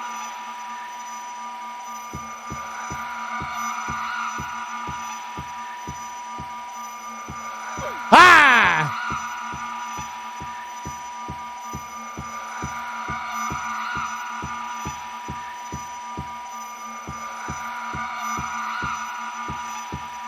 Don't take the bait.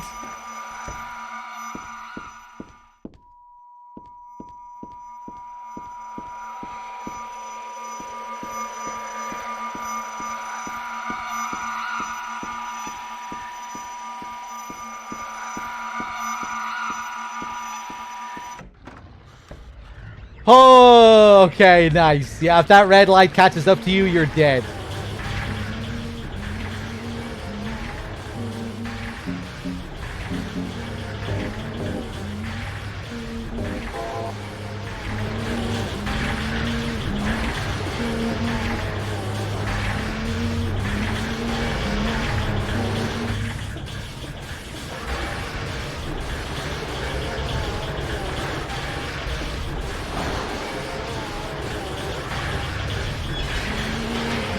think so, Procedure. It is unusual for the series, but I don't know. I think it works.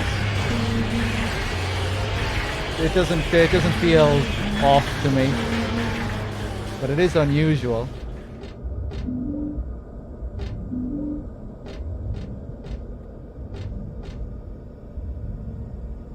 No! Did I miss that? All that text now? It's a flyer for a musical. There's nothing interesting about it. Fuck! I should have just read the last 2 lines, but I skipped the first line, so I said, no, fuck it, I'll just go back and read it again.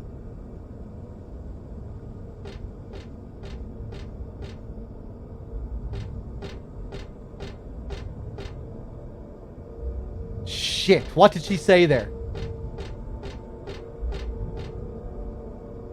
It's about Dawn the Duck, one of the park's mascots. But that's a lot of information that I really don't need right now. Yeah, I like how you can get a look at the other mascots here. I wish we got to see, like, in-game models of these other mascots. I want to see the Dawn the Duck outfit.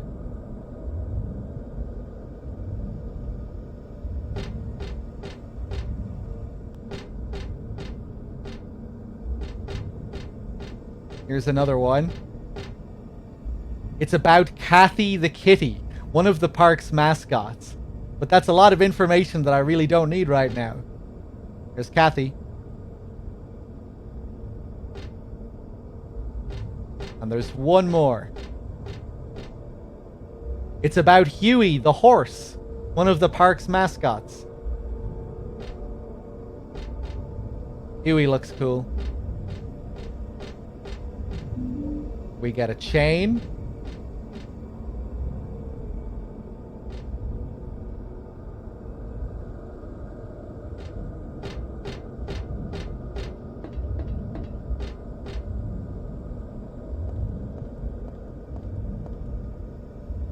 And a shoe.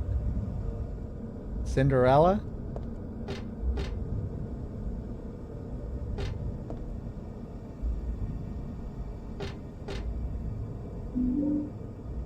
I got a red shoe.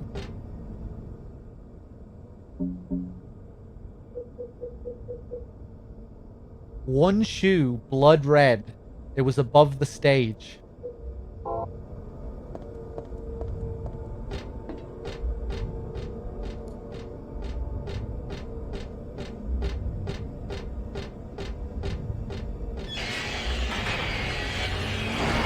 Ah, fuck.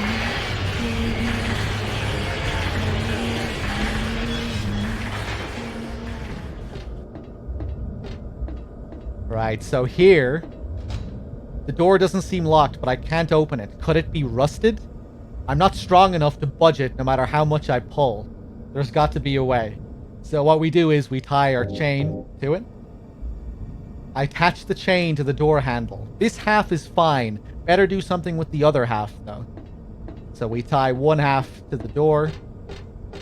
The other half up here. This column here, wouldn't that work?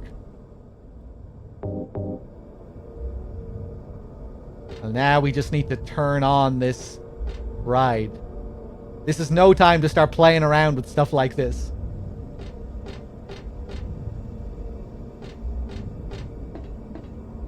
I like how you can see the chain here as well.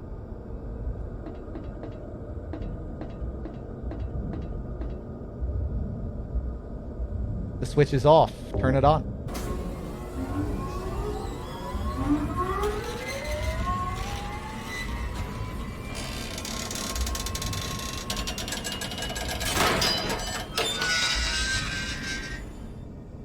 Oh, hey, nice. Thanks for checking it out. Did you go back to the VODs to look? I appreciate it. It's a flyer for some kind of musical for kids. It looks like they did it on this stage. This place is empty now, but I'll bet it was packed that day. Is what I skipped. Okay. Nothing too interesting.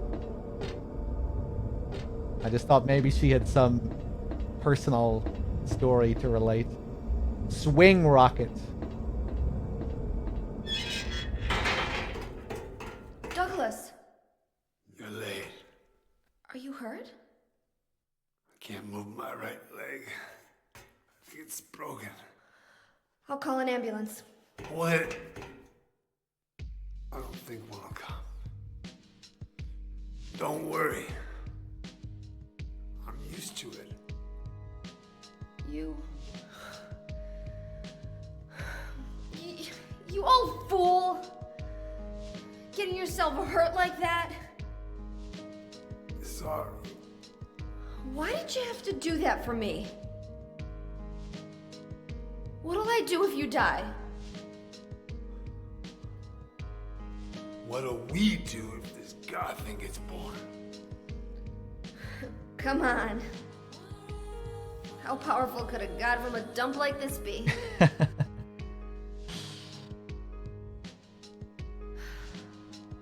I'm sure it'll be no big deal. Yeah, but anyway, something's gonna happen. Who knows? Maybe we'd all be better off if it did. But if this is how God of Mercy acts, I don't want to see any more of him. That's a pretty good reason to risk my life, don't you think? Plus, I'm just an old fool, right? You think you're Superman or something? You know, I always wanted to be him. Hey! Besides, Yeah. I want to help you out. You don't have to feel responsible. I know it's not your fault. You remind me of my son. You said nobody was going to cry for you. Dead people don't cry. Stupid kid got himself shot robbing a bank. But why?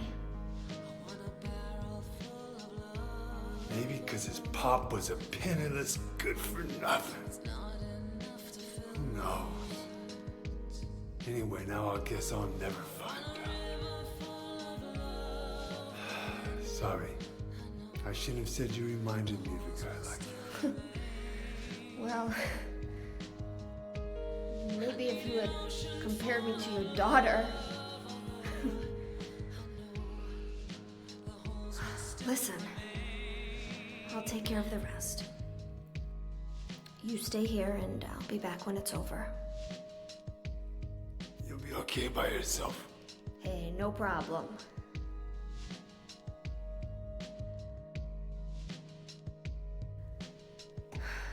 Besides, my dad's not around anymore, so only I can do this.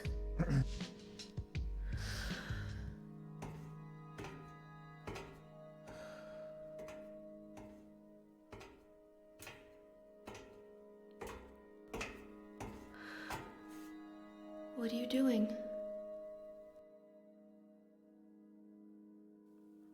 Maybe killing you here is the only way to end this nightmare.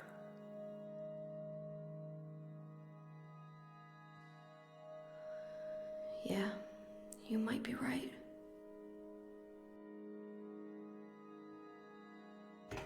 She's a witch.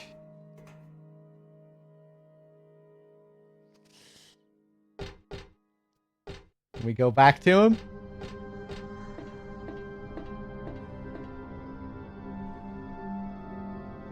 What is it? I just came by to make sure you were still alive. Sorry. Sorry. I'd come with you if I wasn't hurt. Well, I guess that's the problem with older guys, huh?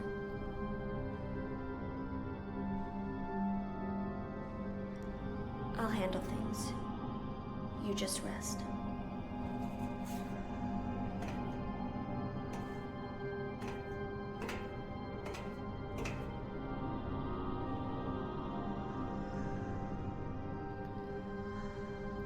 Don't die on me, okay? You think you're Superman or something? I always wanted to be him. I always wanted to be him. He actually says that line in a very soft and strained way. He doesn't put on the big bravo. I always wanted to be him.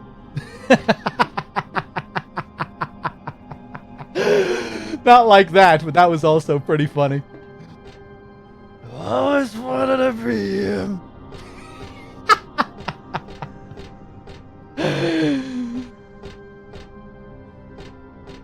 It just seems like a weird way to write that line. You know, I always wanted to be him. Just kind of feels weird.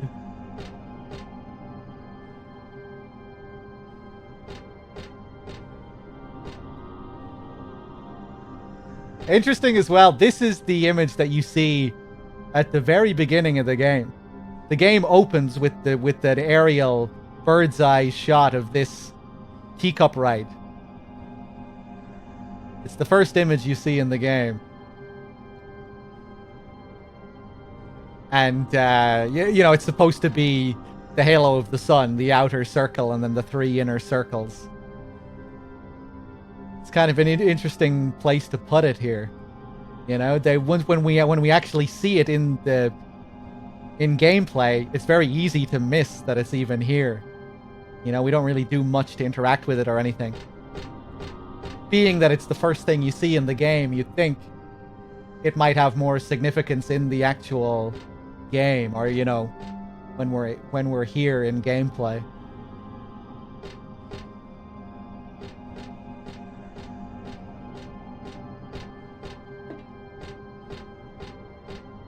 Oh, do they use this music in Homecoming? This track here, yeah.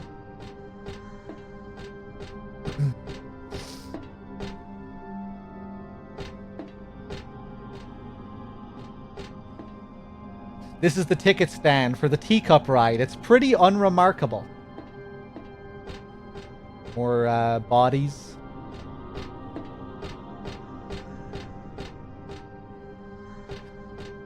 Maybe because his pop was a penniless good for nothing.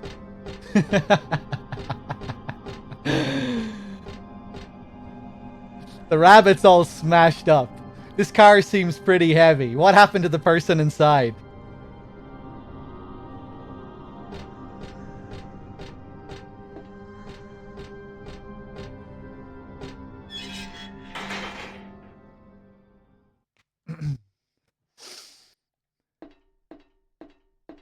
Where are we going now?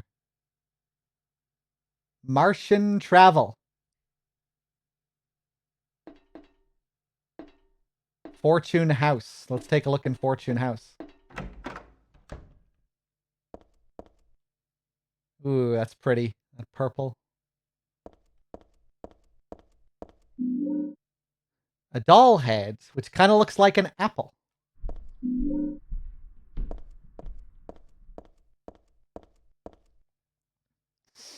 This symbol usually looks unnatural and weird, but here it sort of seems to fit. It still makes me feel creepy though, like someone peeking into my brain. Very similar to the first message you get from the Silent Hill 2 save point. What James says about someone feels like someone's inside his brain, nodding to the player.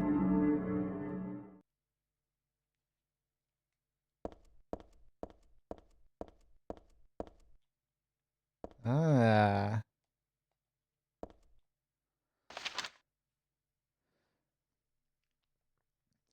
Client, Claudia Wolf. Request. Searching for then infant, Alessa Gillespie. Kidnapped by man named Harry Mason. No word from police. Kidnap location unknown. Old Silent Hill newspaper article. Alessa Gillespie, 7, dead in fire. Links to current case to be investigated. Priority low. Using alias Heather. Neighbors do not know real name. What is she hiding?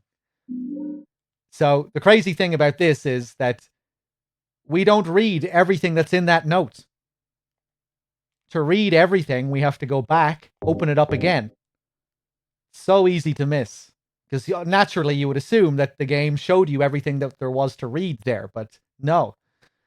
If we go back, what is she hiding? According to records, 24 years old. Client says looks 17. Plausible? Lived in Portland till 12 years ago. Got wrapped up in a murder case. Harry shot suspect. Justifiable self-defense, so no punishment. Moved away immediately after. Started to use alias. Apparently no connection with the criminal. Just some occult freak, slightly off from way back. Originally from Silent Hill. So here we get to see Douglas's notes, trying to figure out what's going on with Alessa and Heather. I didn't read Dad's notebook. We got this from back at her house. So let's take a look at this now as well. It's a message from Harry to his daughter. I hope this will never come to any use. Maybe it's better if you never know. More than anything else, I fear the possibility of your going away, far from me. But sometimes we have to tell the truth. That's why I'm writing this, before I'm lost in death and oblivion. What happened back then? That was something to do with who you are. It all started 24 years ago. Coming back from a vacation, my wife and I found a baby on the side of the highway. Since we were childless, we thanked God for letting us meet this child, this girl. We took her home. 3 years later, my wife died, and another 4 years later, 17 years ago, I came to Silent Hill. I heard the girl's pleas and took her with me, not knowing why she wanted us to go there. And it was there that the girl went away. Not that she actually went anywhere, nor did she die. Returned to her original self. That's what Dahlia Gillespie said. Original self. That was the young woman burned by her mother as a sacrifice to God, Alessa Gillespie. Half her soul escaped in those flames and went on to live in a baby, in that girl of mine, of ours. 7 years passed before that half a girl returned to Silent Hill and made Alessa whole again. Newly strengthened, she vowed to kill God. God, a fetus nestled into this sacrificial girl's womb, was summoned with the usual rites. This was Alessa's wish, no matter what the outcome, even if her own existence were at stake. But that wish was not granted. My interruption meant she prayed instead for the girl's return. I alone couldn't bring her back. Dahlia did it. I only helped at the birthing ceremony to bring God out of Alessa. The newly born God wailed once and was dead. All from that girl's, and probably Alessa's, conscious resistance. That's not the end. After God had vanished in a glow of light, Alessa reappeared and gave me a baby. She looked a lot like that girl so long ago. And then Alessa was gone, dead. There was nothing I could have done to help. I simply clutched the baby to my chest and ran off. The whole thing felt like a dream, but I had proof that it wasn't. The girl was nowhere to be found, and in my arms, the baby. Now 17 years have passed. It feels like only yesterday. And again, it feels like a million years ago. I confess, I had reservations at first about raising that baby. Could I love her? Her existence was thoroughly unexplainable. I thought she could be that young woman who snatched away my beloved daughter. That led to sadness, anger. There were times when I put my hands around her tiny little throat. Several times I even considered abandoning her. That's what a terrible person I am. But I decided to raise her after all. I just couldn't seem to let her go. When you look at me, you laugh. So even now, I can't forget about that girl. But I love you. I have no doubts about that. That's all I ask you to believe. To my precious daughter, Harry Mason.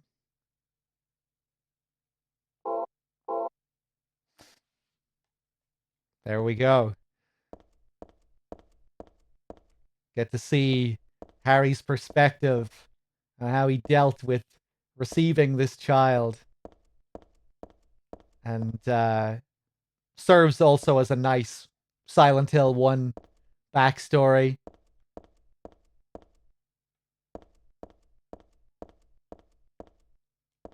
A nice summary of the events of the game. How Harry felt about it.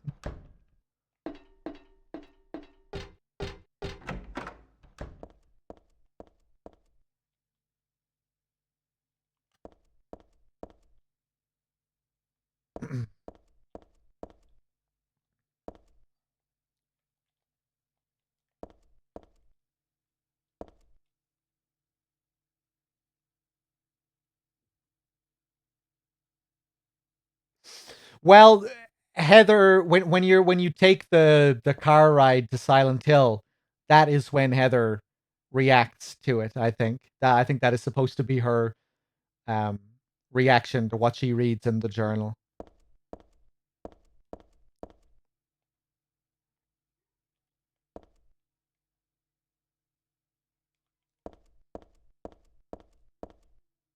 It's a Snow White doll.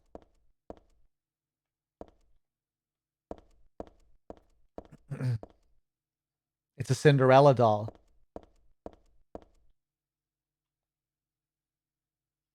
There's photos on the ground. What's this?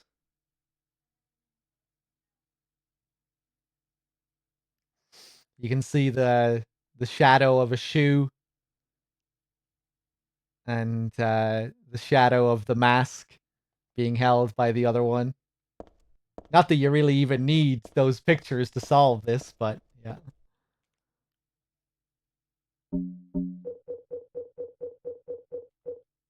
Doll head. It'd be cute enough on a normal doll, but just a head? Downright creepy.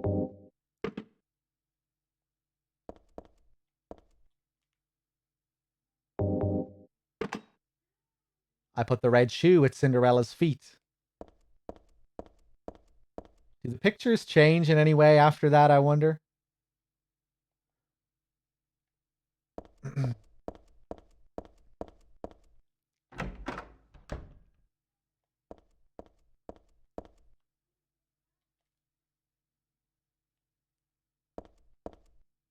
This is the dragon that guards the treasure chests.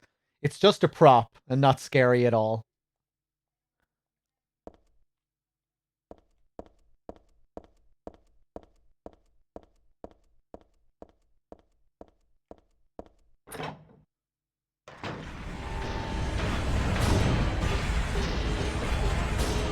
Oh god, yeah.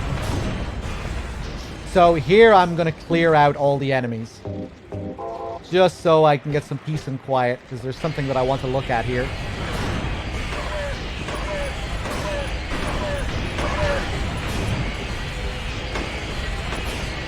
Ah, no, no, no, no, no.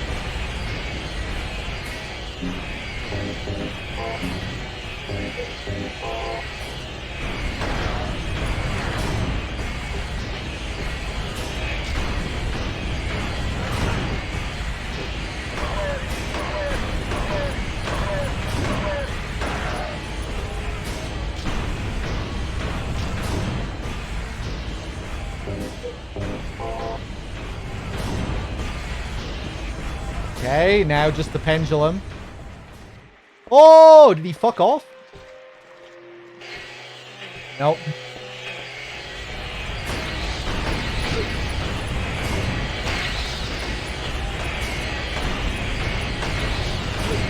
Oh, God. I never fight these things.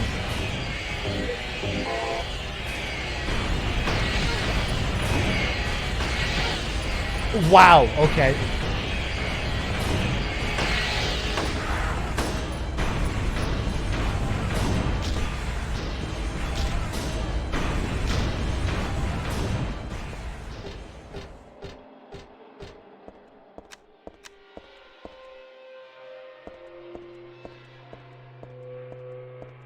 Some pretty cool sounds here if you do get rid of them. But the really interesting thing about this area is that we get to read Harry's save point notes. Remember in Silent Hill 1, the save point was a notepad? Well, this is a Silent Hill 1 save point.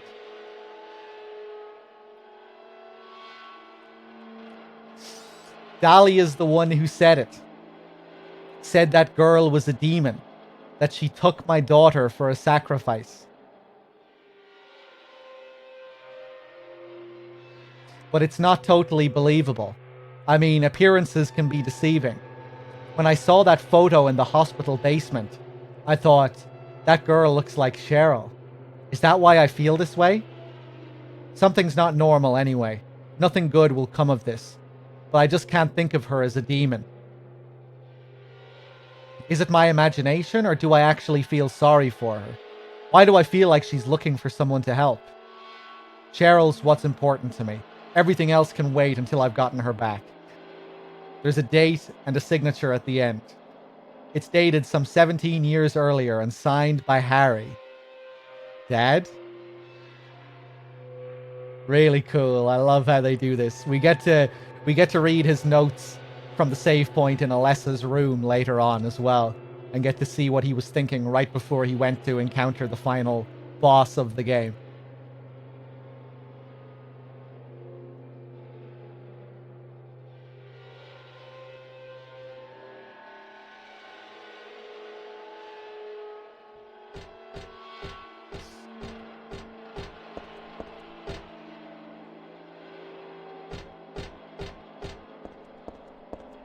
Hey, where am I going?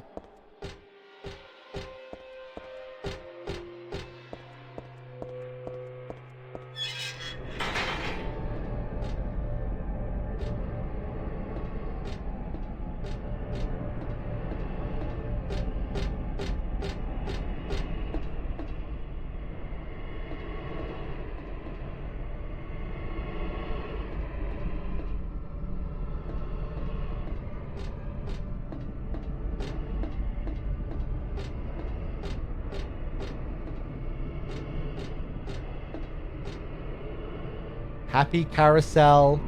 Enter. Oh god, I skipped the second bit of text by mistake just because I moved the D-pad.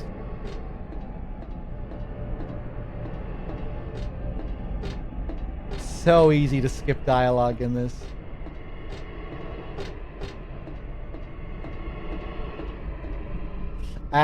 Let's hold on. How do I block again?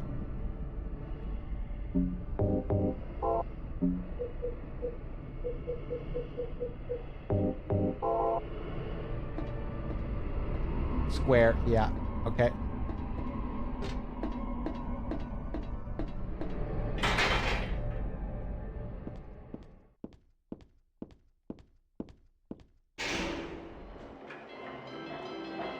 There's a memo pinned to the horse's side with a huge nail. When 13 turns count 4, you will die from their curse. If you wish to escape, there is but one way out. To kill before you are killed. You will be saved by the 12th death. So, kill 12 horses before the timer runs out. I always do this with the maul.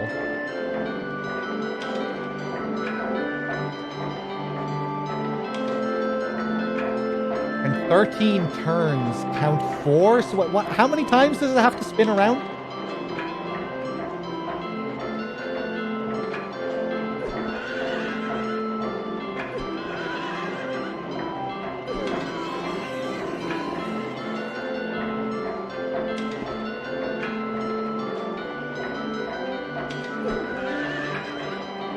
Did I misread it? What did it say? 13...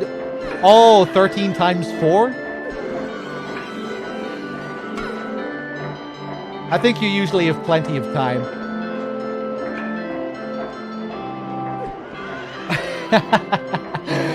This part always feels a bit silly.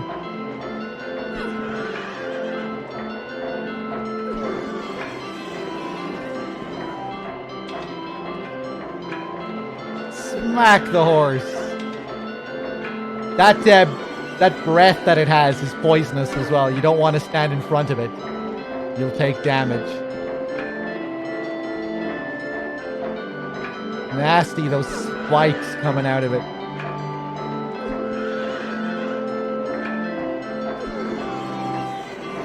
Yeah, I guess I'm not helping matters by using this weapon either. Kind of makes it look extra silly.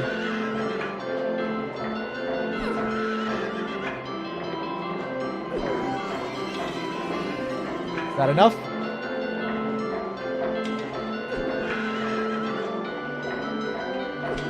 I wonder what speedrunners do for this section. What weapon do they use?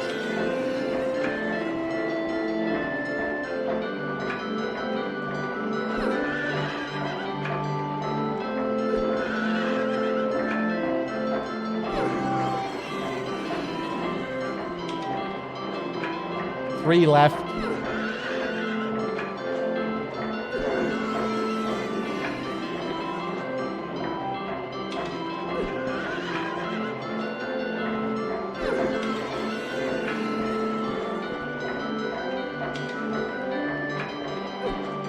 No.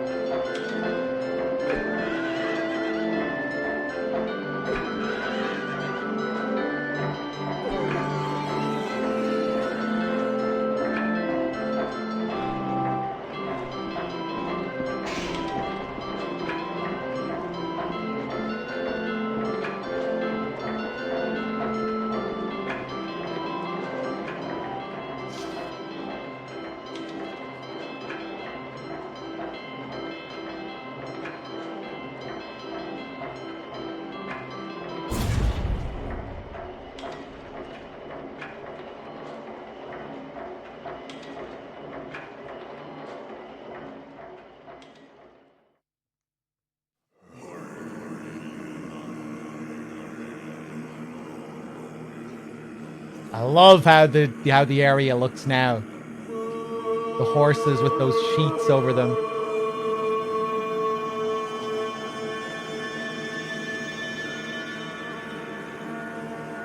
And how we just keep spiraling downwards.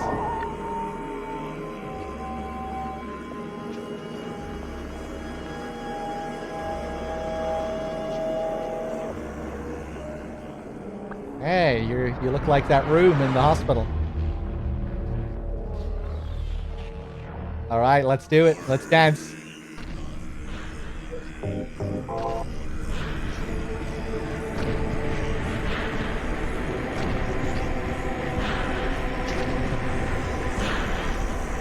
Fire in the center as well. Oh.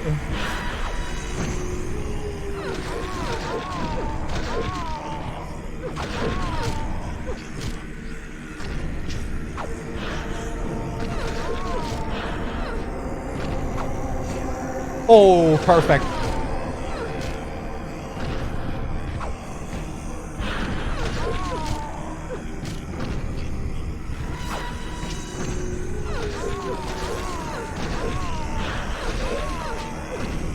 Phase 1 down.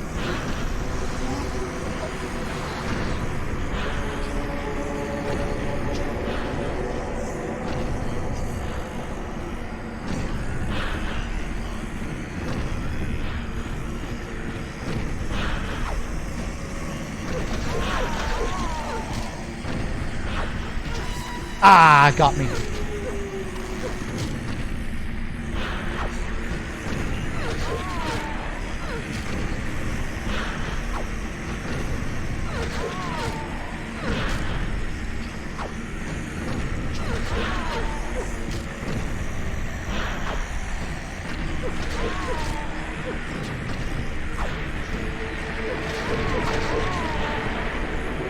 I can't see.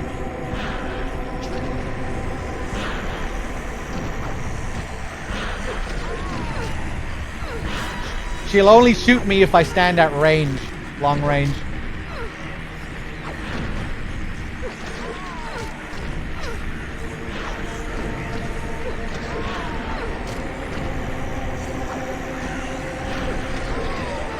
Nice.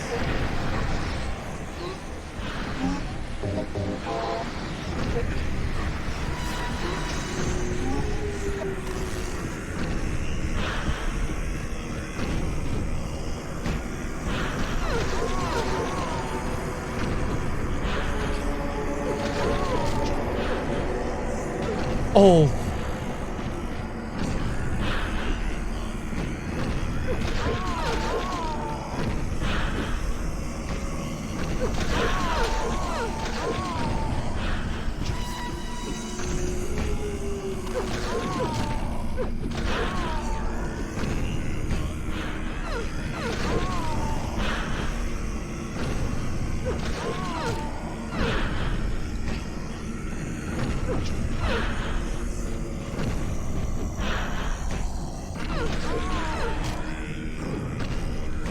Nice.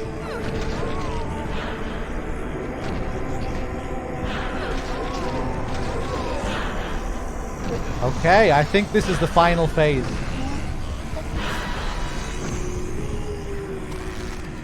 Ha! No.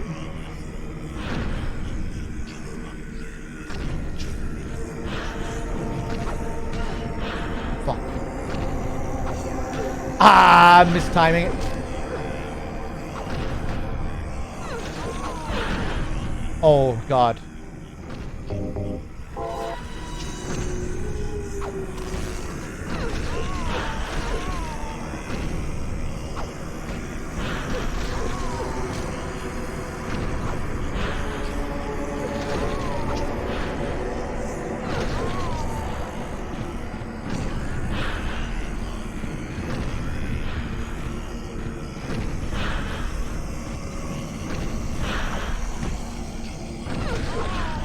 Oh, what?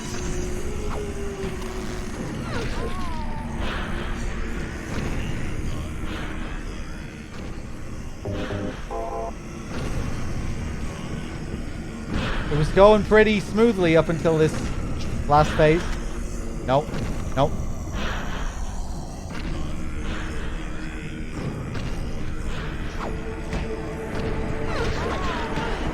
Oh.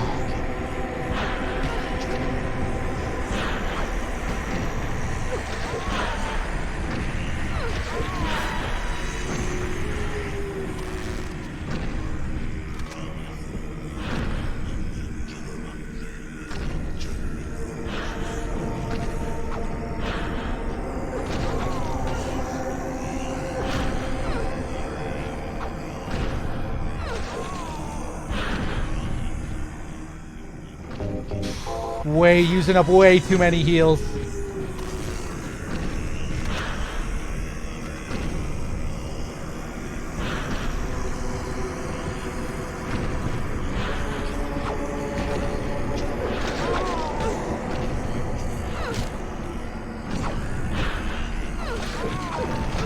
No, man.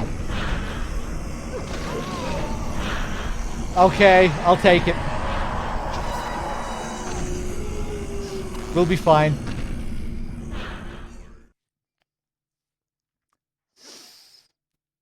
And then it stops.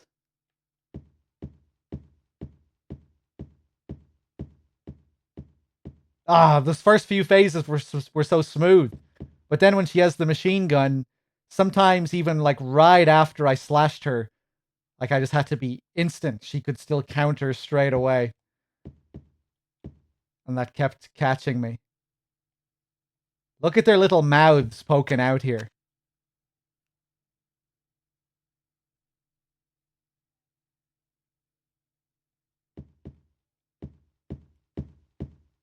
I like how the curtain closes in the center as well here.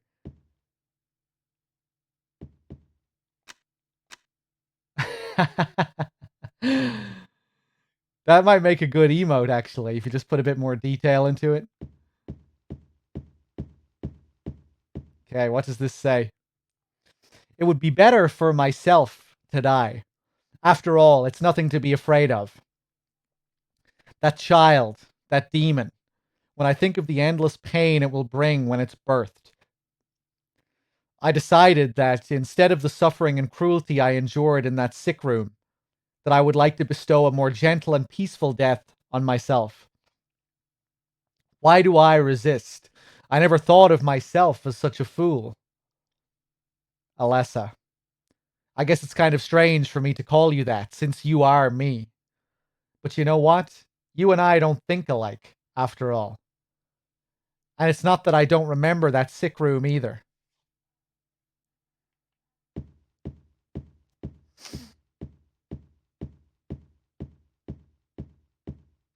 So Heather finally confronts her other self.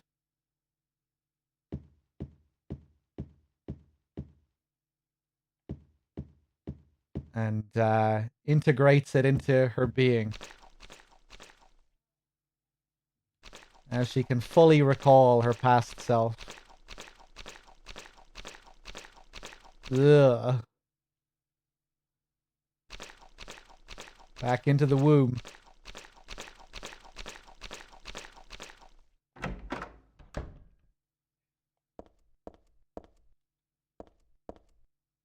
Stained by the evils of this world, we hold our sorrows within us. Only you can heal us these wounds. Each morning, afternoon, evening, and night, we call out your name and pray for the day of the miraculous descent.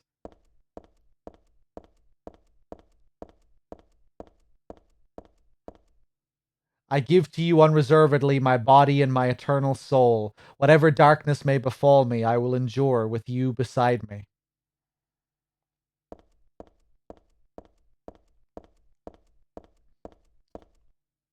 As proof of your miraculous power, guide our obedient and willing souls to the road of paradise, O Lord.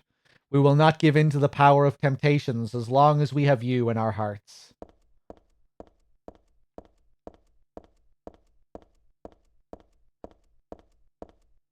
O Lord, save us with your compassion. O Lord, shower us with your blessings. O Lord, favor us with your abundance.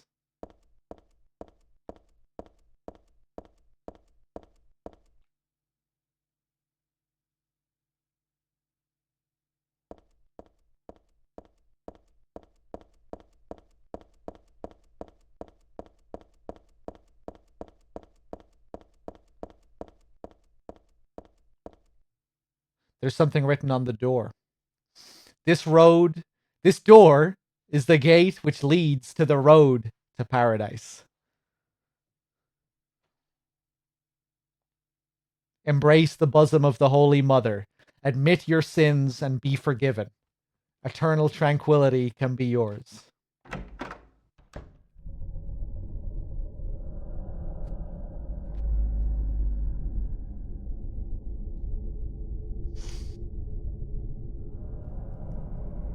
How did you get here?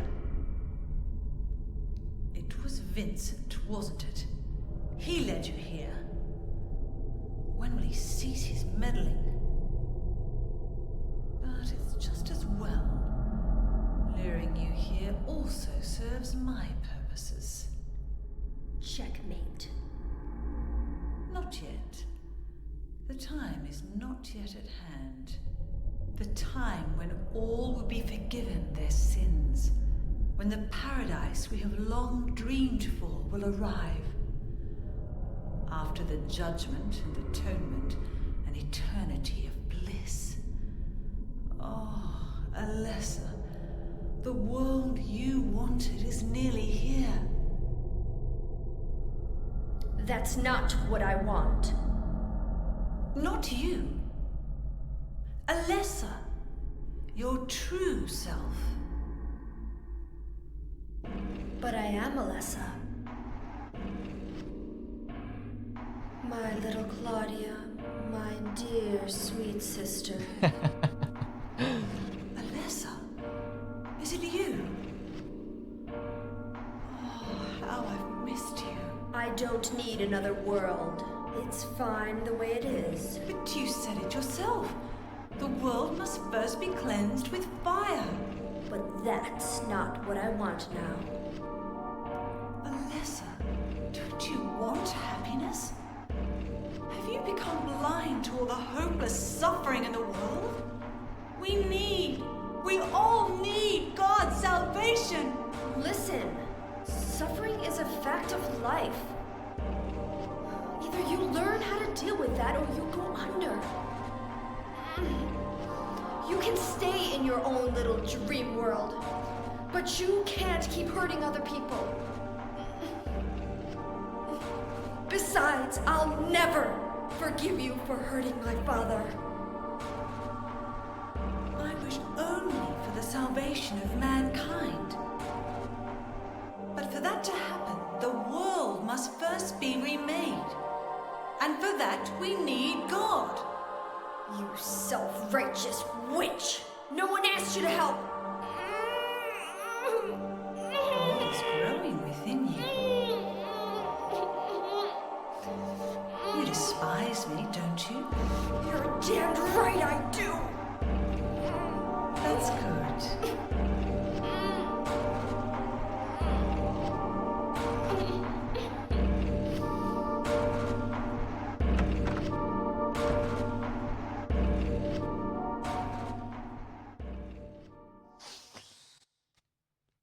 Yeah, I don't know how Claudia ever fell for that performance. when Heather starts acting as Alessa. And then she just kind of gives up after a couple of lines. Ah, fuck this.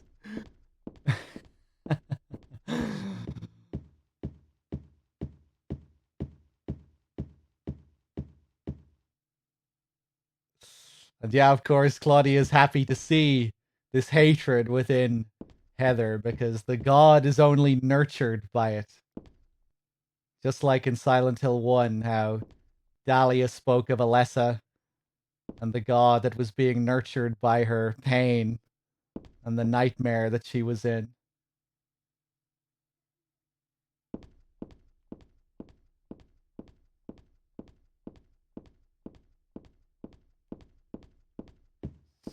Man, this area is just gorgeous. This whole church area is pretty something as well.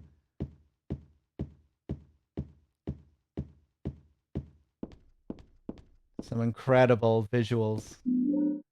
I got the Eye of Night tarot card. Somehow I remember this stained glass. It shows God and the man and woman who birthed her.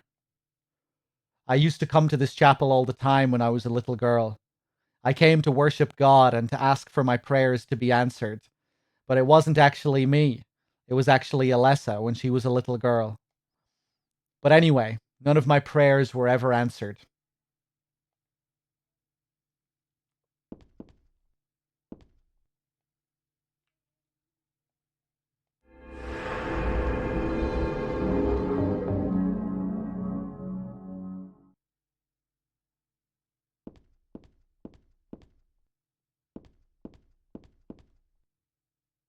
There's nothing I can do with the organ. I don't know how to play anyway.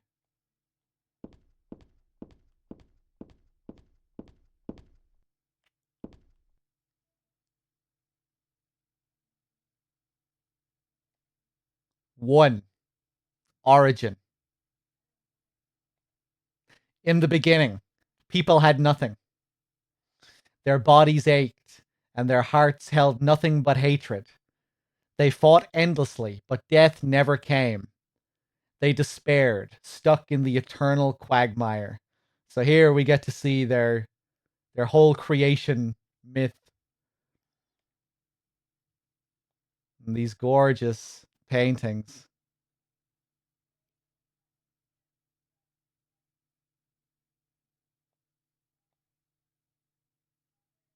People had nothing. Their bodies ached.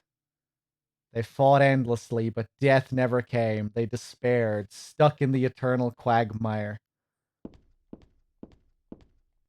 Number 2.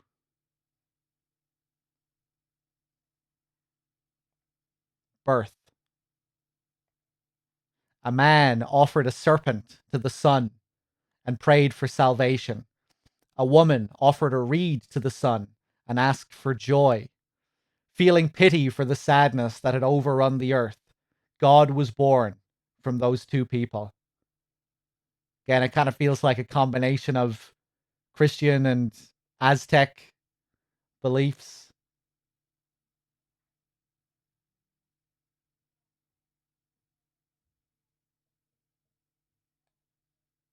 With Adam and Eve like figures.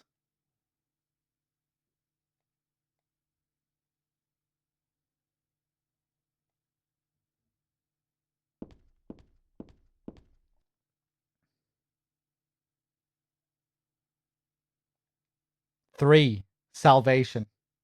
God made time and divided it into day and night. God outlined the road to salvation and gave people joy. And God took endless time away from the people.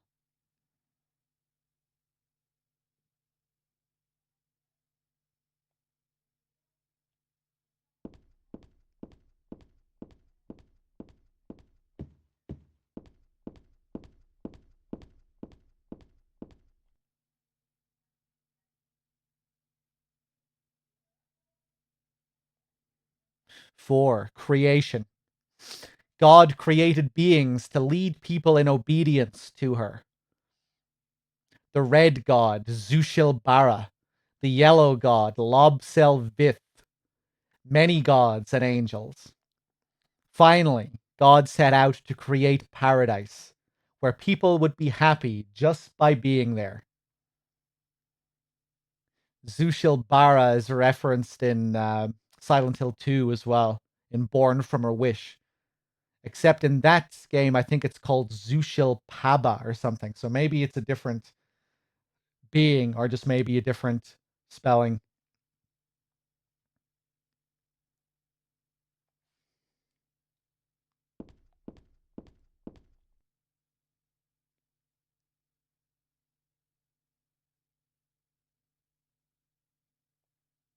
Five, promise. But there, God's strength ran out, and she collapsed. All the world's people grieved this unfortunate event, yet God breathed her last. She returned to the dust, promising to come again.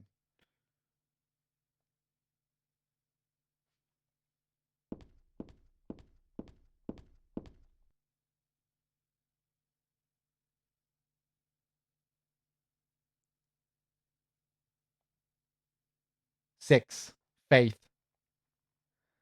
So God hasn't been lost. We must offer our prayers and not forget our faith. We wait and hope for the day when the path to paradise will be opened. That image on the ground there, again, that oval symbol that you constantly see throughout the game. The womb. It's what we see at the very end of the church as well. You know, we jump down that a hole like that gets ripped open. And then we go down there to confront the god.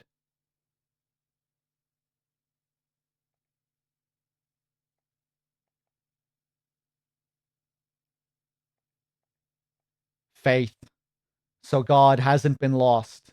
We must offer our prayers and not forget our faith. We wait and hope for the day when the path to paradise will be opened.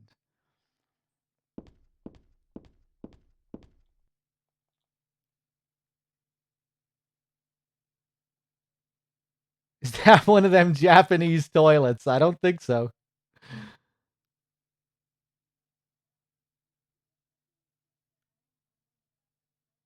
Is that woman that's leaning over, is she licking her hand? Kind of looks like she's licking her hand.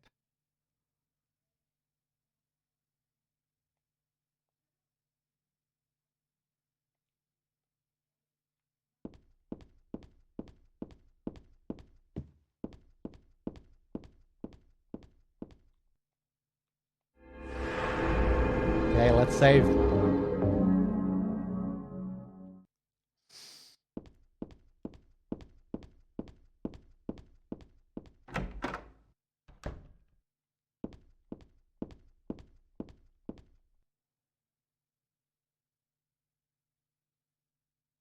Love the map that we get here, the child's map.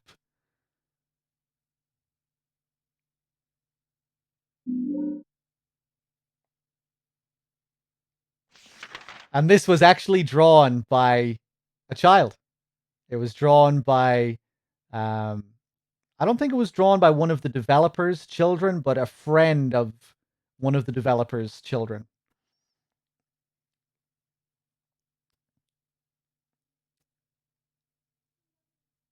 What you call faith is nothing more than a child crying out for love.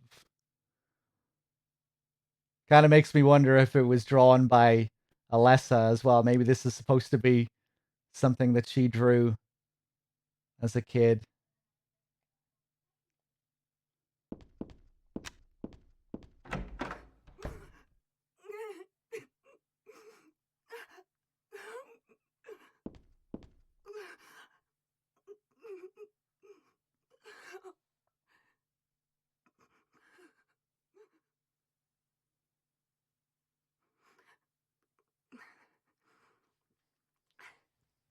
Dear God, please forgive me. I know I'll be put to death for the sins I've committed. And I'll go to my death gladly and with a peaceful heart. But please, grant me just a small piece of your everlasting mercy. Let me see my child once within your golden gates. Deliver me not to hell, but to purgatory. Allow me to atone for my sins there. I'll stand within the very flames of redemption, no matter how they burn me. Forgive me for my wicked act of revenge. And deliver the soul of my poor murdered daughter. Please, also care for the soul of the girl whose life I have taken. God, I am a child, trembling with fear as I stare at death. Soothe my tortured soul with your infinite mercy. Please, forgive me.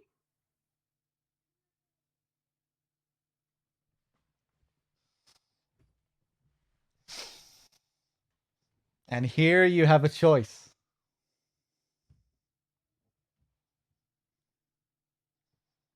Now they really sit on it here for a few seconds. What will you do? Say I forgive you or don't say anything. They put you in a really uncomfortable position here.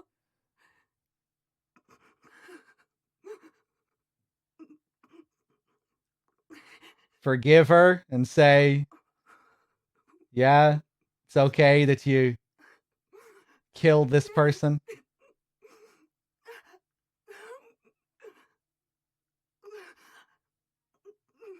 Or don't say anything and deny that she be forgiven.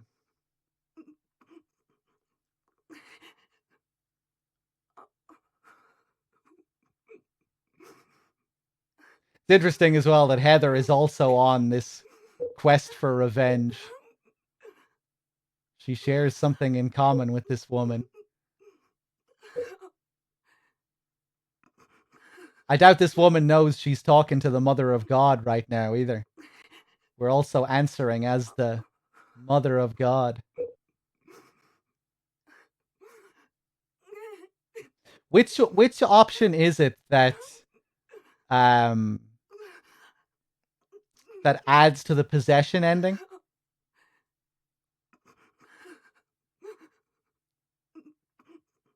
Is it forgiving her that adds to the possession ending, or is it not forgiving? It's kind of interesting that it's forgiving her. Right, yeah, so that's like, that feels like the game taking a stance on which is the, you know, the correct way to answer, which one is the most moral way. So if forgiving her adds to the possession ending, it would seem that the developers think forgiving her is the most immoral thing to do here.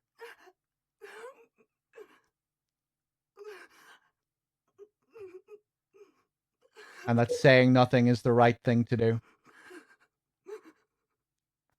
Saying nothing also feels a bit cruel because you're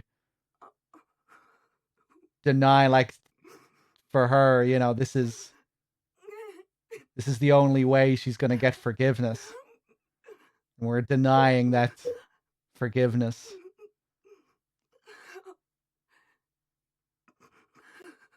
Denying any chance of atonement.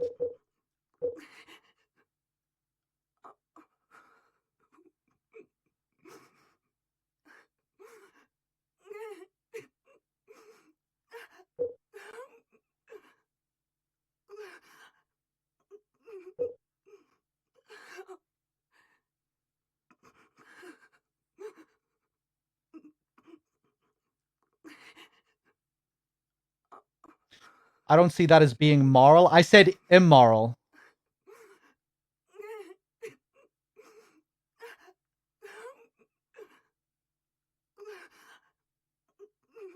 It makes you possessed because you're speaking as God. I'm just saying,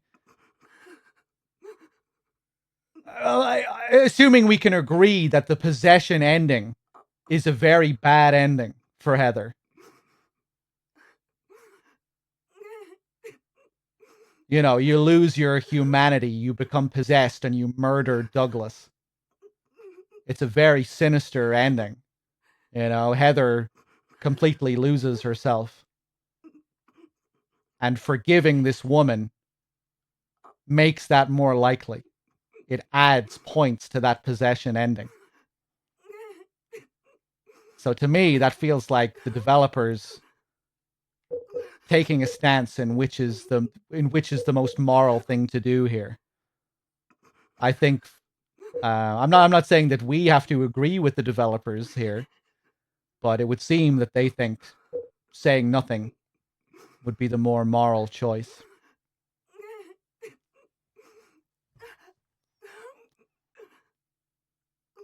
I'm going to forgive her this time.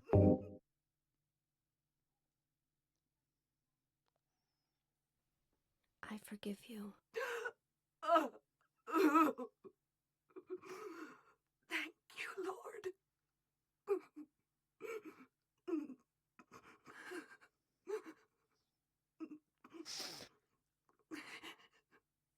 Now you better actually fucking atone for this, okay? Don't just forget that this ever happened now that I said you're forgiven. Right? You better still fucking feel bad about this. I already regret this. I already regret forgiving her. You don't... It's not up to me. I don't get to fucking wash away your sins. You get to fucking wash away your sins. It's all in your mind. It's all up to you whether you're... You know, whether you change your ways and whether you truly feel fucking guilty for what you did.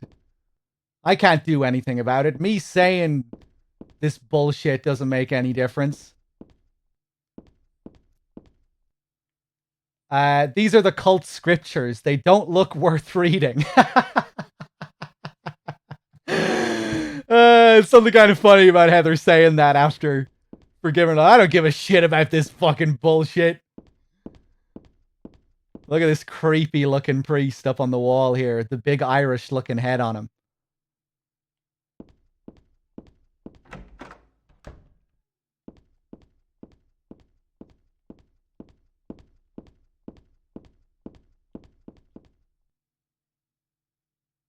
But yeah, interesting scene. It's quite uncomfortable. I don't want to be in that situation. Kind of feel bad, whatever you say, whatever you do. It's locked.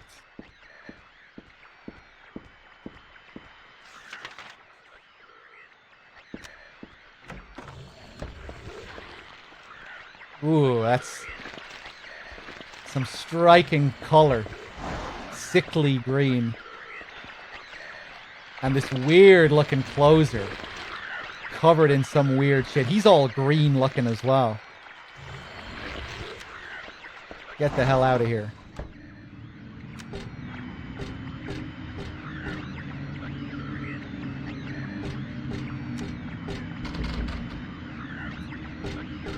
Don't mind me.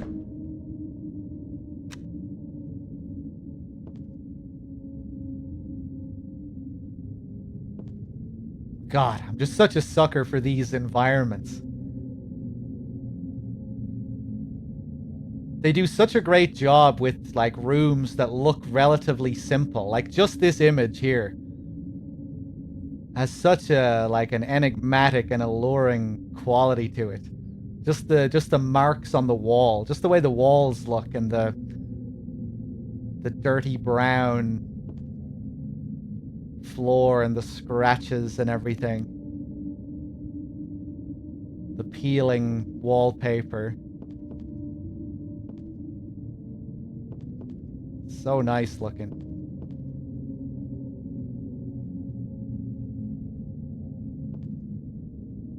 This team really were masters at creating decrepit buildings, decrepit rooms.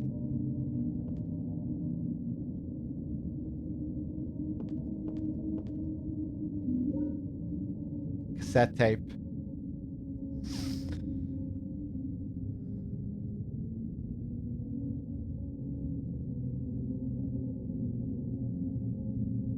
There are a bunch of papers in this file. I get the feeling that it's a handwritten copy of some book. Represents the deity known as the Halo of the Sun. In heraldry, symbolizes a religious group. The 2 outer circles are charity and resurrection. The 3 inner circles are present, past, and future. Usually drawn in red, occasionally drawn in black or other colors, but blue reverses the meaning into a curse on God and is therefore forbidden. Remember way back in the shopping mall? The moon door that leads into the first boss at the end of the area? Remember how I was pointing out the symbol above the door there looks like a halo of the sun drawn in blue? It's quite a unique part of the game, you know? I don't think you ever see it drawn in another color apart from that one place. I think that's what it's supposed to be. It looks like a halo of the sun.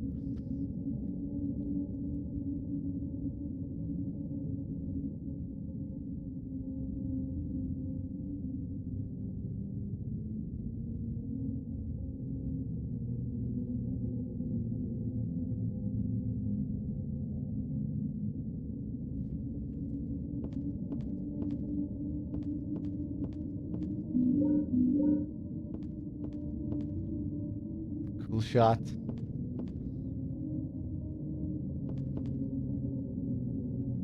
The stains on the wall there kind of look slightly bloody as well. That red. Yeah. This looks so good. Looks so real in a way.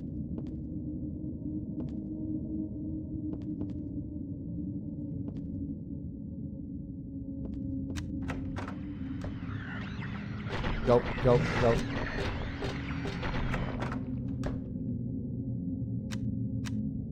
Valtiel? Are you there? No, not yet.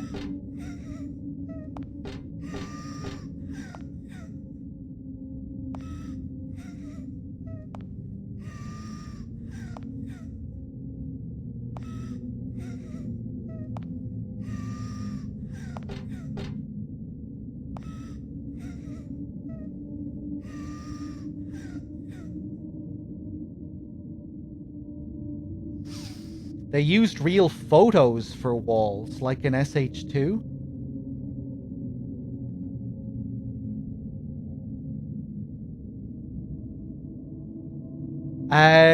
Did they do that in Silent Hill 2? Did they like superimpose real pictures against some of the backgrounds? I didn't know that they did that. I never noticed. I didn't think they did any of that. Oh, you mean like they researched walls? Oh yeah, well, like of course they have research materials. I thought you meant actually superimposing photographs onto the environments themselves.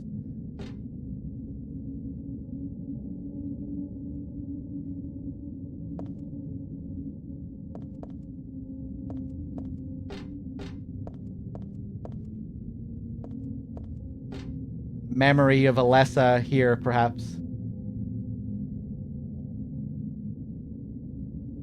Oh, you did mean superimpose. I didn't think they superimposed real pictures onto the environment. It's in the making of DVD. Really?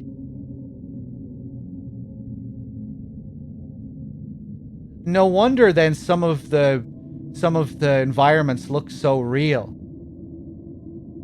That's crazy, man, because when you're going through I'm often struck by some of the environments and just how real they look, and maybe that's why, because there are actually real photographs superimposed onto some of those backgrounds. But man, they do a great job of hiding it, you know, because it doesn't clash with anything, you know, it really doesn't jump out. Do you think you could say the same for that last room that we were in? Because that last room kind of had that effect. Like where the walls and the cracks and the peeling on the walls just look so real. You know, like it looks, you know, just the level of detail.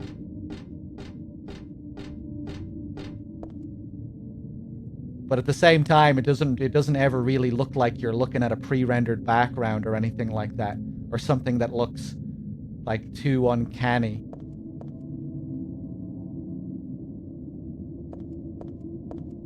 I must take a look at the Silent Hill 2 making of again. That's crazy. I don't remember them talking about that in the making of. There's a wheelchair here, just a plain old wheelchair. One thing that really stuck with me from the Silent Hill 2 making of is what they said about their like visual philosophy. How the visuals in the game were based on the idea of simultaneous repulsion and attraction. And I think that's something that you definitely feel in the game, where like you're oftentimes inside environments that are like decrepit and decaying and kind of disgusting, but there's like a really alluring quality about it at the same time. It's repulsive and attractive at the same time.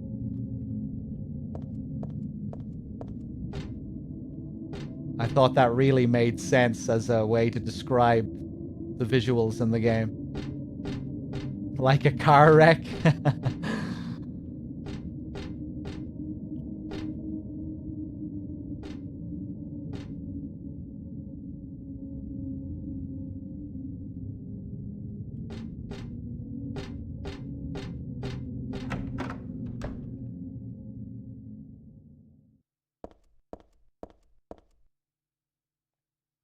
This circle means reincarnation.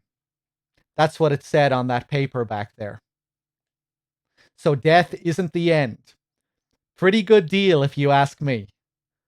Thanks to reincarnation, I died as Alessa, but I'm still living as myself.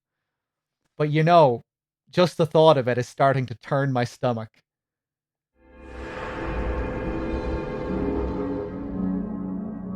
And thanks to these save points, we get to die and repeatedly come back again and again and again when we fail.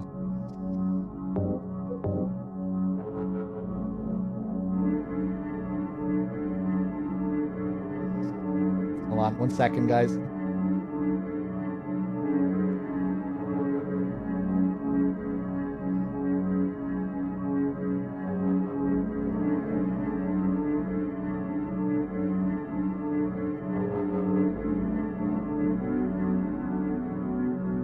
Trying to find a comment from Owaku here. I think he said something about the save point.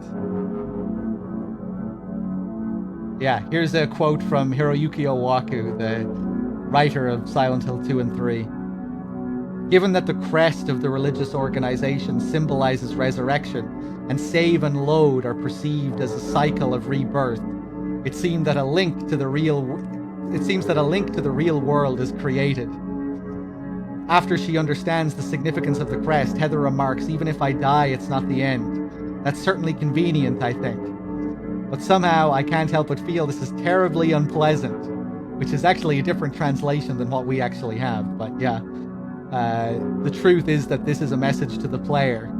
In short, it means as far as the player is concerned, starting over again and again is convenient. But for Heather herself, this is painful. Poor Heather.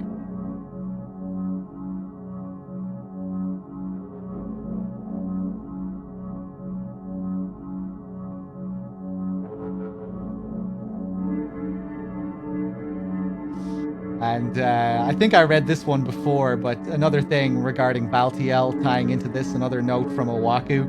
In the religious tradition native to Silent Hill, Baltiel is a being that is close to the god. In other words, he is established as an angel, simultaneously with what? What is this word?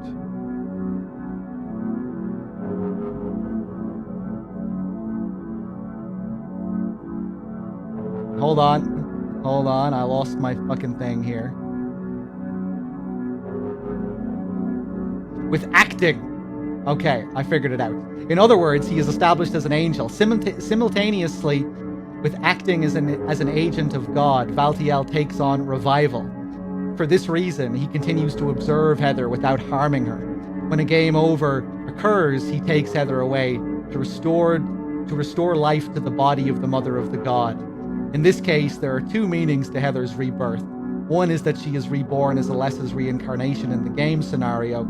The other is that she is reborn when the player retries the game another time. Pretty cool.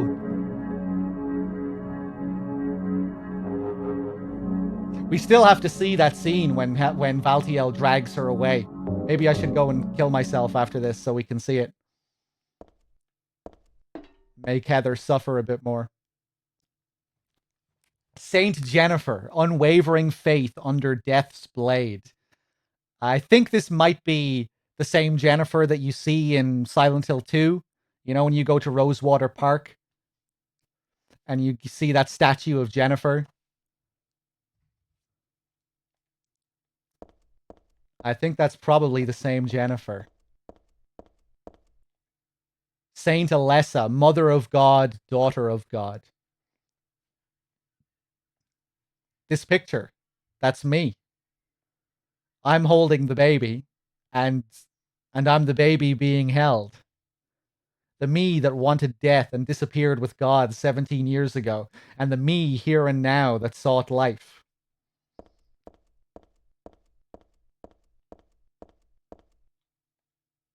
Saint Nicholas, miraculous hands, a doctor of God. I think some people interpret Valtiel as well as being some kind of representation of Saint Nicholas as well. The fact that Valtiel is an assistant to God.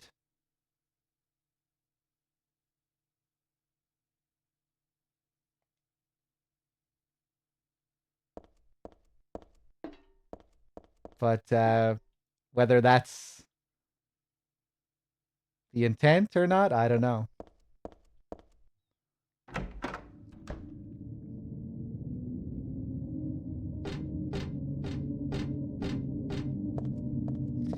Let's let Heather get killed here.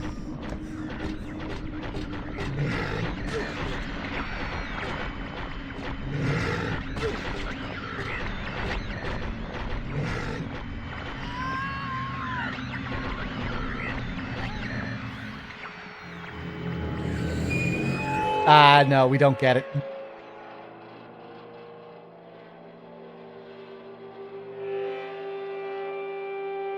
I wonder if you can still get the scene in the church. Or wait, maybe you get it after this. It's been so long since I've seen it. Nah, fuck.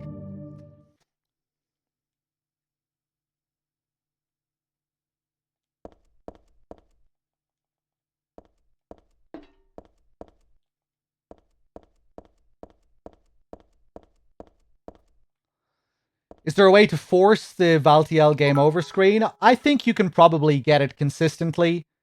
I think it's probably based on the area that you die. You can probably only trigger it if you die in certain areas.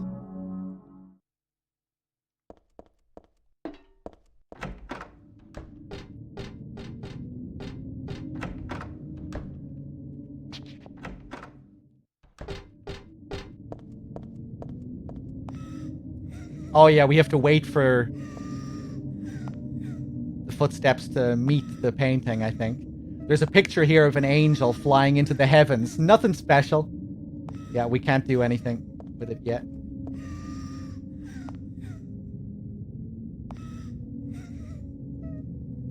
But once she walks all the way up to it and the crying stops... I get the feeling there's something behind this picture, though. That girl's cries and footsteps disappeared beyond it, after all. Move the picture of the angel. Solidus with 100 bits. Thank you.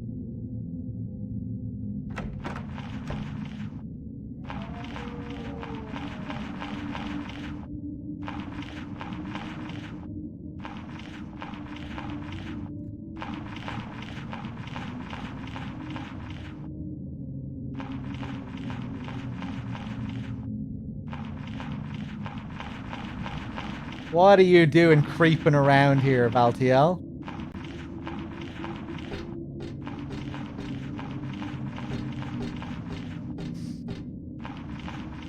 This covered with a sheet. Nope, I won't even peek.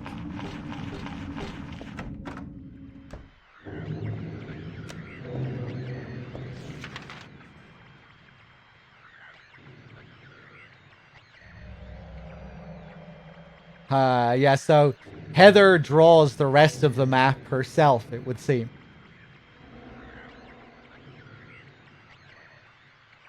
We only got this first section. And then you can see where the writing, where the drawing changes, where the style changes. That would be pretty cool, actually, if the first part is supposed to be Alessa's drawing. You have the two sides of her drawing the map.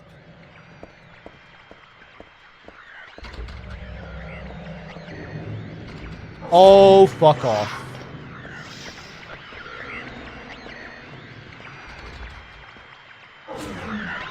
Oh! Hey, maybe we'll get the scene. I don't think he's going to appear here. No.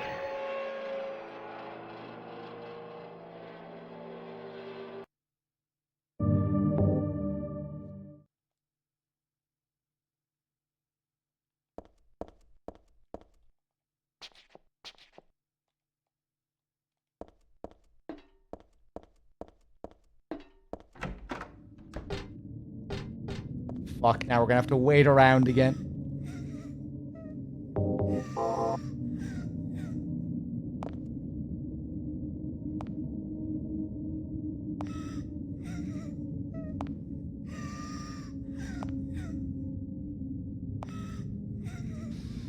It can definitely happen in other areas, Sean.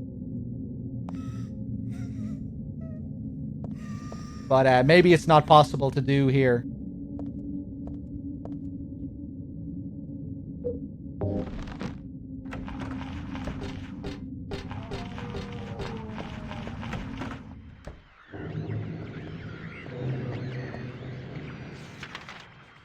I didn't think it was possible to see it in the dream sequence, because I thought if in the dream sequence, you know, that always just ended with her waking up in the same way. Can you get the Valtiel scene? Can you have the Valtiel scene lead into the scene where she wakes up? Oh, fuck off.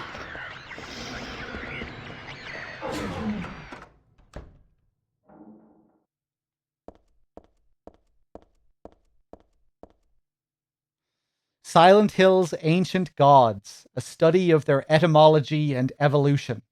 What a mouthful.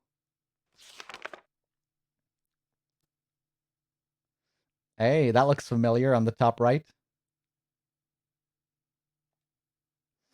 There is no religion that has remained unchanged from the moment it was founded. This one is no exception. When this religion fell into the hands of immigrants, it was deeply influenced by their own original Christian beliefs. For example, the traditional representatives of these primal gods may be given the names and descriptions of Christian angels. Thus, shared characteristics begin to appear. There is also one rare example of the chief deity, creator of paradise or lord of serpents and reeds, being dubbed with a demon's name. Of course, this was not done by believers, but by their opponents. One man's demon is another man's angel. Almost feels like it might be foreshadowing the next scene with Vincent in a way, when he starts to talk about the monsters and the classic line, you know, they look like monsters to you. Maybe to Vincent they look like angels.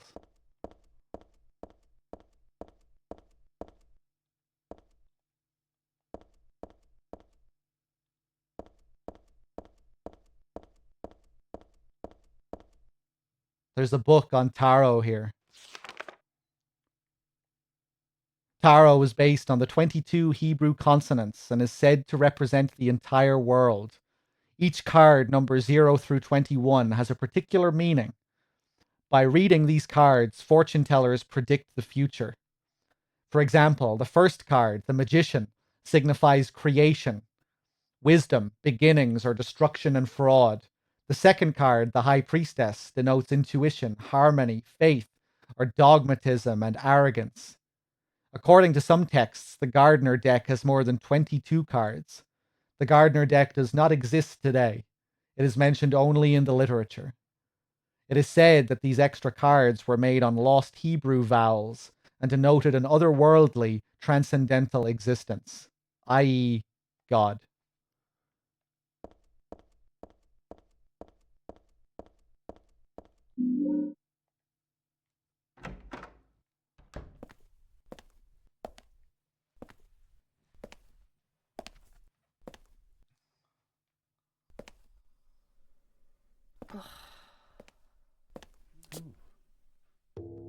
Hiya, Heather. You show up everywhere, don't you? You make me sound like some kind of unwanted pest. Well, who are you anyway? Haven't you realized that yet? Yeah, you're on Claudia's side. I told you not to put me in the same category as that mad woman. Well, you're pretty loony yourself. It's true. We believe in the same God. But I'm quite sane. So why did you help me out then? Was that also part of trying to resurrect God? It's not uncommon for people to worship the same God and still disagree. God? Are you sure you don't mean devil? Whichever you like. The point is that now I really am on your side. I don't want God to be born. Wouldn't be convenient. Much too unpredictable. So you've been using me to stop Claudia, is that it? Do your own dirty work. My dirty work? I think we both had our own interests in mind. You hate her too, don't you? You're the only one who can get it done. I don't have powers like you two. Besides, I always hated getting all hot, sweaty. Oh, really? I'm just looking out for myself. Everyone does it. Don't stand there looking so smug. You're the worst person in this room. You come here and enjoy spilling their blood. And listening to them cry out. You feel excited when you step on them and snuff out their lives. Are you talking about the monsters? Monsters? They look like monsters to you? Oh no. Don't worry. It's just a joke.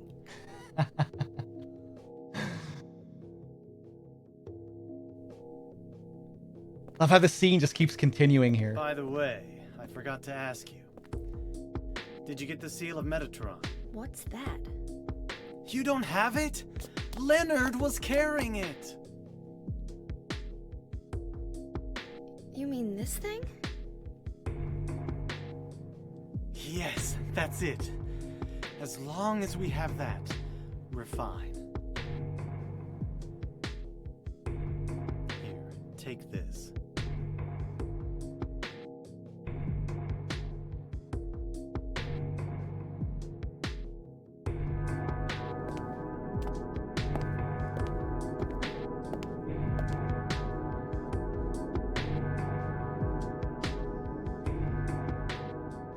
So good. I love that pause before he hands her the book. It almost feels like they're waiting for the music to come in. You know, because it's when that swirling, droning sound comes back in. That's when he hands her the book. The wow. It's like he's waiting for that sound before he gives it to her. A couple of parts of the scene actually feel like they're like almost designed around the music. Like after he has the "they look like monsters" line. After that, when he just sort of segues into something else, it feels like that comes and hits back in with the groove of the track as well when the drums kick in again. I got the book, Otherworld Laws.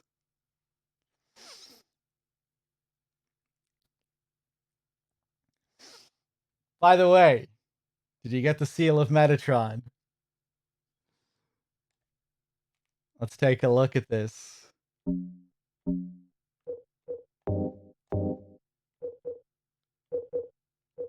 Classic scene. I love Heather's reaction when she just kind of backs off, puts her hand over her mouth.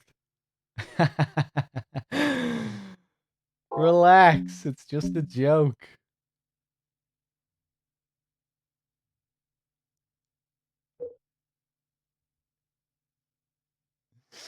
There really is no reason for Heather to believe Vincent.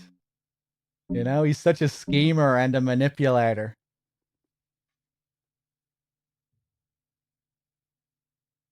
But he also might be right. He also might have a point.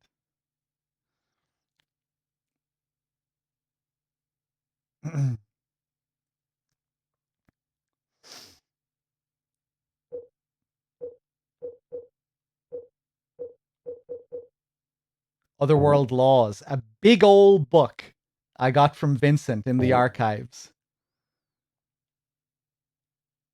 This magic square with strong protective and dispelling properties is called the Viren 7 Crest, or the Seal of Metraton. It will bring results regardless of whether the target is good or evil. Its strength, therefore, places a very high burden on the caster. As it is also difficult to control, it is not usually used. This is why it bears the name Metraton, after the angel Metatron, or Metraton, also known as the agent of God.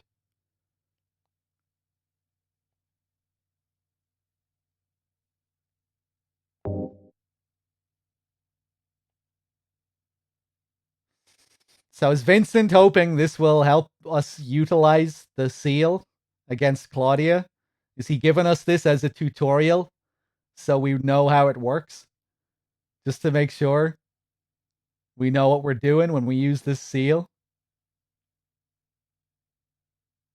It's interesting because later on it turns out that the seal is completely useless, or that Heather certainly isn't capable of using it.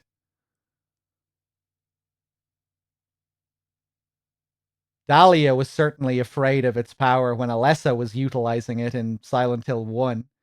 You know, it's the same seal that she plants all over the town. And she uses Harry to stop her from planting it. The seal is very dangerous in the first game. Places a very high burden on the caster. As it is difficult to control, it is not usually used.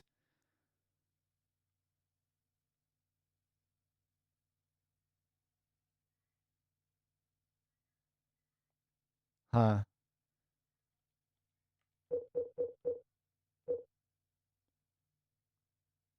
Although Claudia seems to just see the talisman as completely useless, regardless of who uses it. It seems, you know, she calls this talisman a pile of junk, I think. What do you expect to do with that?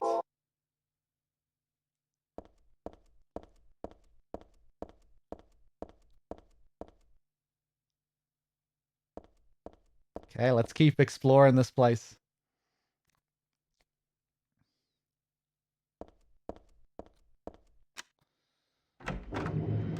The best way to play Silent Hill 2 and 3 is on PC.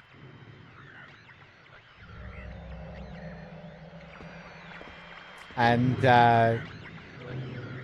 Unless you have the original hardware, the best way to play Silent Hill 1 is probably emulating it on PC with the PS1 emulator. And with Silent Hill 4, I'm not really sure what you would consider the best version of that game. I've gone across a few different versions. But yeah, it doesn't really matter. PC, PS2. Although I think one version in particular is missing a lot, isn't it? Isn't the GOG version of Silent Hill 4 supposed to be pretty bad? Like it's missing loads of the hauntings and shit or something? I thought I remembered hearing something about the Silent Hill 4 on PC. Or like the GOG version of it being pretty poor. But I could be wrong. And maybe that was just when it first came out.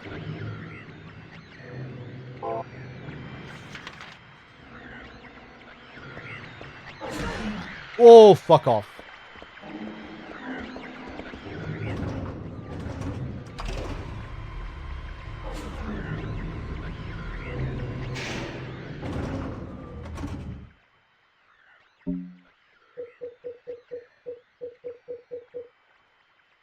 Oh shit, I'm completely out of health drinks, but that's okay. I have 4 super heals, 8 medium heals.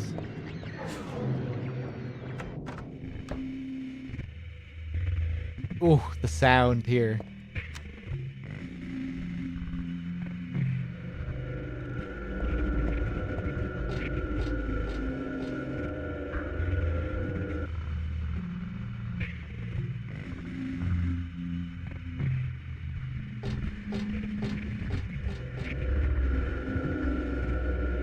Crazy design. Look at those flames. What a great effect.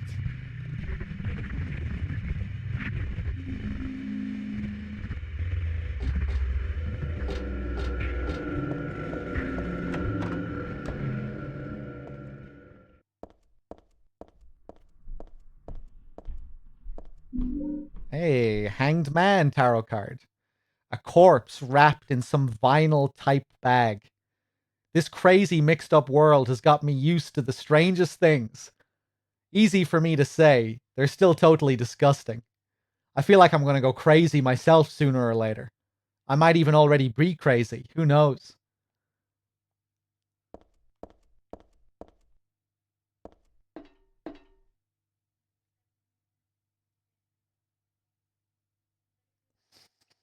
The door is open. Inside, there's someone wrapped in a bag.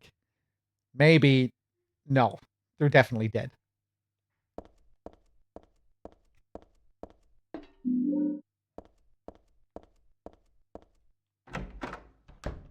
Hey, Miss Cupcakes with the 16 Raiders.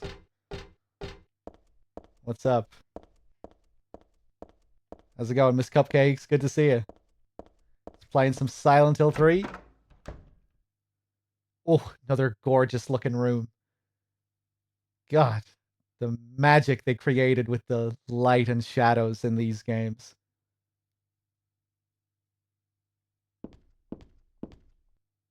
So pretty. There's a musty diary on the bed. This writing. Is this Dad's diary? Why would it be here? I sometimes have the sense, even now, that that girl is a reincarnation of Alessa. I don't worry about it much now. That's all forgiven. You were unloved, Cheryl. Or was that Alessa? Now Cheryl is Alessa again. No matter whose reincarnation she may have been, that girl was my most beloved treasure. But that name was a mistake. At the time, I thought of her only as a replacement for my lost Cheryl. When she knows the truth, will she feel bad? That's what worries me. Thanks, Dad. So I was Alessa after all. But I do have just a trace of one more memory left. I haven't forgotten my sweet and gentle mother. I think she is probably referring to Harry's wife here. But I always thought it would be kind of cool if that was actually referring to Dahlia before she lost her mind. but I don't think that's what it's doing. I just thought it'd be nice to maybe humanize Dahlia in some way, because she was pretty one-dimensional as a character.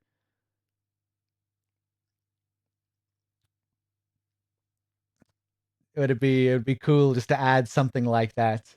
Just an allusion to Dahlia before she became completely crazy. If there ever was a time where she wasn't completely crazy.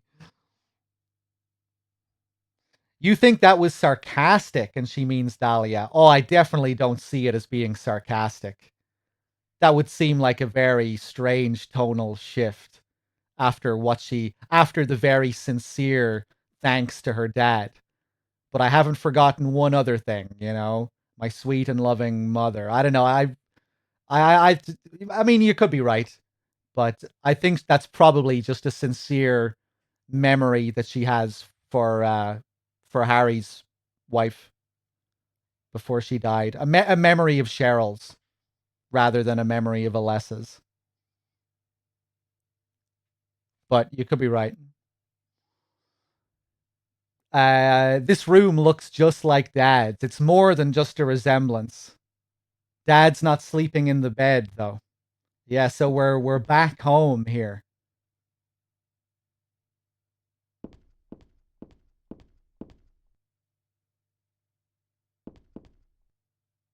Man, that light is nice. Nothing happens when I try to turn on the TV or the VCR. Why bother with the phone? I know it's not connected. I mean, that hasn't stopped phones from ringing before, Heather, in this place. Can I not? I can't turn on my light in this room.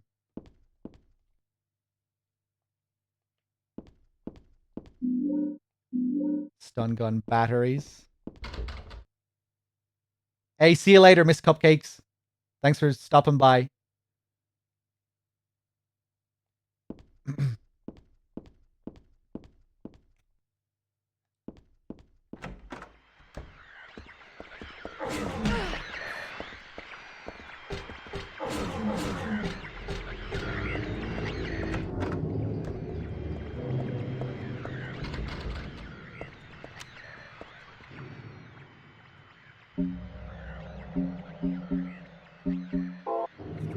I really don't want to heal. I probably should, though.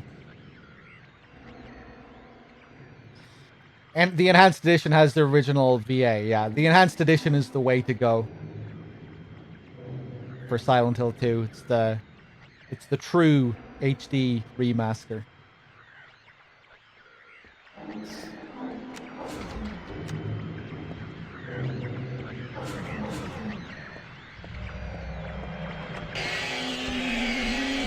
Oh, God.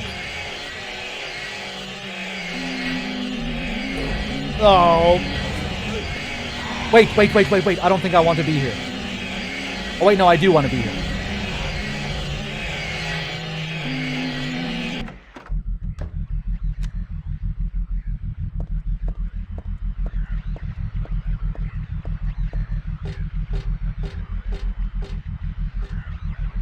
Hey, Valtiel. You having fun over there? Smacking that nurse's knees against the ground? Looks like you're having a good time. You've got some really nice grip there on those shoes as well.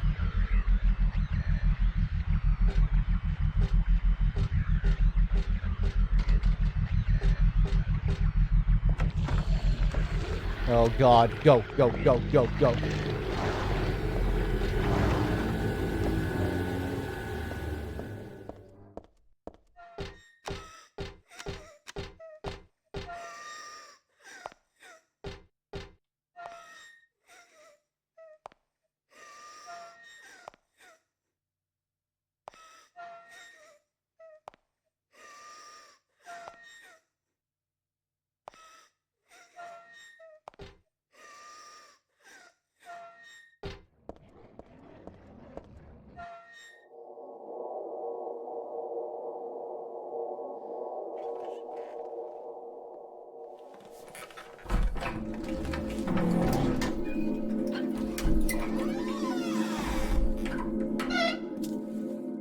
Secret passage.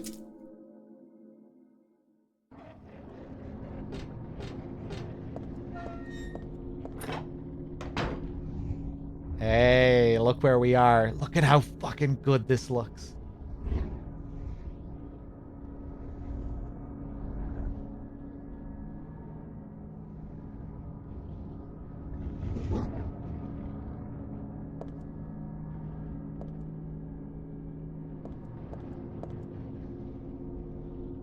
There's something stuck in this book.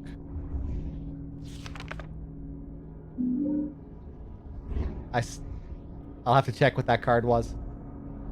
This book. I feel like I have to read it, but at the same time, I don't want to. Aglophytus. Remember that from Silent Hill 1? Red liquid or crystals resembling blood. According to the Kabbalah, the name is taken from a herb with the power to dispel evil spirits. It is said to grow in Arabian deserts. It may be vaporized or applied as a poultice to guard against demons. It is powerful, but as it is rare, it is extremely difficult to obtain. That's what we have in our pendant here.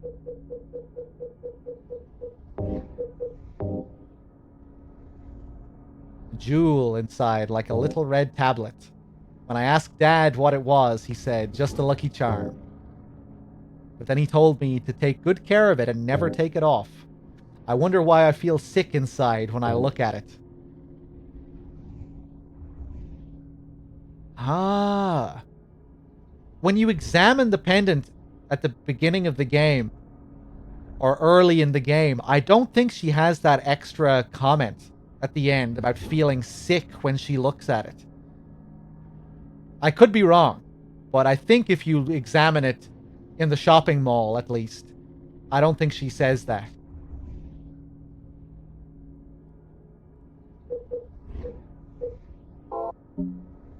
I'll have to check next time. Hey, what's up, JMP? Cheers. Think it is there? I could very well be wrong, because it's not often that I think I only usually examine it like once per playthrough.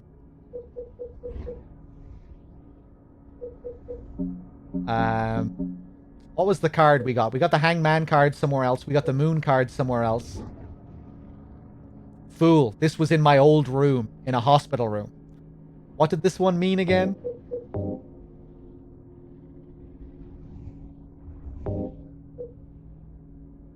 Eye of Night. Found this in the chapel. Yeah. Moon. Found this in the archives. I don't think it's an especially good card. Hanged Man. This was in the morguish place. It's such a pitiful card.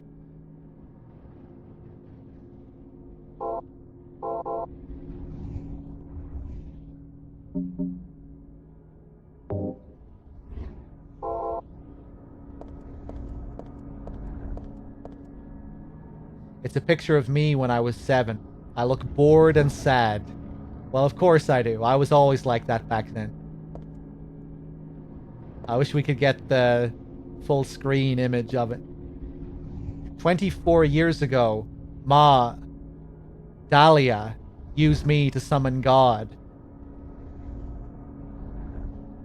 You know, now that I'm seeing this, and seeing her instinctually call Dahlia her mother, maybe that comment really was regarding Dahlia.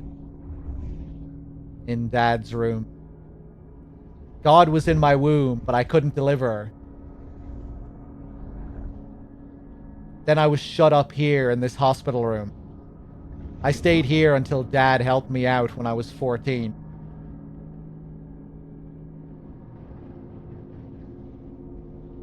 God ate away at me from within, driving me mad with suffering. There I was, wishing I could just die and be done with it. But I went on living that nightmare for 7 years. Looking at this bed just reminds me of those awful days.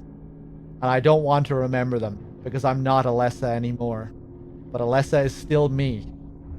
I'm really not trying to deny it or anything. I just don't want to remember. Get me out of here. Oh, God.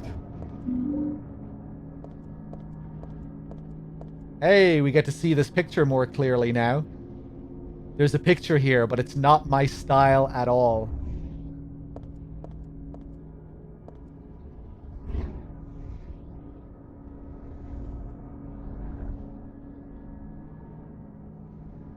Those beastly growls that we hear in this room as well. Looks like there's some kind of drug here. But there's just a name on the label. No description or anything. It's too risky. Never mind. Are you actually contemplating taking the drug there for a second, Heather?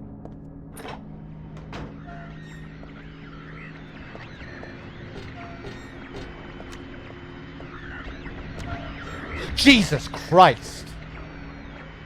Fuck, I wish I inspected the end of this hallway before going in there now. This guy wasn't here before. Right, fuck it, I'm gonna waste some shells on him.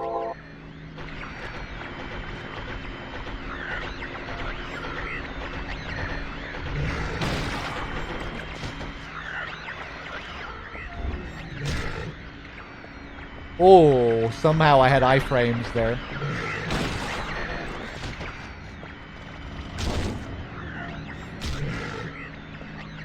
Wow, how is he not hitting me?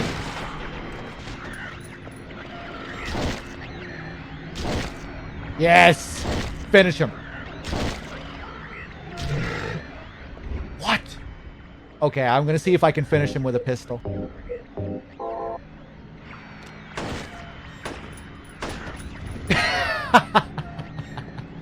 Nice. Wait, are you getting up again? No, he's dead. Kick him a few more times for good measure. Jesus.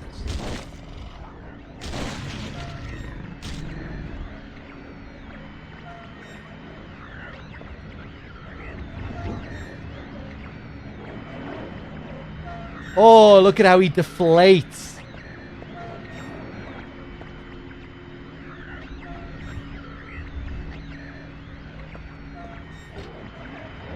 He's completely flattened.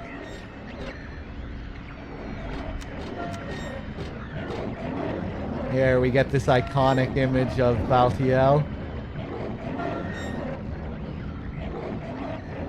Alessa on the left-hand side. Cheryl on the right-hand side. You can see one of the girls is slightly taller than the other. A reminder to Heather of who she is. 2 girls and 2 beds here as well.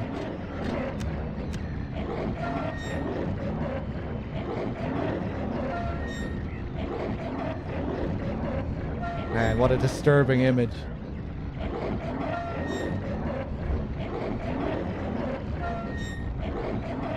Looks like his turning of the valve is slower than it was before. It looks like he's really struggling there. I don't think it looked like that in the hospital.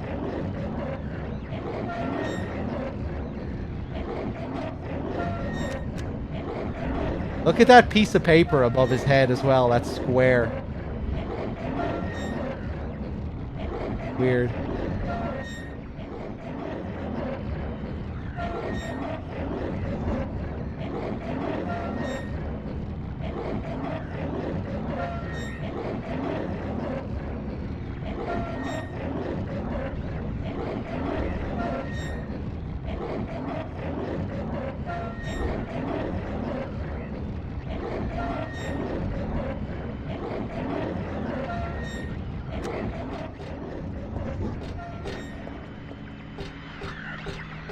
Oh, hello.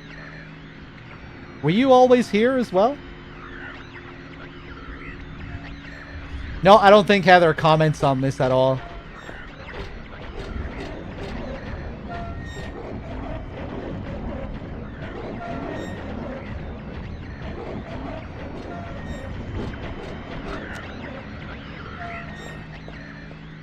Oh, did you sit back down again? Let me just pass. Thank you.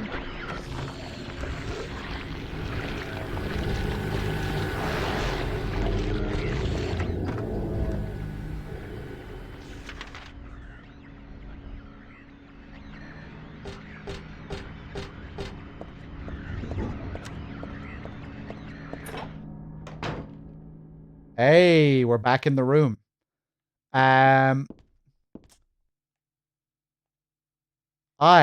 No, it wasn't me. Alessa wrote this a long time ago. That chapel altar. It wasn't that one beautiful chapel. It was some other altar somewhere else. I think what they're referring to here is the altar in the Green Lion antique shop in Silent Hill 1. I think this is what they're referring to here. The hidden chapel.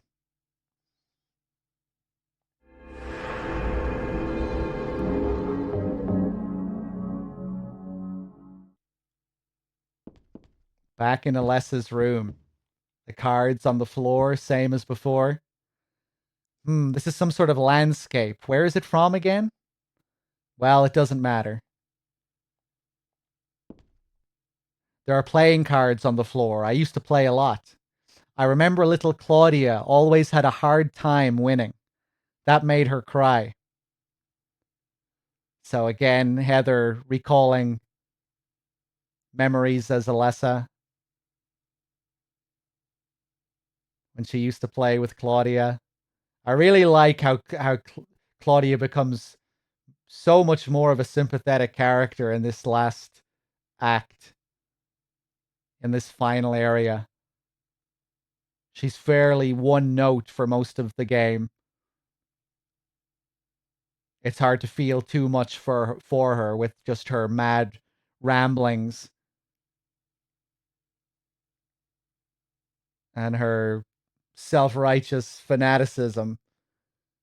But when we get to the church and we learn more about her past, it's much easier to feel for her.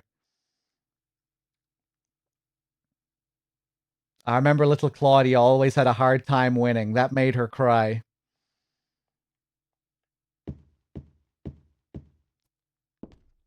Yeah, the dog picture on the ground, more detailed than it was in Silent Hill 1. The winged creature. My clothes from when I was 7. They don't fit me now. Good thing, too. And here, this is what we were talking about yesterday. How that maybe this creature here is supposed to represent the closer. That whatever that green thing is. Hey, and I guess the closers that we see in this area are different in that they are tinted green. I never thought about that before. But yeah, this drawing in Silent Hill 1 looks a bit different. The large humanoid figure doesn't look, it looks much more human. It doesn't look as deformed as it looks here, with like the gigantic drooping arms, the wide hands. It looks much more like a normal picture of just an adult holding the hand of a child. But here it looks like they've altered it to fit with the closer enemy. The shelves are jammed with books. The top shelf has books on religious teachings and textbooks. Serious stuff. The other 2 shelves are full of fairy tales like Oz and Alice. Here's Mother Goose and Cinderella. I used to love these. Yeah, of course you see a lot of Wizard of Oz stuff in Silent Hill 1, Alice. Puzzles related to them. This scribbling on the floor here is Alessa's. For some reason, she always drew monsters like this when she was alone. She used to draw with Claudia, too. A nice daddy and mommy and a fun school. A happy world where everyone smiled and laughed all day long. In short, everything we never had.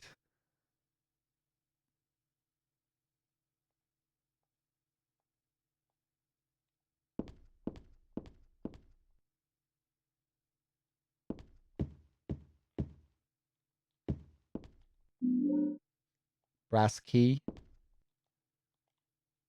She comment on the butterflies and moths? No. Oh, hey, Harry's note here as well. A memo book. Something is written inside. So again, this is your save point from Silent Hill 1 where Harry jots down his notes. Now we get to read what he was thinking before he crossed the threshold to the final battle. She's just beyond this door. I don't know how, but I can sense it. But she's not the only one there. I sense the presence of something extremely dangerous, even sickening, or maybe what they call God. Nevertheless, I will open the door. Enough of this idle chit-chat. God, I'm not, but I fully intend to save her. No, them. The last entry was written some 17 years ago. It looks like Dad wrote this too. Harry, what a hero. And what do we have here? Remember this? This is my sketchbook from 17 years ago. On the front cover here is a picture of Dad. Really awful work. What's this doing here?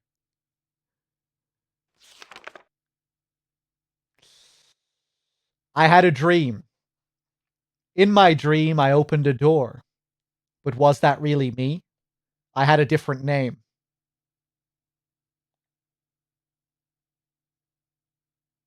And then we get presented with all these letters. 5 are true and 4 are lies. And there are some fibs mixed in with the truth. That's because it's scary to write only the truth. But dreams are like lies, after all. So we still need to find all the tarot cards for this puzzle, so we won't go over this yet.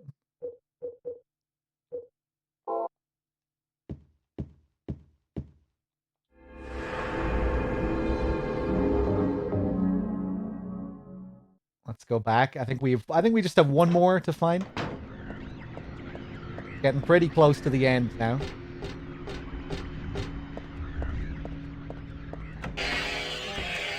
Oh god.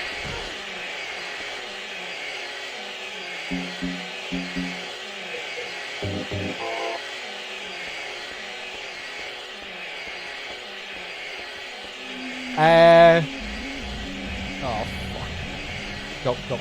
Go. Jesus.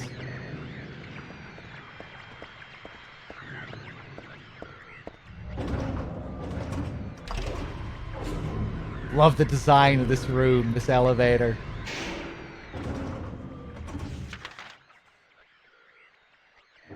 Feels so hellish, unnatural.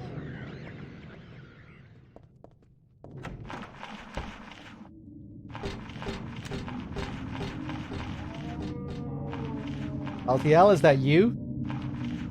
Hey.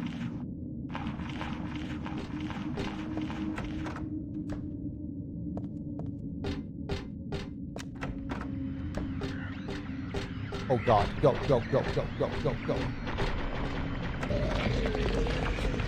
Oh, Jesus. Go. Look at the walls here now when we come back.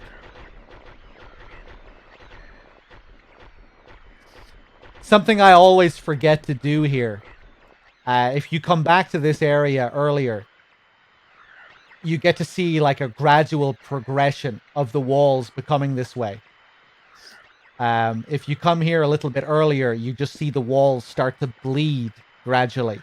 Just like a bleeding effect. And then eventually it covers the walls to the point where it just becomes like this.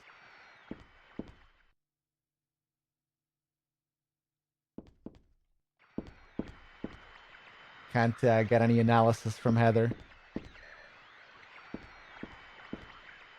Yeah, it looks like burning, bleeding. It's kind of similar to what we see in the hospital. Here we use the brass key. Oh god.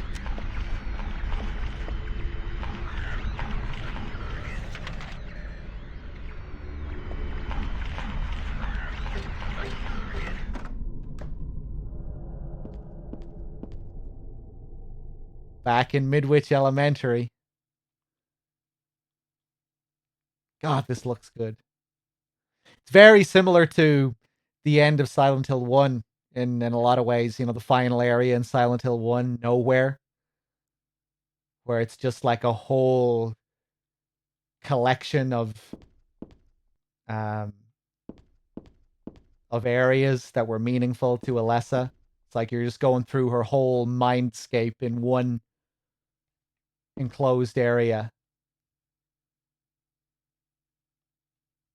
It's kind of similar here, you know. We take one corner and we're back in Midwich Elementary School.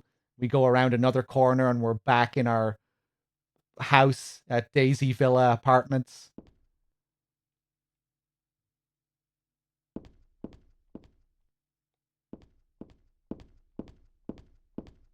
It's not quite the same, you know, because we're not going to as many different areas, but definitely has that vibe, especially because this is something that you see in that's just like what you see in Nowhere in Silent Hill 1, the desk in the middle of the room.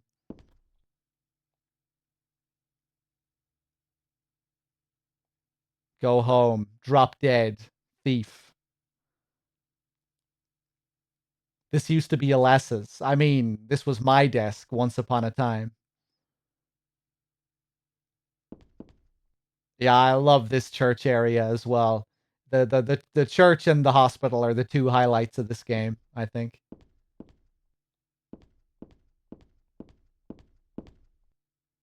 The the whatchamacallit, the hillside center or whatever it's called is also a pretty great area too. But yeah, the hospital and the church are probably the two highlights. There's a ratty old notebook on the podium. Oops. And there's a letter stuck in here too. Let's see.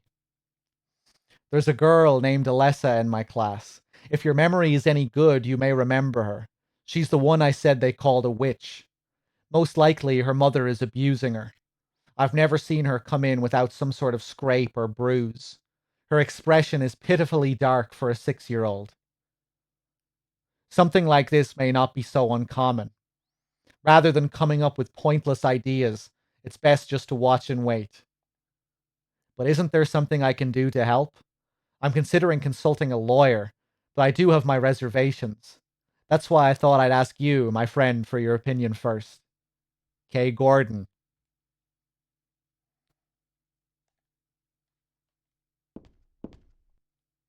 So, Silent Hill 1 never really makes it explicit that Gordon was Alessa's teacher, but it definitely makes sense that he was her teacher.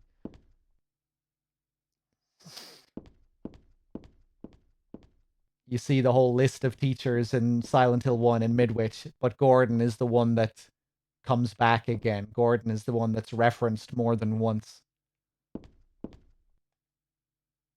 This is a picture of a wolf.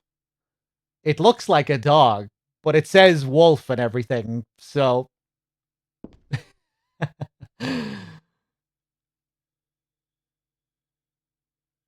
This same image is here in Silent Hill 1 as well, isn't it? I'm pretty sure this wolf picture is in 1.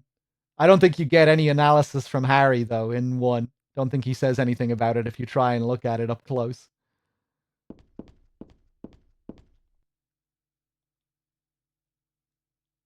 That almost reminds me of the worm boss. Anything there? Whoa, what? It's a handout with our classroom resolutions written on it. Huh. Doesn't say anything about abandoning your friends or scribbling on the desks. Oh.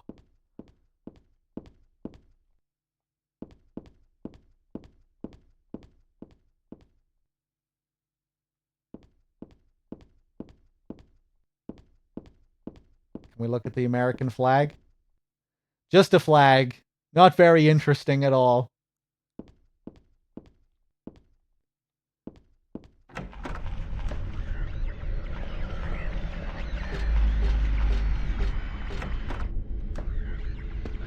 Oh, sweet Jesus. Nope. I'm pretty sure that's just a troll room.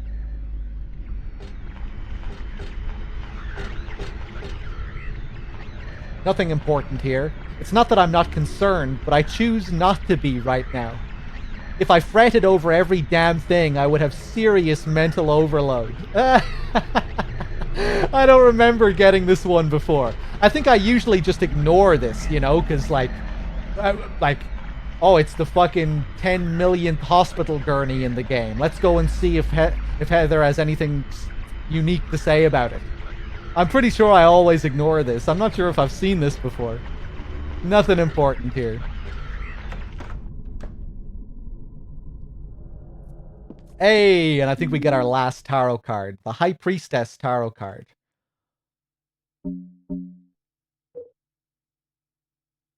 Didn't this card mean something like genuine belief?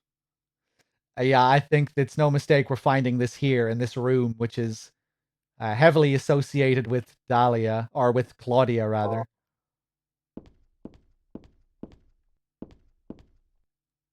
There's an old birthday card on the desk.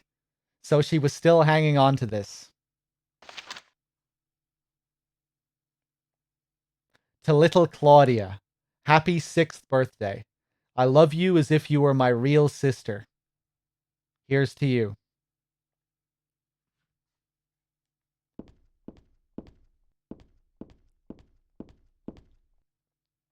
The name Claudia Wolf is written very small on the cover.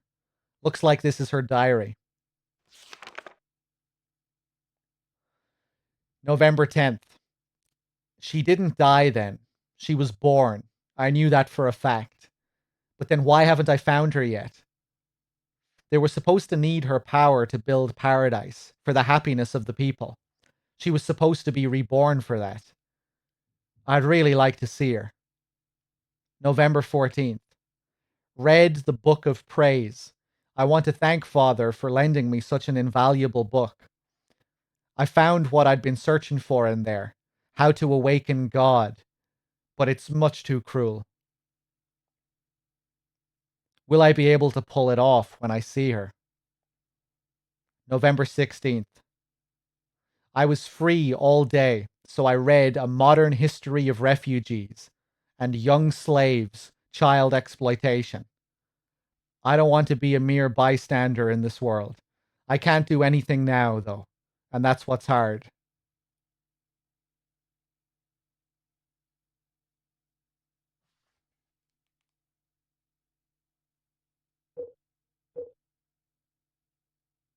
Didn't this card mean something like genuine belief? Doesn't sound like the most uplifting read, no. Claudia, whose life was just pure misery, unloved by her parents, beaten by her father, and obsessed with reading about all this other misery in the world, mainly about other children suffering. I guess that ties in nicely with what Claudia says to Vincent when Vincent taunts her about the abuse she suffered at the hands of her father. You know, when she responds to that and says, yes, that's why we need God. Almost as if she believes every child must suffer like this.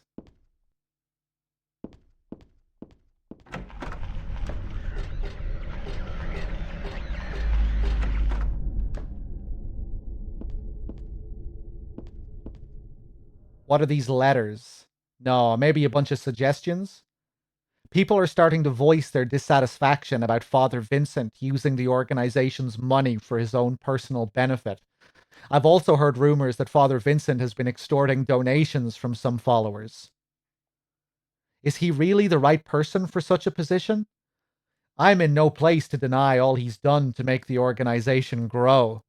Even though we believe in God, if there were some sort of gathering, shouldn't we be valued not for our limited talents or our talkativeness, but for the depth of our faith? LS.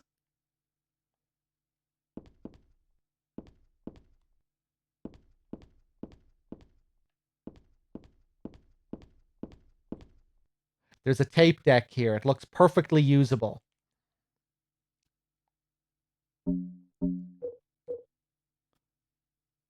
Well, we have a tape. There's no label, but the tab's been removed. It might be worth checking out. Do you know about what happened here 17 years ago? You've been here a long time. You must have heard some details.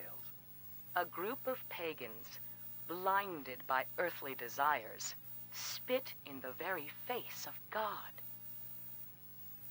They tried to use the seal of Metatron to prevent God's awakening. But God drove the unbelievers away and threw them into the abyss. But due to their wickedness, God was unable to be born properly. And so, she has slumbered ever since, in the womb of the Holy Mother, until the time of the awakening. That's all that I know. That's it, huh? Well, thanks. Father Vincent, I heard that the Holy Mother has been found. Is it true? Alessa has been found? Did Claudia say that? Yes. Then it must be true. Her sight rarely fails her. Bless the Lord. Maybe it's because of her great faith. But I could never be like her. I wouldn't want to. Nor I. The truth is, Sister Claudia frightens me a little.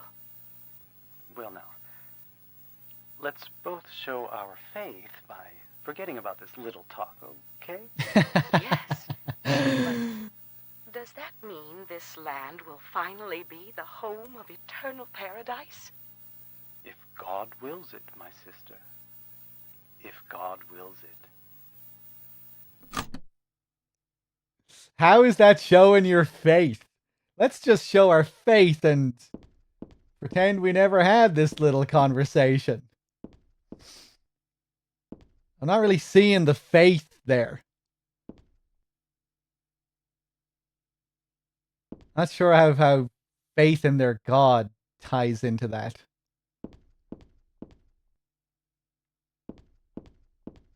I don't know. I'm probably just stupid. So it's interesting. Vincent is looking for information that he can use about what actually happened 17 years ago when Harry came to town. A group of pagans spit in the very face of God. That's not what happened. Harry Mason came in with a fucking hunting rifle and shot your god 30 times. And then it died. That's what happened.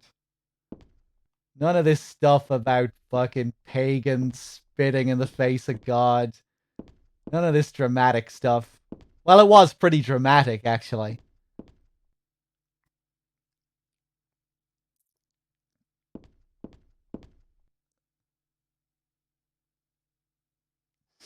But yeah, I guess Vincent is looking for a way to... This is when he starts to, like, try and find a way to stop Claudia.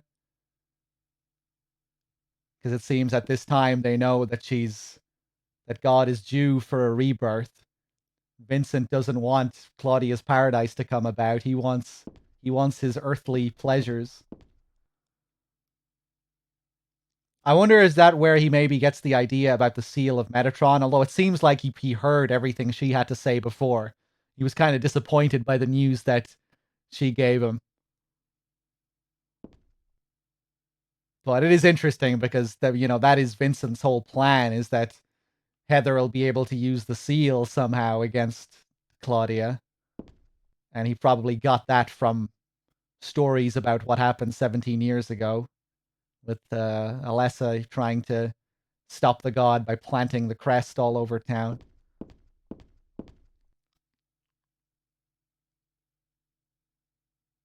Really nice little clip, though. I like the performances in that tape. Okay, I think we're good. I think we can go back. Finally finish this game off. And by spit, they meant shotgun shells. Or rifle shells.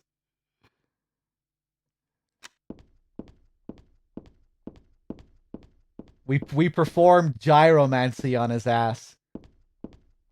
5 or 6 rifle shells. Bit of gyromancy. Few more shells. Bit more gyromancy. And a lot of pausing the game to chug health drinks.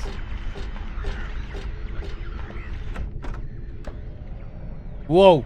Forgot about this.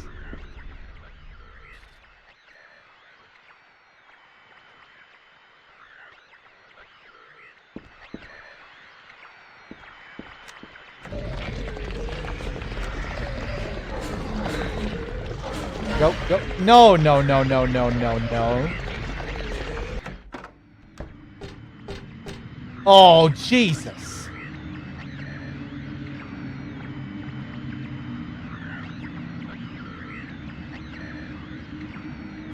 Ah, right, let's see if I can slip in between them. Out of the way! Yeah! Oh, nice!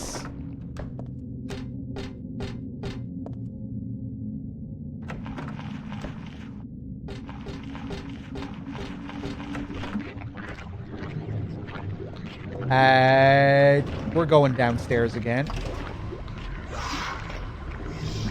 Ugh, look at these weird animated textures down here as well. Look like little tadpoles moving across the wall. Ugh.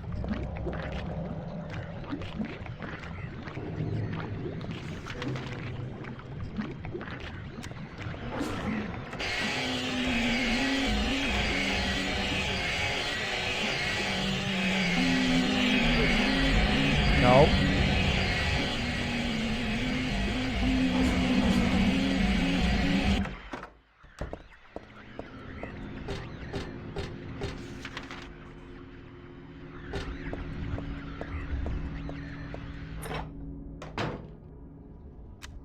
Okay.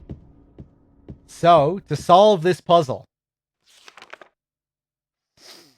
what we have to do is, first let's look at the tarot cards.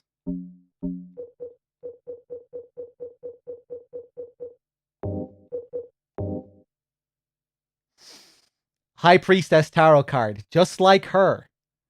And if you look at the top, you have Roman numerals. 2. The Hanged Man. This was in the mortgage place. It's such a pitiful card. So this is 12.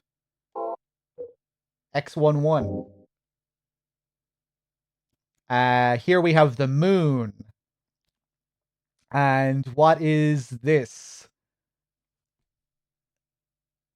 50, 58?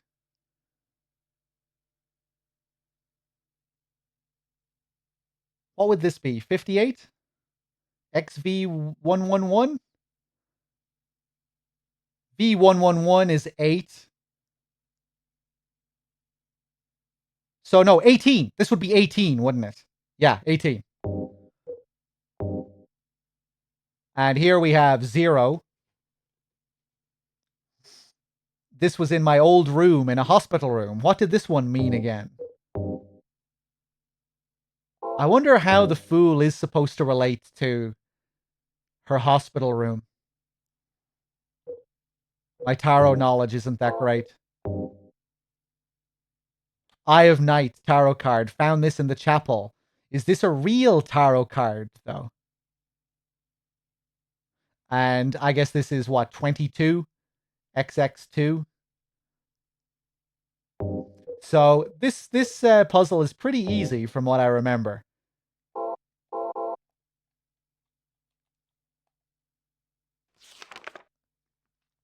What we do is we look at all the collections. We look at all the little squares of letters, and we remove everything that isn't a numeral. So for the first one, we would remove N and G and E. And I guess maybe the O, the zero. The zero is kind of confusing me a little bit because I'm not used to seeing it. The second one is simpler. We remove the W and the F. So it's just XX11. So hold on, let's look at our cards again. Right, let's find the one that just has two eyes.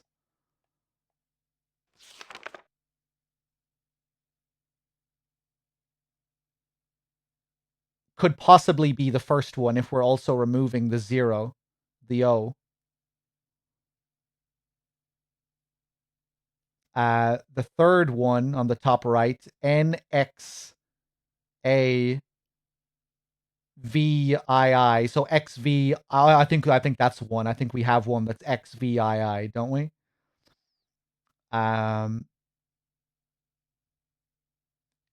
MOXXON. NOTHNG. XVHIII. XAAJII. CXX. CXXIEI. CCXIHI or IHT.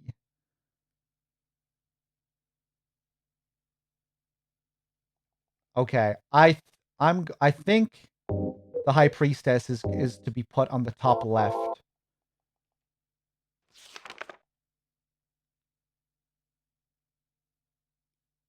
I'm trying to find another one that has two eyes, but with like no X's or anything like that, and I don't think there is one. So I think it has to be the one on the top left. INGOEI. Remove NGO and E. So let's put that up there.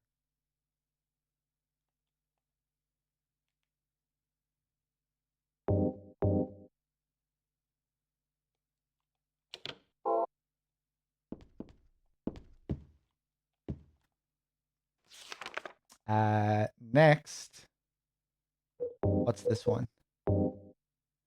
XII.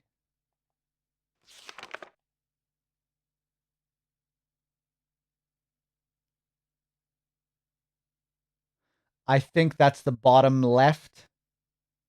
XAAJ. Remove JAA, and then you have XII.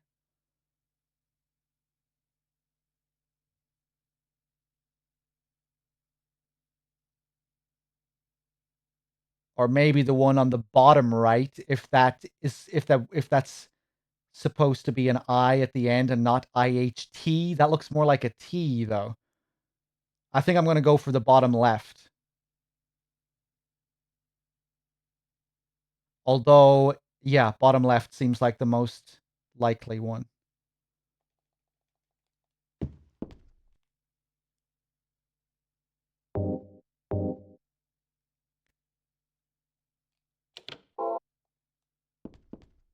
Probably fucking all of this up.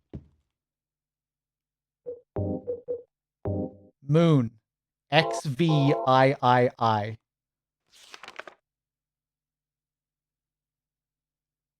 Middle right. XVHIII. Remove the H.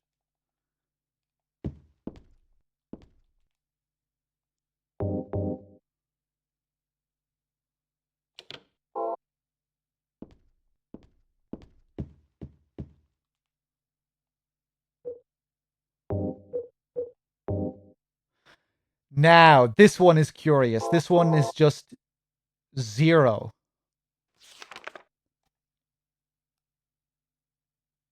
I think this is the center one. Nothng. It's kind of weird. It doesn't have any X's or V's. Or I's. It feels kind of sneaky, and it just has that one O.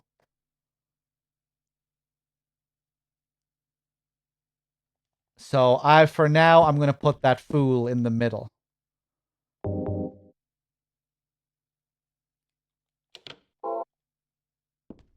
And the last one is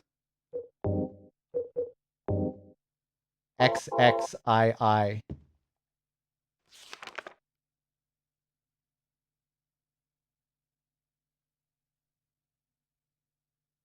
The bottom. CXXIEI. Or fuck. Or the top. WXXII. Wait, C is a Roman numeral, isn't it?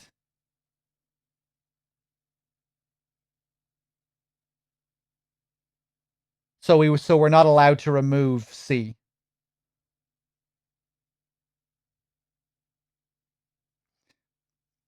C is 100. Yeah, so we can't. That's not it. We're not allowed to remove Roman numerals. We're only allowed to remove non-Roman numerals. So this is going to be at the top. Did we do it correctly? Yes! Nice!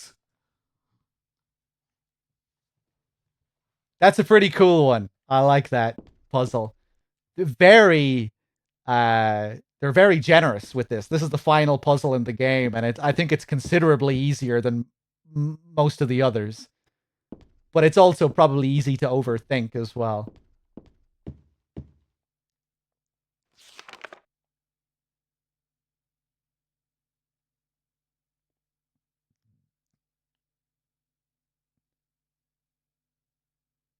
Cool.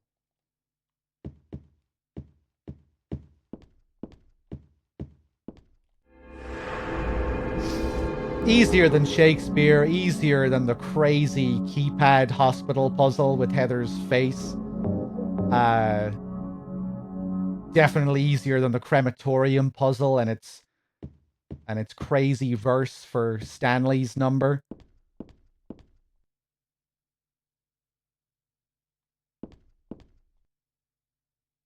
Yeah, really cool puzzle. I like this one.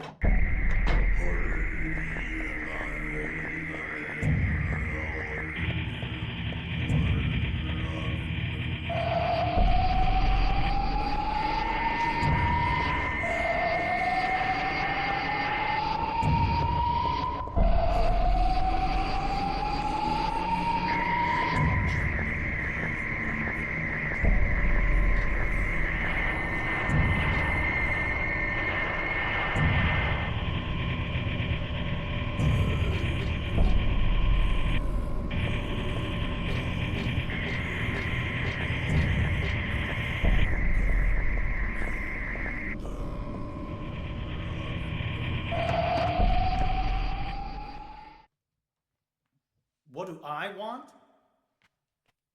Well, for the two of you to die, that would be nice. Then I could relax. When did you stop believing in God? God lives. Just look around you.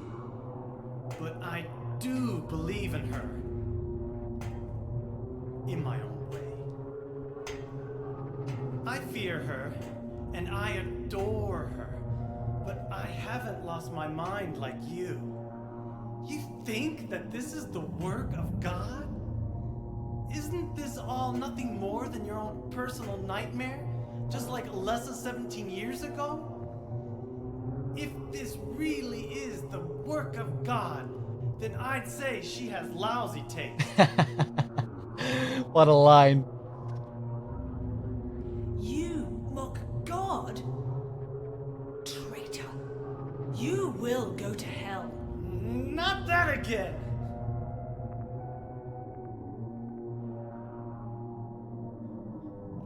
Who do you think you are, claiming to know God's will? Go home, Vincent. Home. This church is my home. I built it with my power. The power of money that you view with such scorn. Although I admit that this atrocious scenery is all yours. If you continue to get in my way... Did you kill me? Well...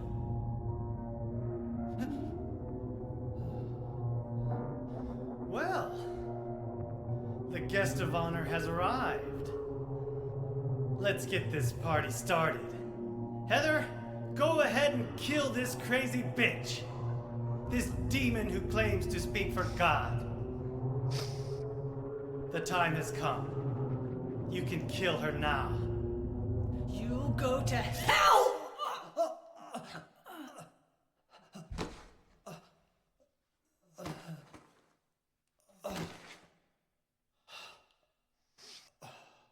But God loves even What you. did you do?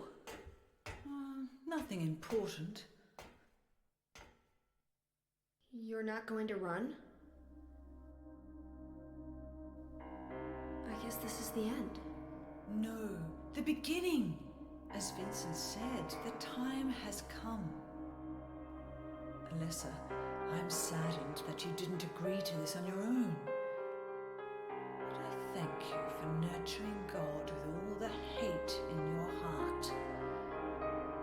It's time for mankind to be released from the shackles of sin which bind them. But a God born from hatred can never create a perfect paradise. Happy people can be so cruel. Is it so hard to believe that sympathy could be born out of pain and suffering? Why do you reject God's mercy? Why do you cling to this corrupt world? You know that only God can save us. And save you too? Happy ending? I'd rather go to hell. No, I don't expect to be saved. And that's fine. Alessa, my dearest. For the pain that I've caused you, I deserve no mercy. Even if it was to save mankind. It was too deep a sin. It was hubris for me to try to hasten the day of her arrival. Sacrifices were made. And those are my sins.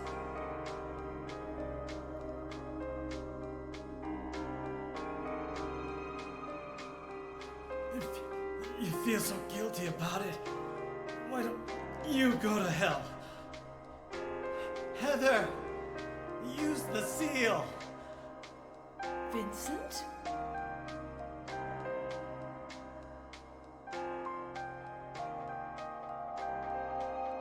The seal of Metatron? Now your stupid dream is over. Oh, that's just a piece of junk. What do you think you can do with that? Do you really think it can kill God? I'm sorry to see you fell for my father's foolishness. What? You're pathetic.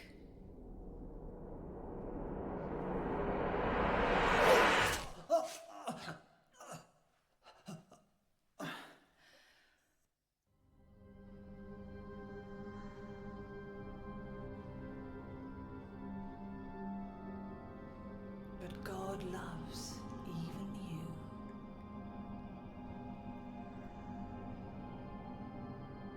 Now, Alessa, there's nowhere else to run.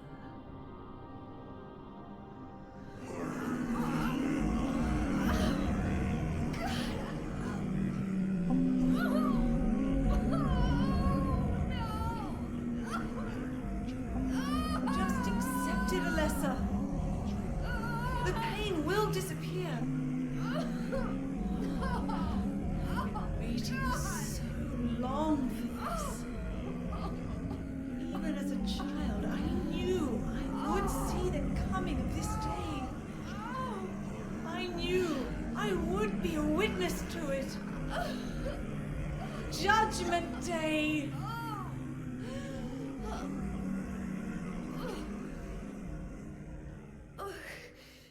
Alessa?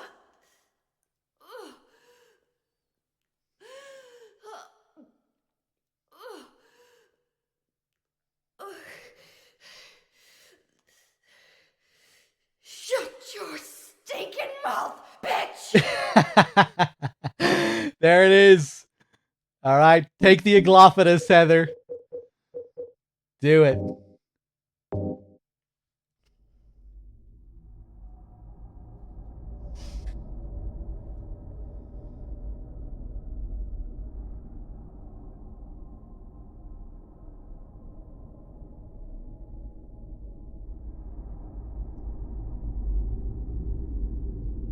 What are you doing? Dad.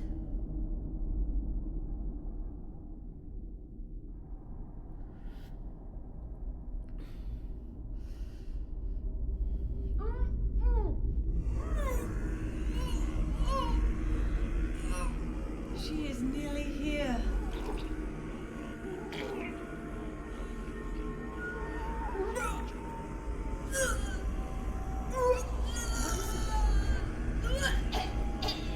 Alessa, what have you done? What did you swallow? Oh my god, the sound. I love how depraved this scene is.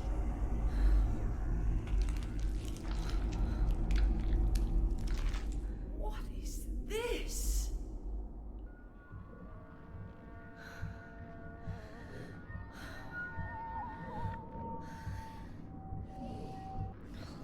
Looks like God didn't make it. Stop! Stomp on it. God is... Claudia!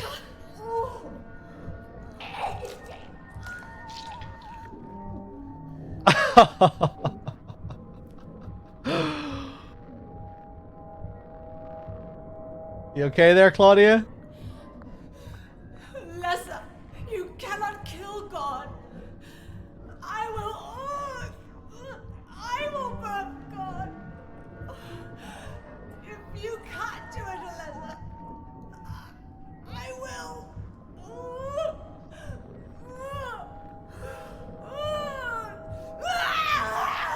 Claudia!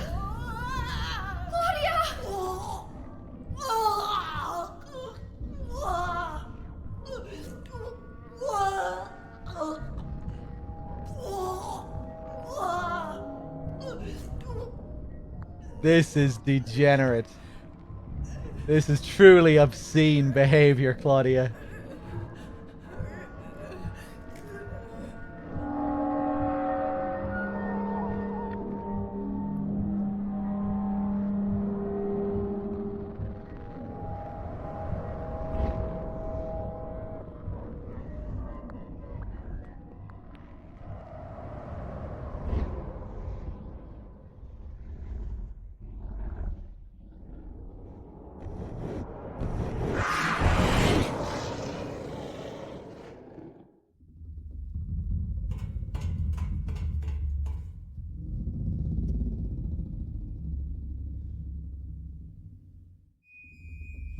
I doubt Valtiel is happy with how we've been treating God up here.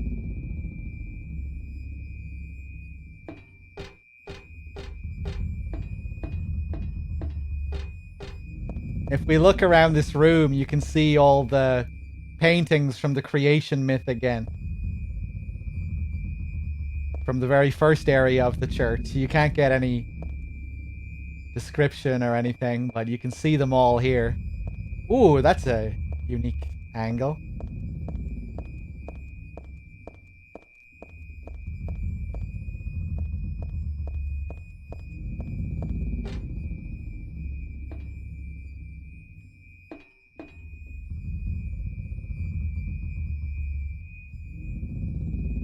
That image in the background, that painting at the very back, I wonder if that's supposed to be a representation of paradise?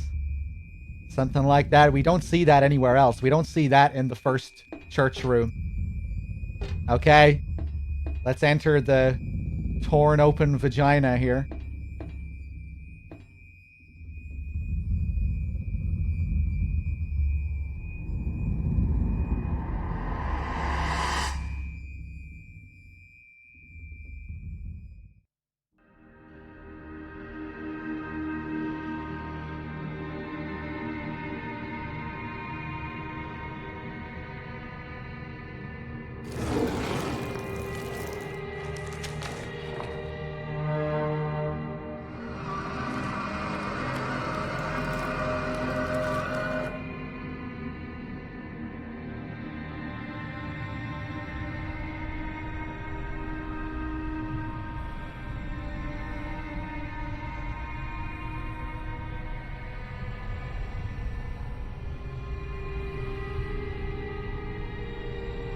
Can't be dead.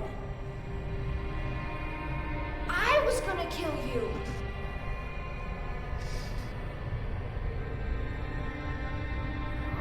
This is God? Here we go. There's God. Oh, I like that animation. Oh! When its face is covered and then it comes out from under the cover. Masahiro Ito said that this design for God was like a really rushed job. He said he didn't have time to work on this at all. It was like last minute stitched together. Apparently the face is taken from Mary's model in Silent Hill 2. It's a variation on her model. But either way, I still really like the design of it. And the room looks incredible. And I love the cinematic that leads into the fight. That weird scene, Valtiel climbing up the walls and placing the covering over her head, and just the way all of that is designed is really nice. But yeah, I guess it was going to be a more extravagant design originally, or something that at least didn't use other models, because I think it is like stitched together from other models, not just Mary's. But it's a pretty unique design anyway, either way.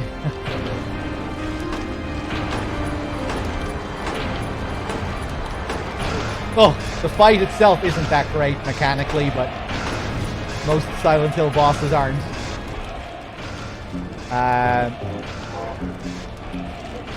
Blaster with a few shotgun rounds. Oh, fuck you.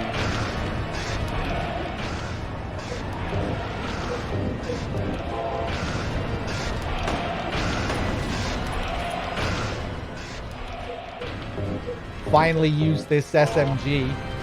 Saving it up. Oh!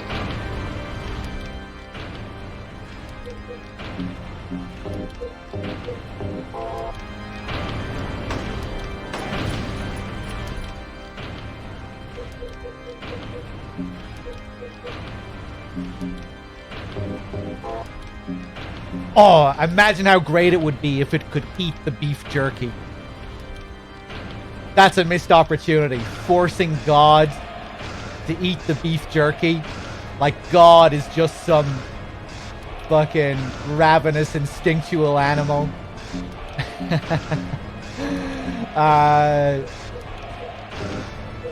Hold on, reload.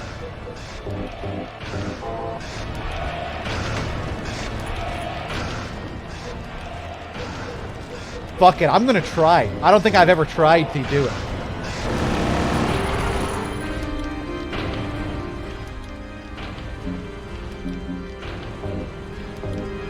Here, have some beef jerky.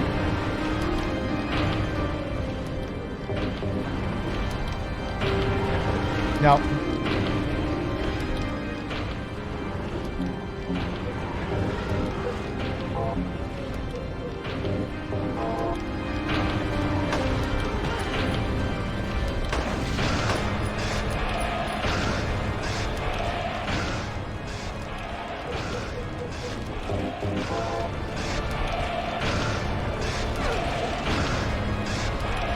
Fuck you. There's a way to cheese it here if you find the right spot.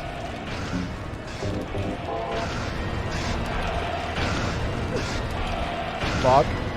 No.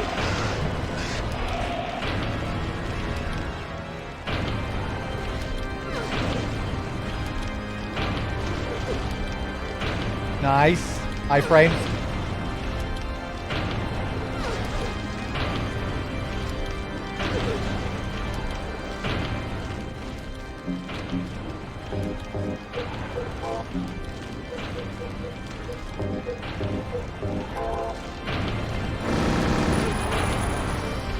Jesus, I'm getting hit by everything. It'll be a miracle if we survive this.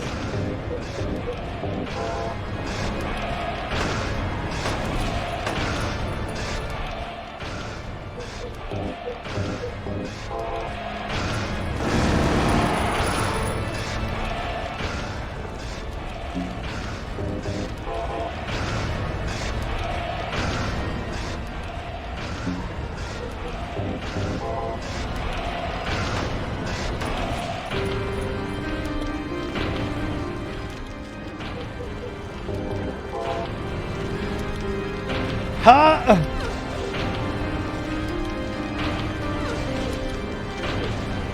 Nice.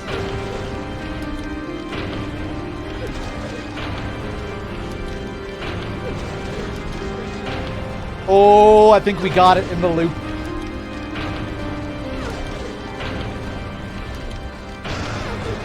Oh, bitch.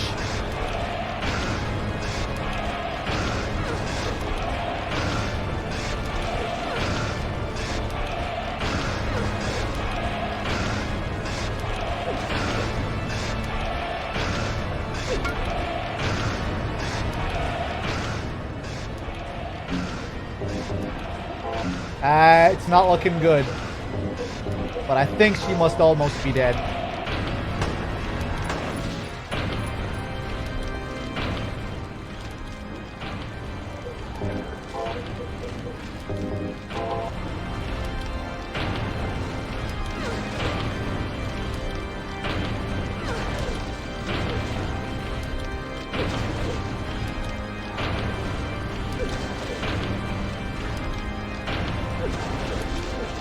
Nice.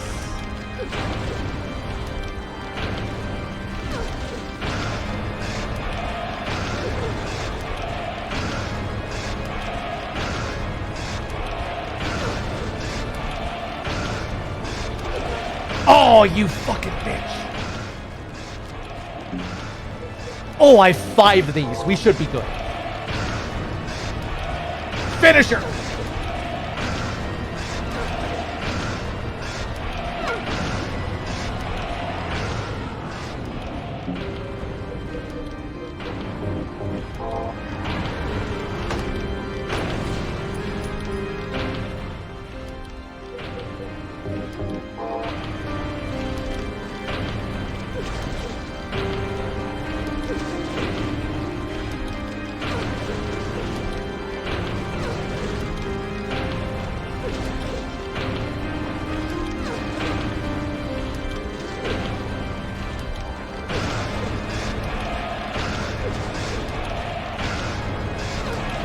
Oh my god. Even on normal, she is a crazy amount of health.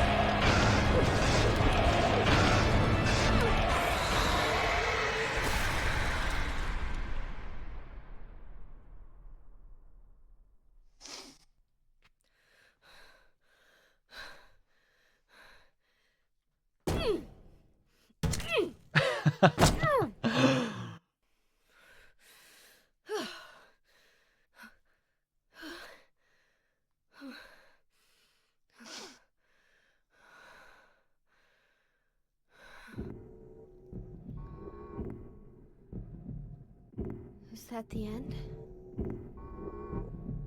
I guess it's time to roll the credits.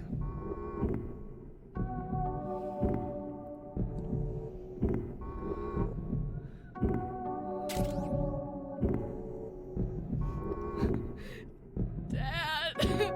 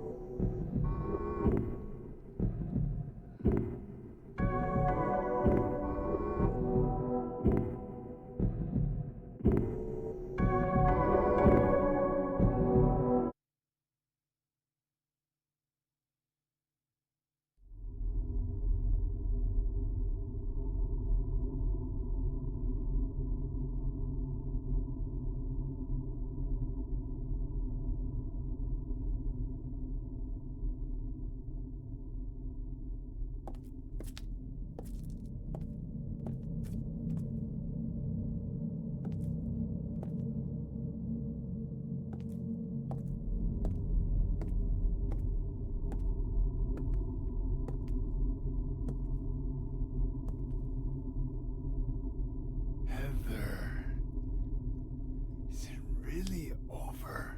Not yet. You're still alive. Heather, Just a joke. You've got terrible I'm taste. sorry. Heather, did You don't have to call me that. I'm not hiding anymore. You want me to use your real name? What was it again? Cheryl. The name my father gave me. You gonna let your hair color go back too? I don't know. Don't you think blondes have more fun?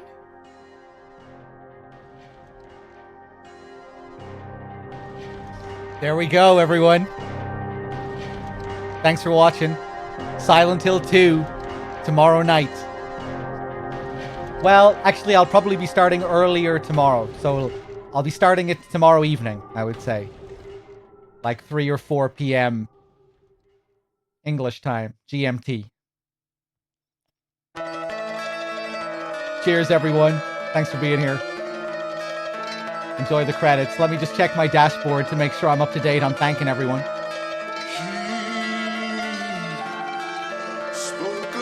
Tortured souls, so outrageous to toll.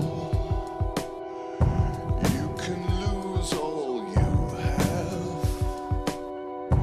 He refused to give in to the town. Yevon, thank you for the 3 months. Hey, I'm glad you've been enjoying the Darkwood and Elysium playthroughs. Cheers. Master with the 44 months. Thank you. Cheers, everyone. Sorry, Novice with the tier 1 as well. Thank you. Glad you enjoy the stream. Cheers.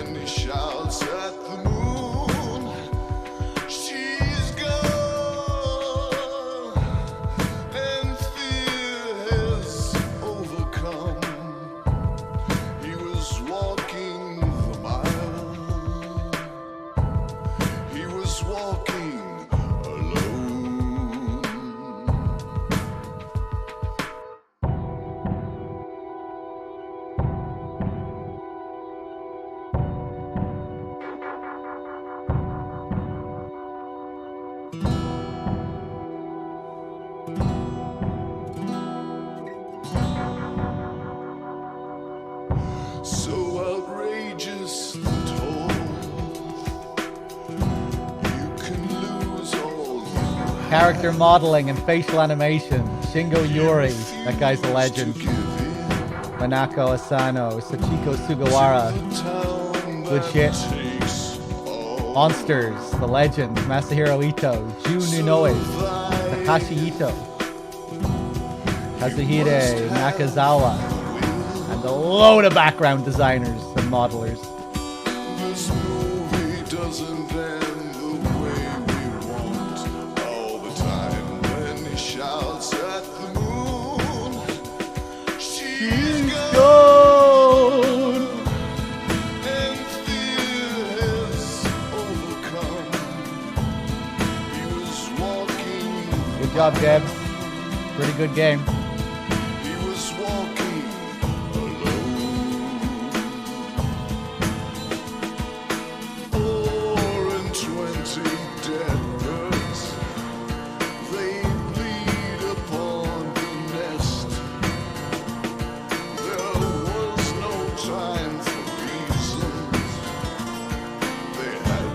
Oh man, I didn't think it would take me that long to get through the rest of the game, but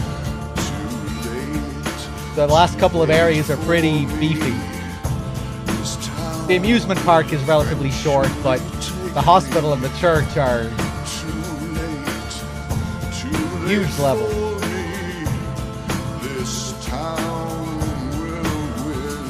Through this fog they came along, dark creatures singing a terrible song. The rest of the bar laughed at him. Only I felt my own cruelty. They found him dead the very next day. No more stories from him. I heard him say, "We blame bad luck." Yeah, Heather's name was named after the actress who played her.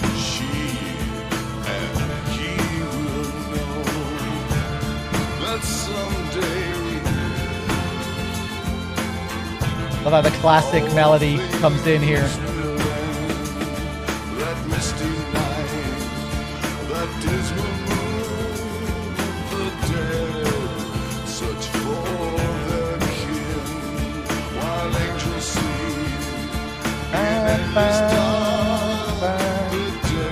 All music and sound effects. Akira Yamaoka.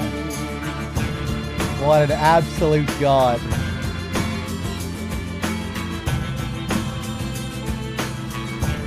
Absolute legend.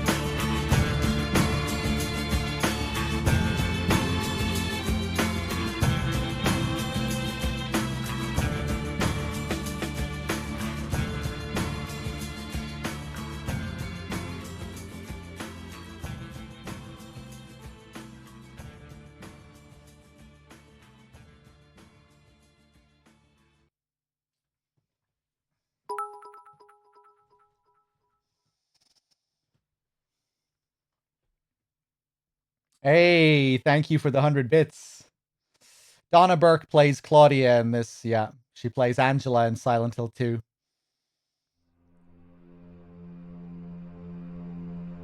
There we go. Oh, this track. Turn up the volume.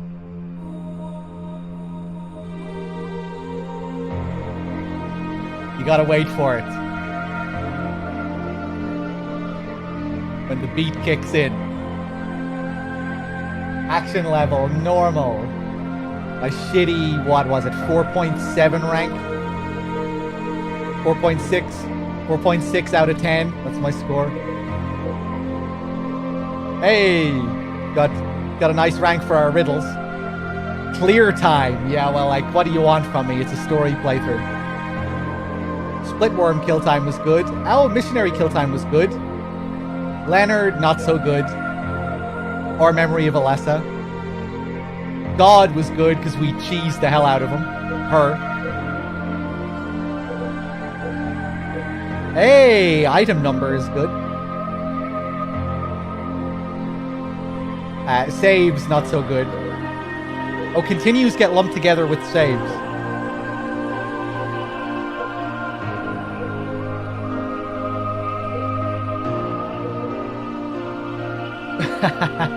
Yeah, you have to kill a lot of enemies by shooting them if you want a good rank as well. You're forced to kill a lot of people. Total damage, not bad.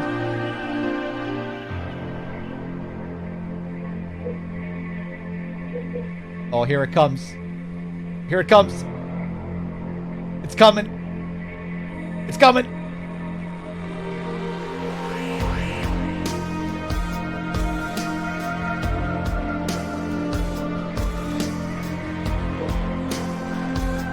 Oh!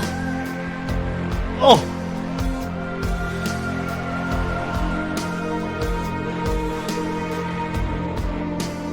So good. Akira Yamaoka laying it down one last time.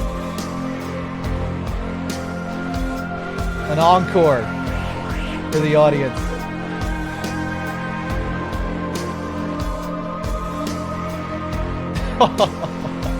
What a fucking beat to come in.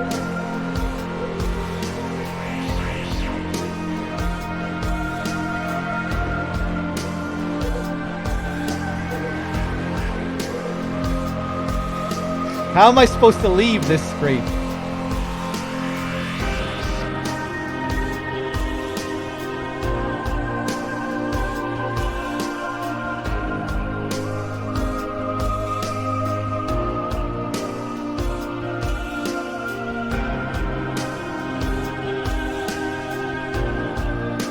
And of course, the clear time is not representative of the clear time. The overall clear time was like twice as long as this.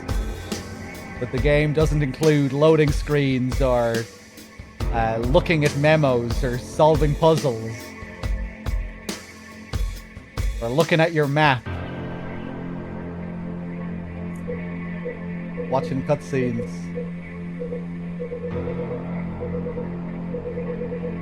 All right. I think we can leave it there. Or... Oh! No, we have to stay for a bit longer.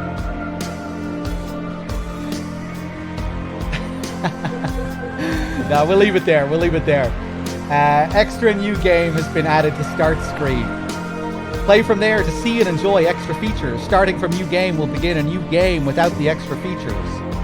You fulfill the conditions for the hidden weapon Beam Saber, unlimited submachine gun, and extra costumes are now available. If you select this and enter the password, you can get a new costume.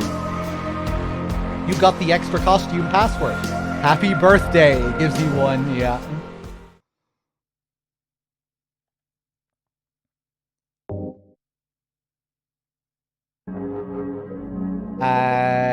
I'm gonna save here.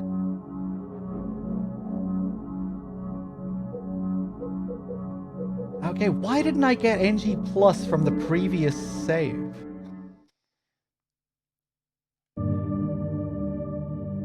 Ah, weird. Yeah, so we have it now. Cool, okay. Alright, guys. We'll leave it there for now. Thanks for watching. I'll be on tomorrow with Silent Hill 2. I'll be doing Silent Hill 2 tomorrow in one sitting as well. So yeah, look forward to that. Cheers, everyone. Thanks for being here. I'll see you tomorrow. Take it easy.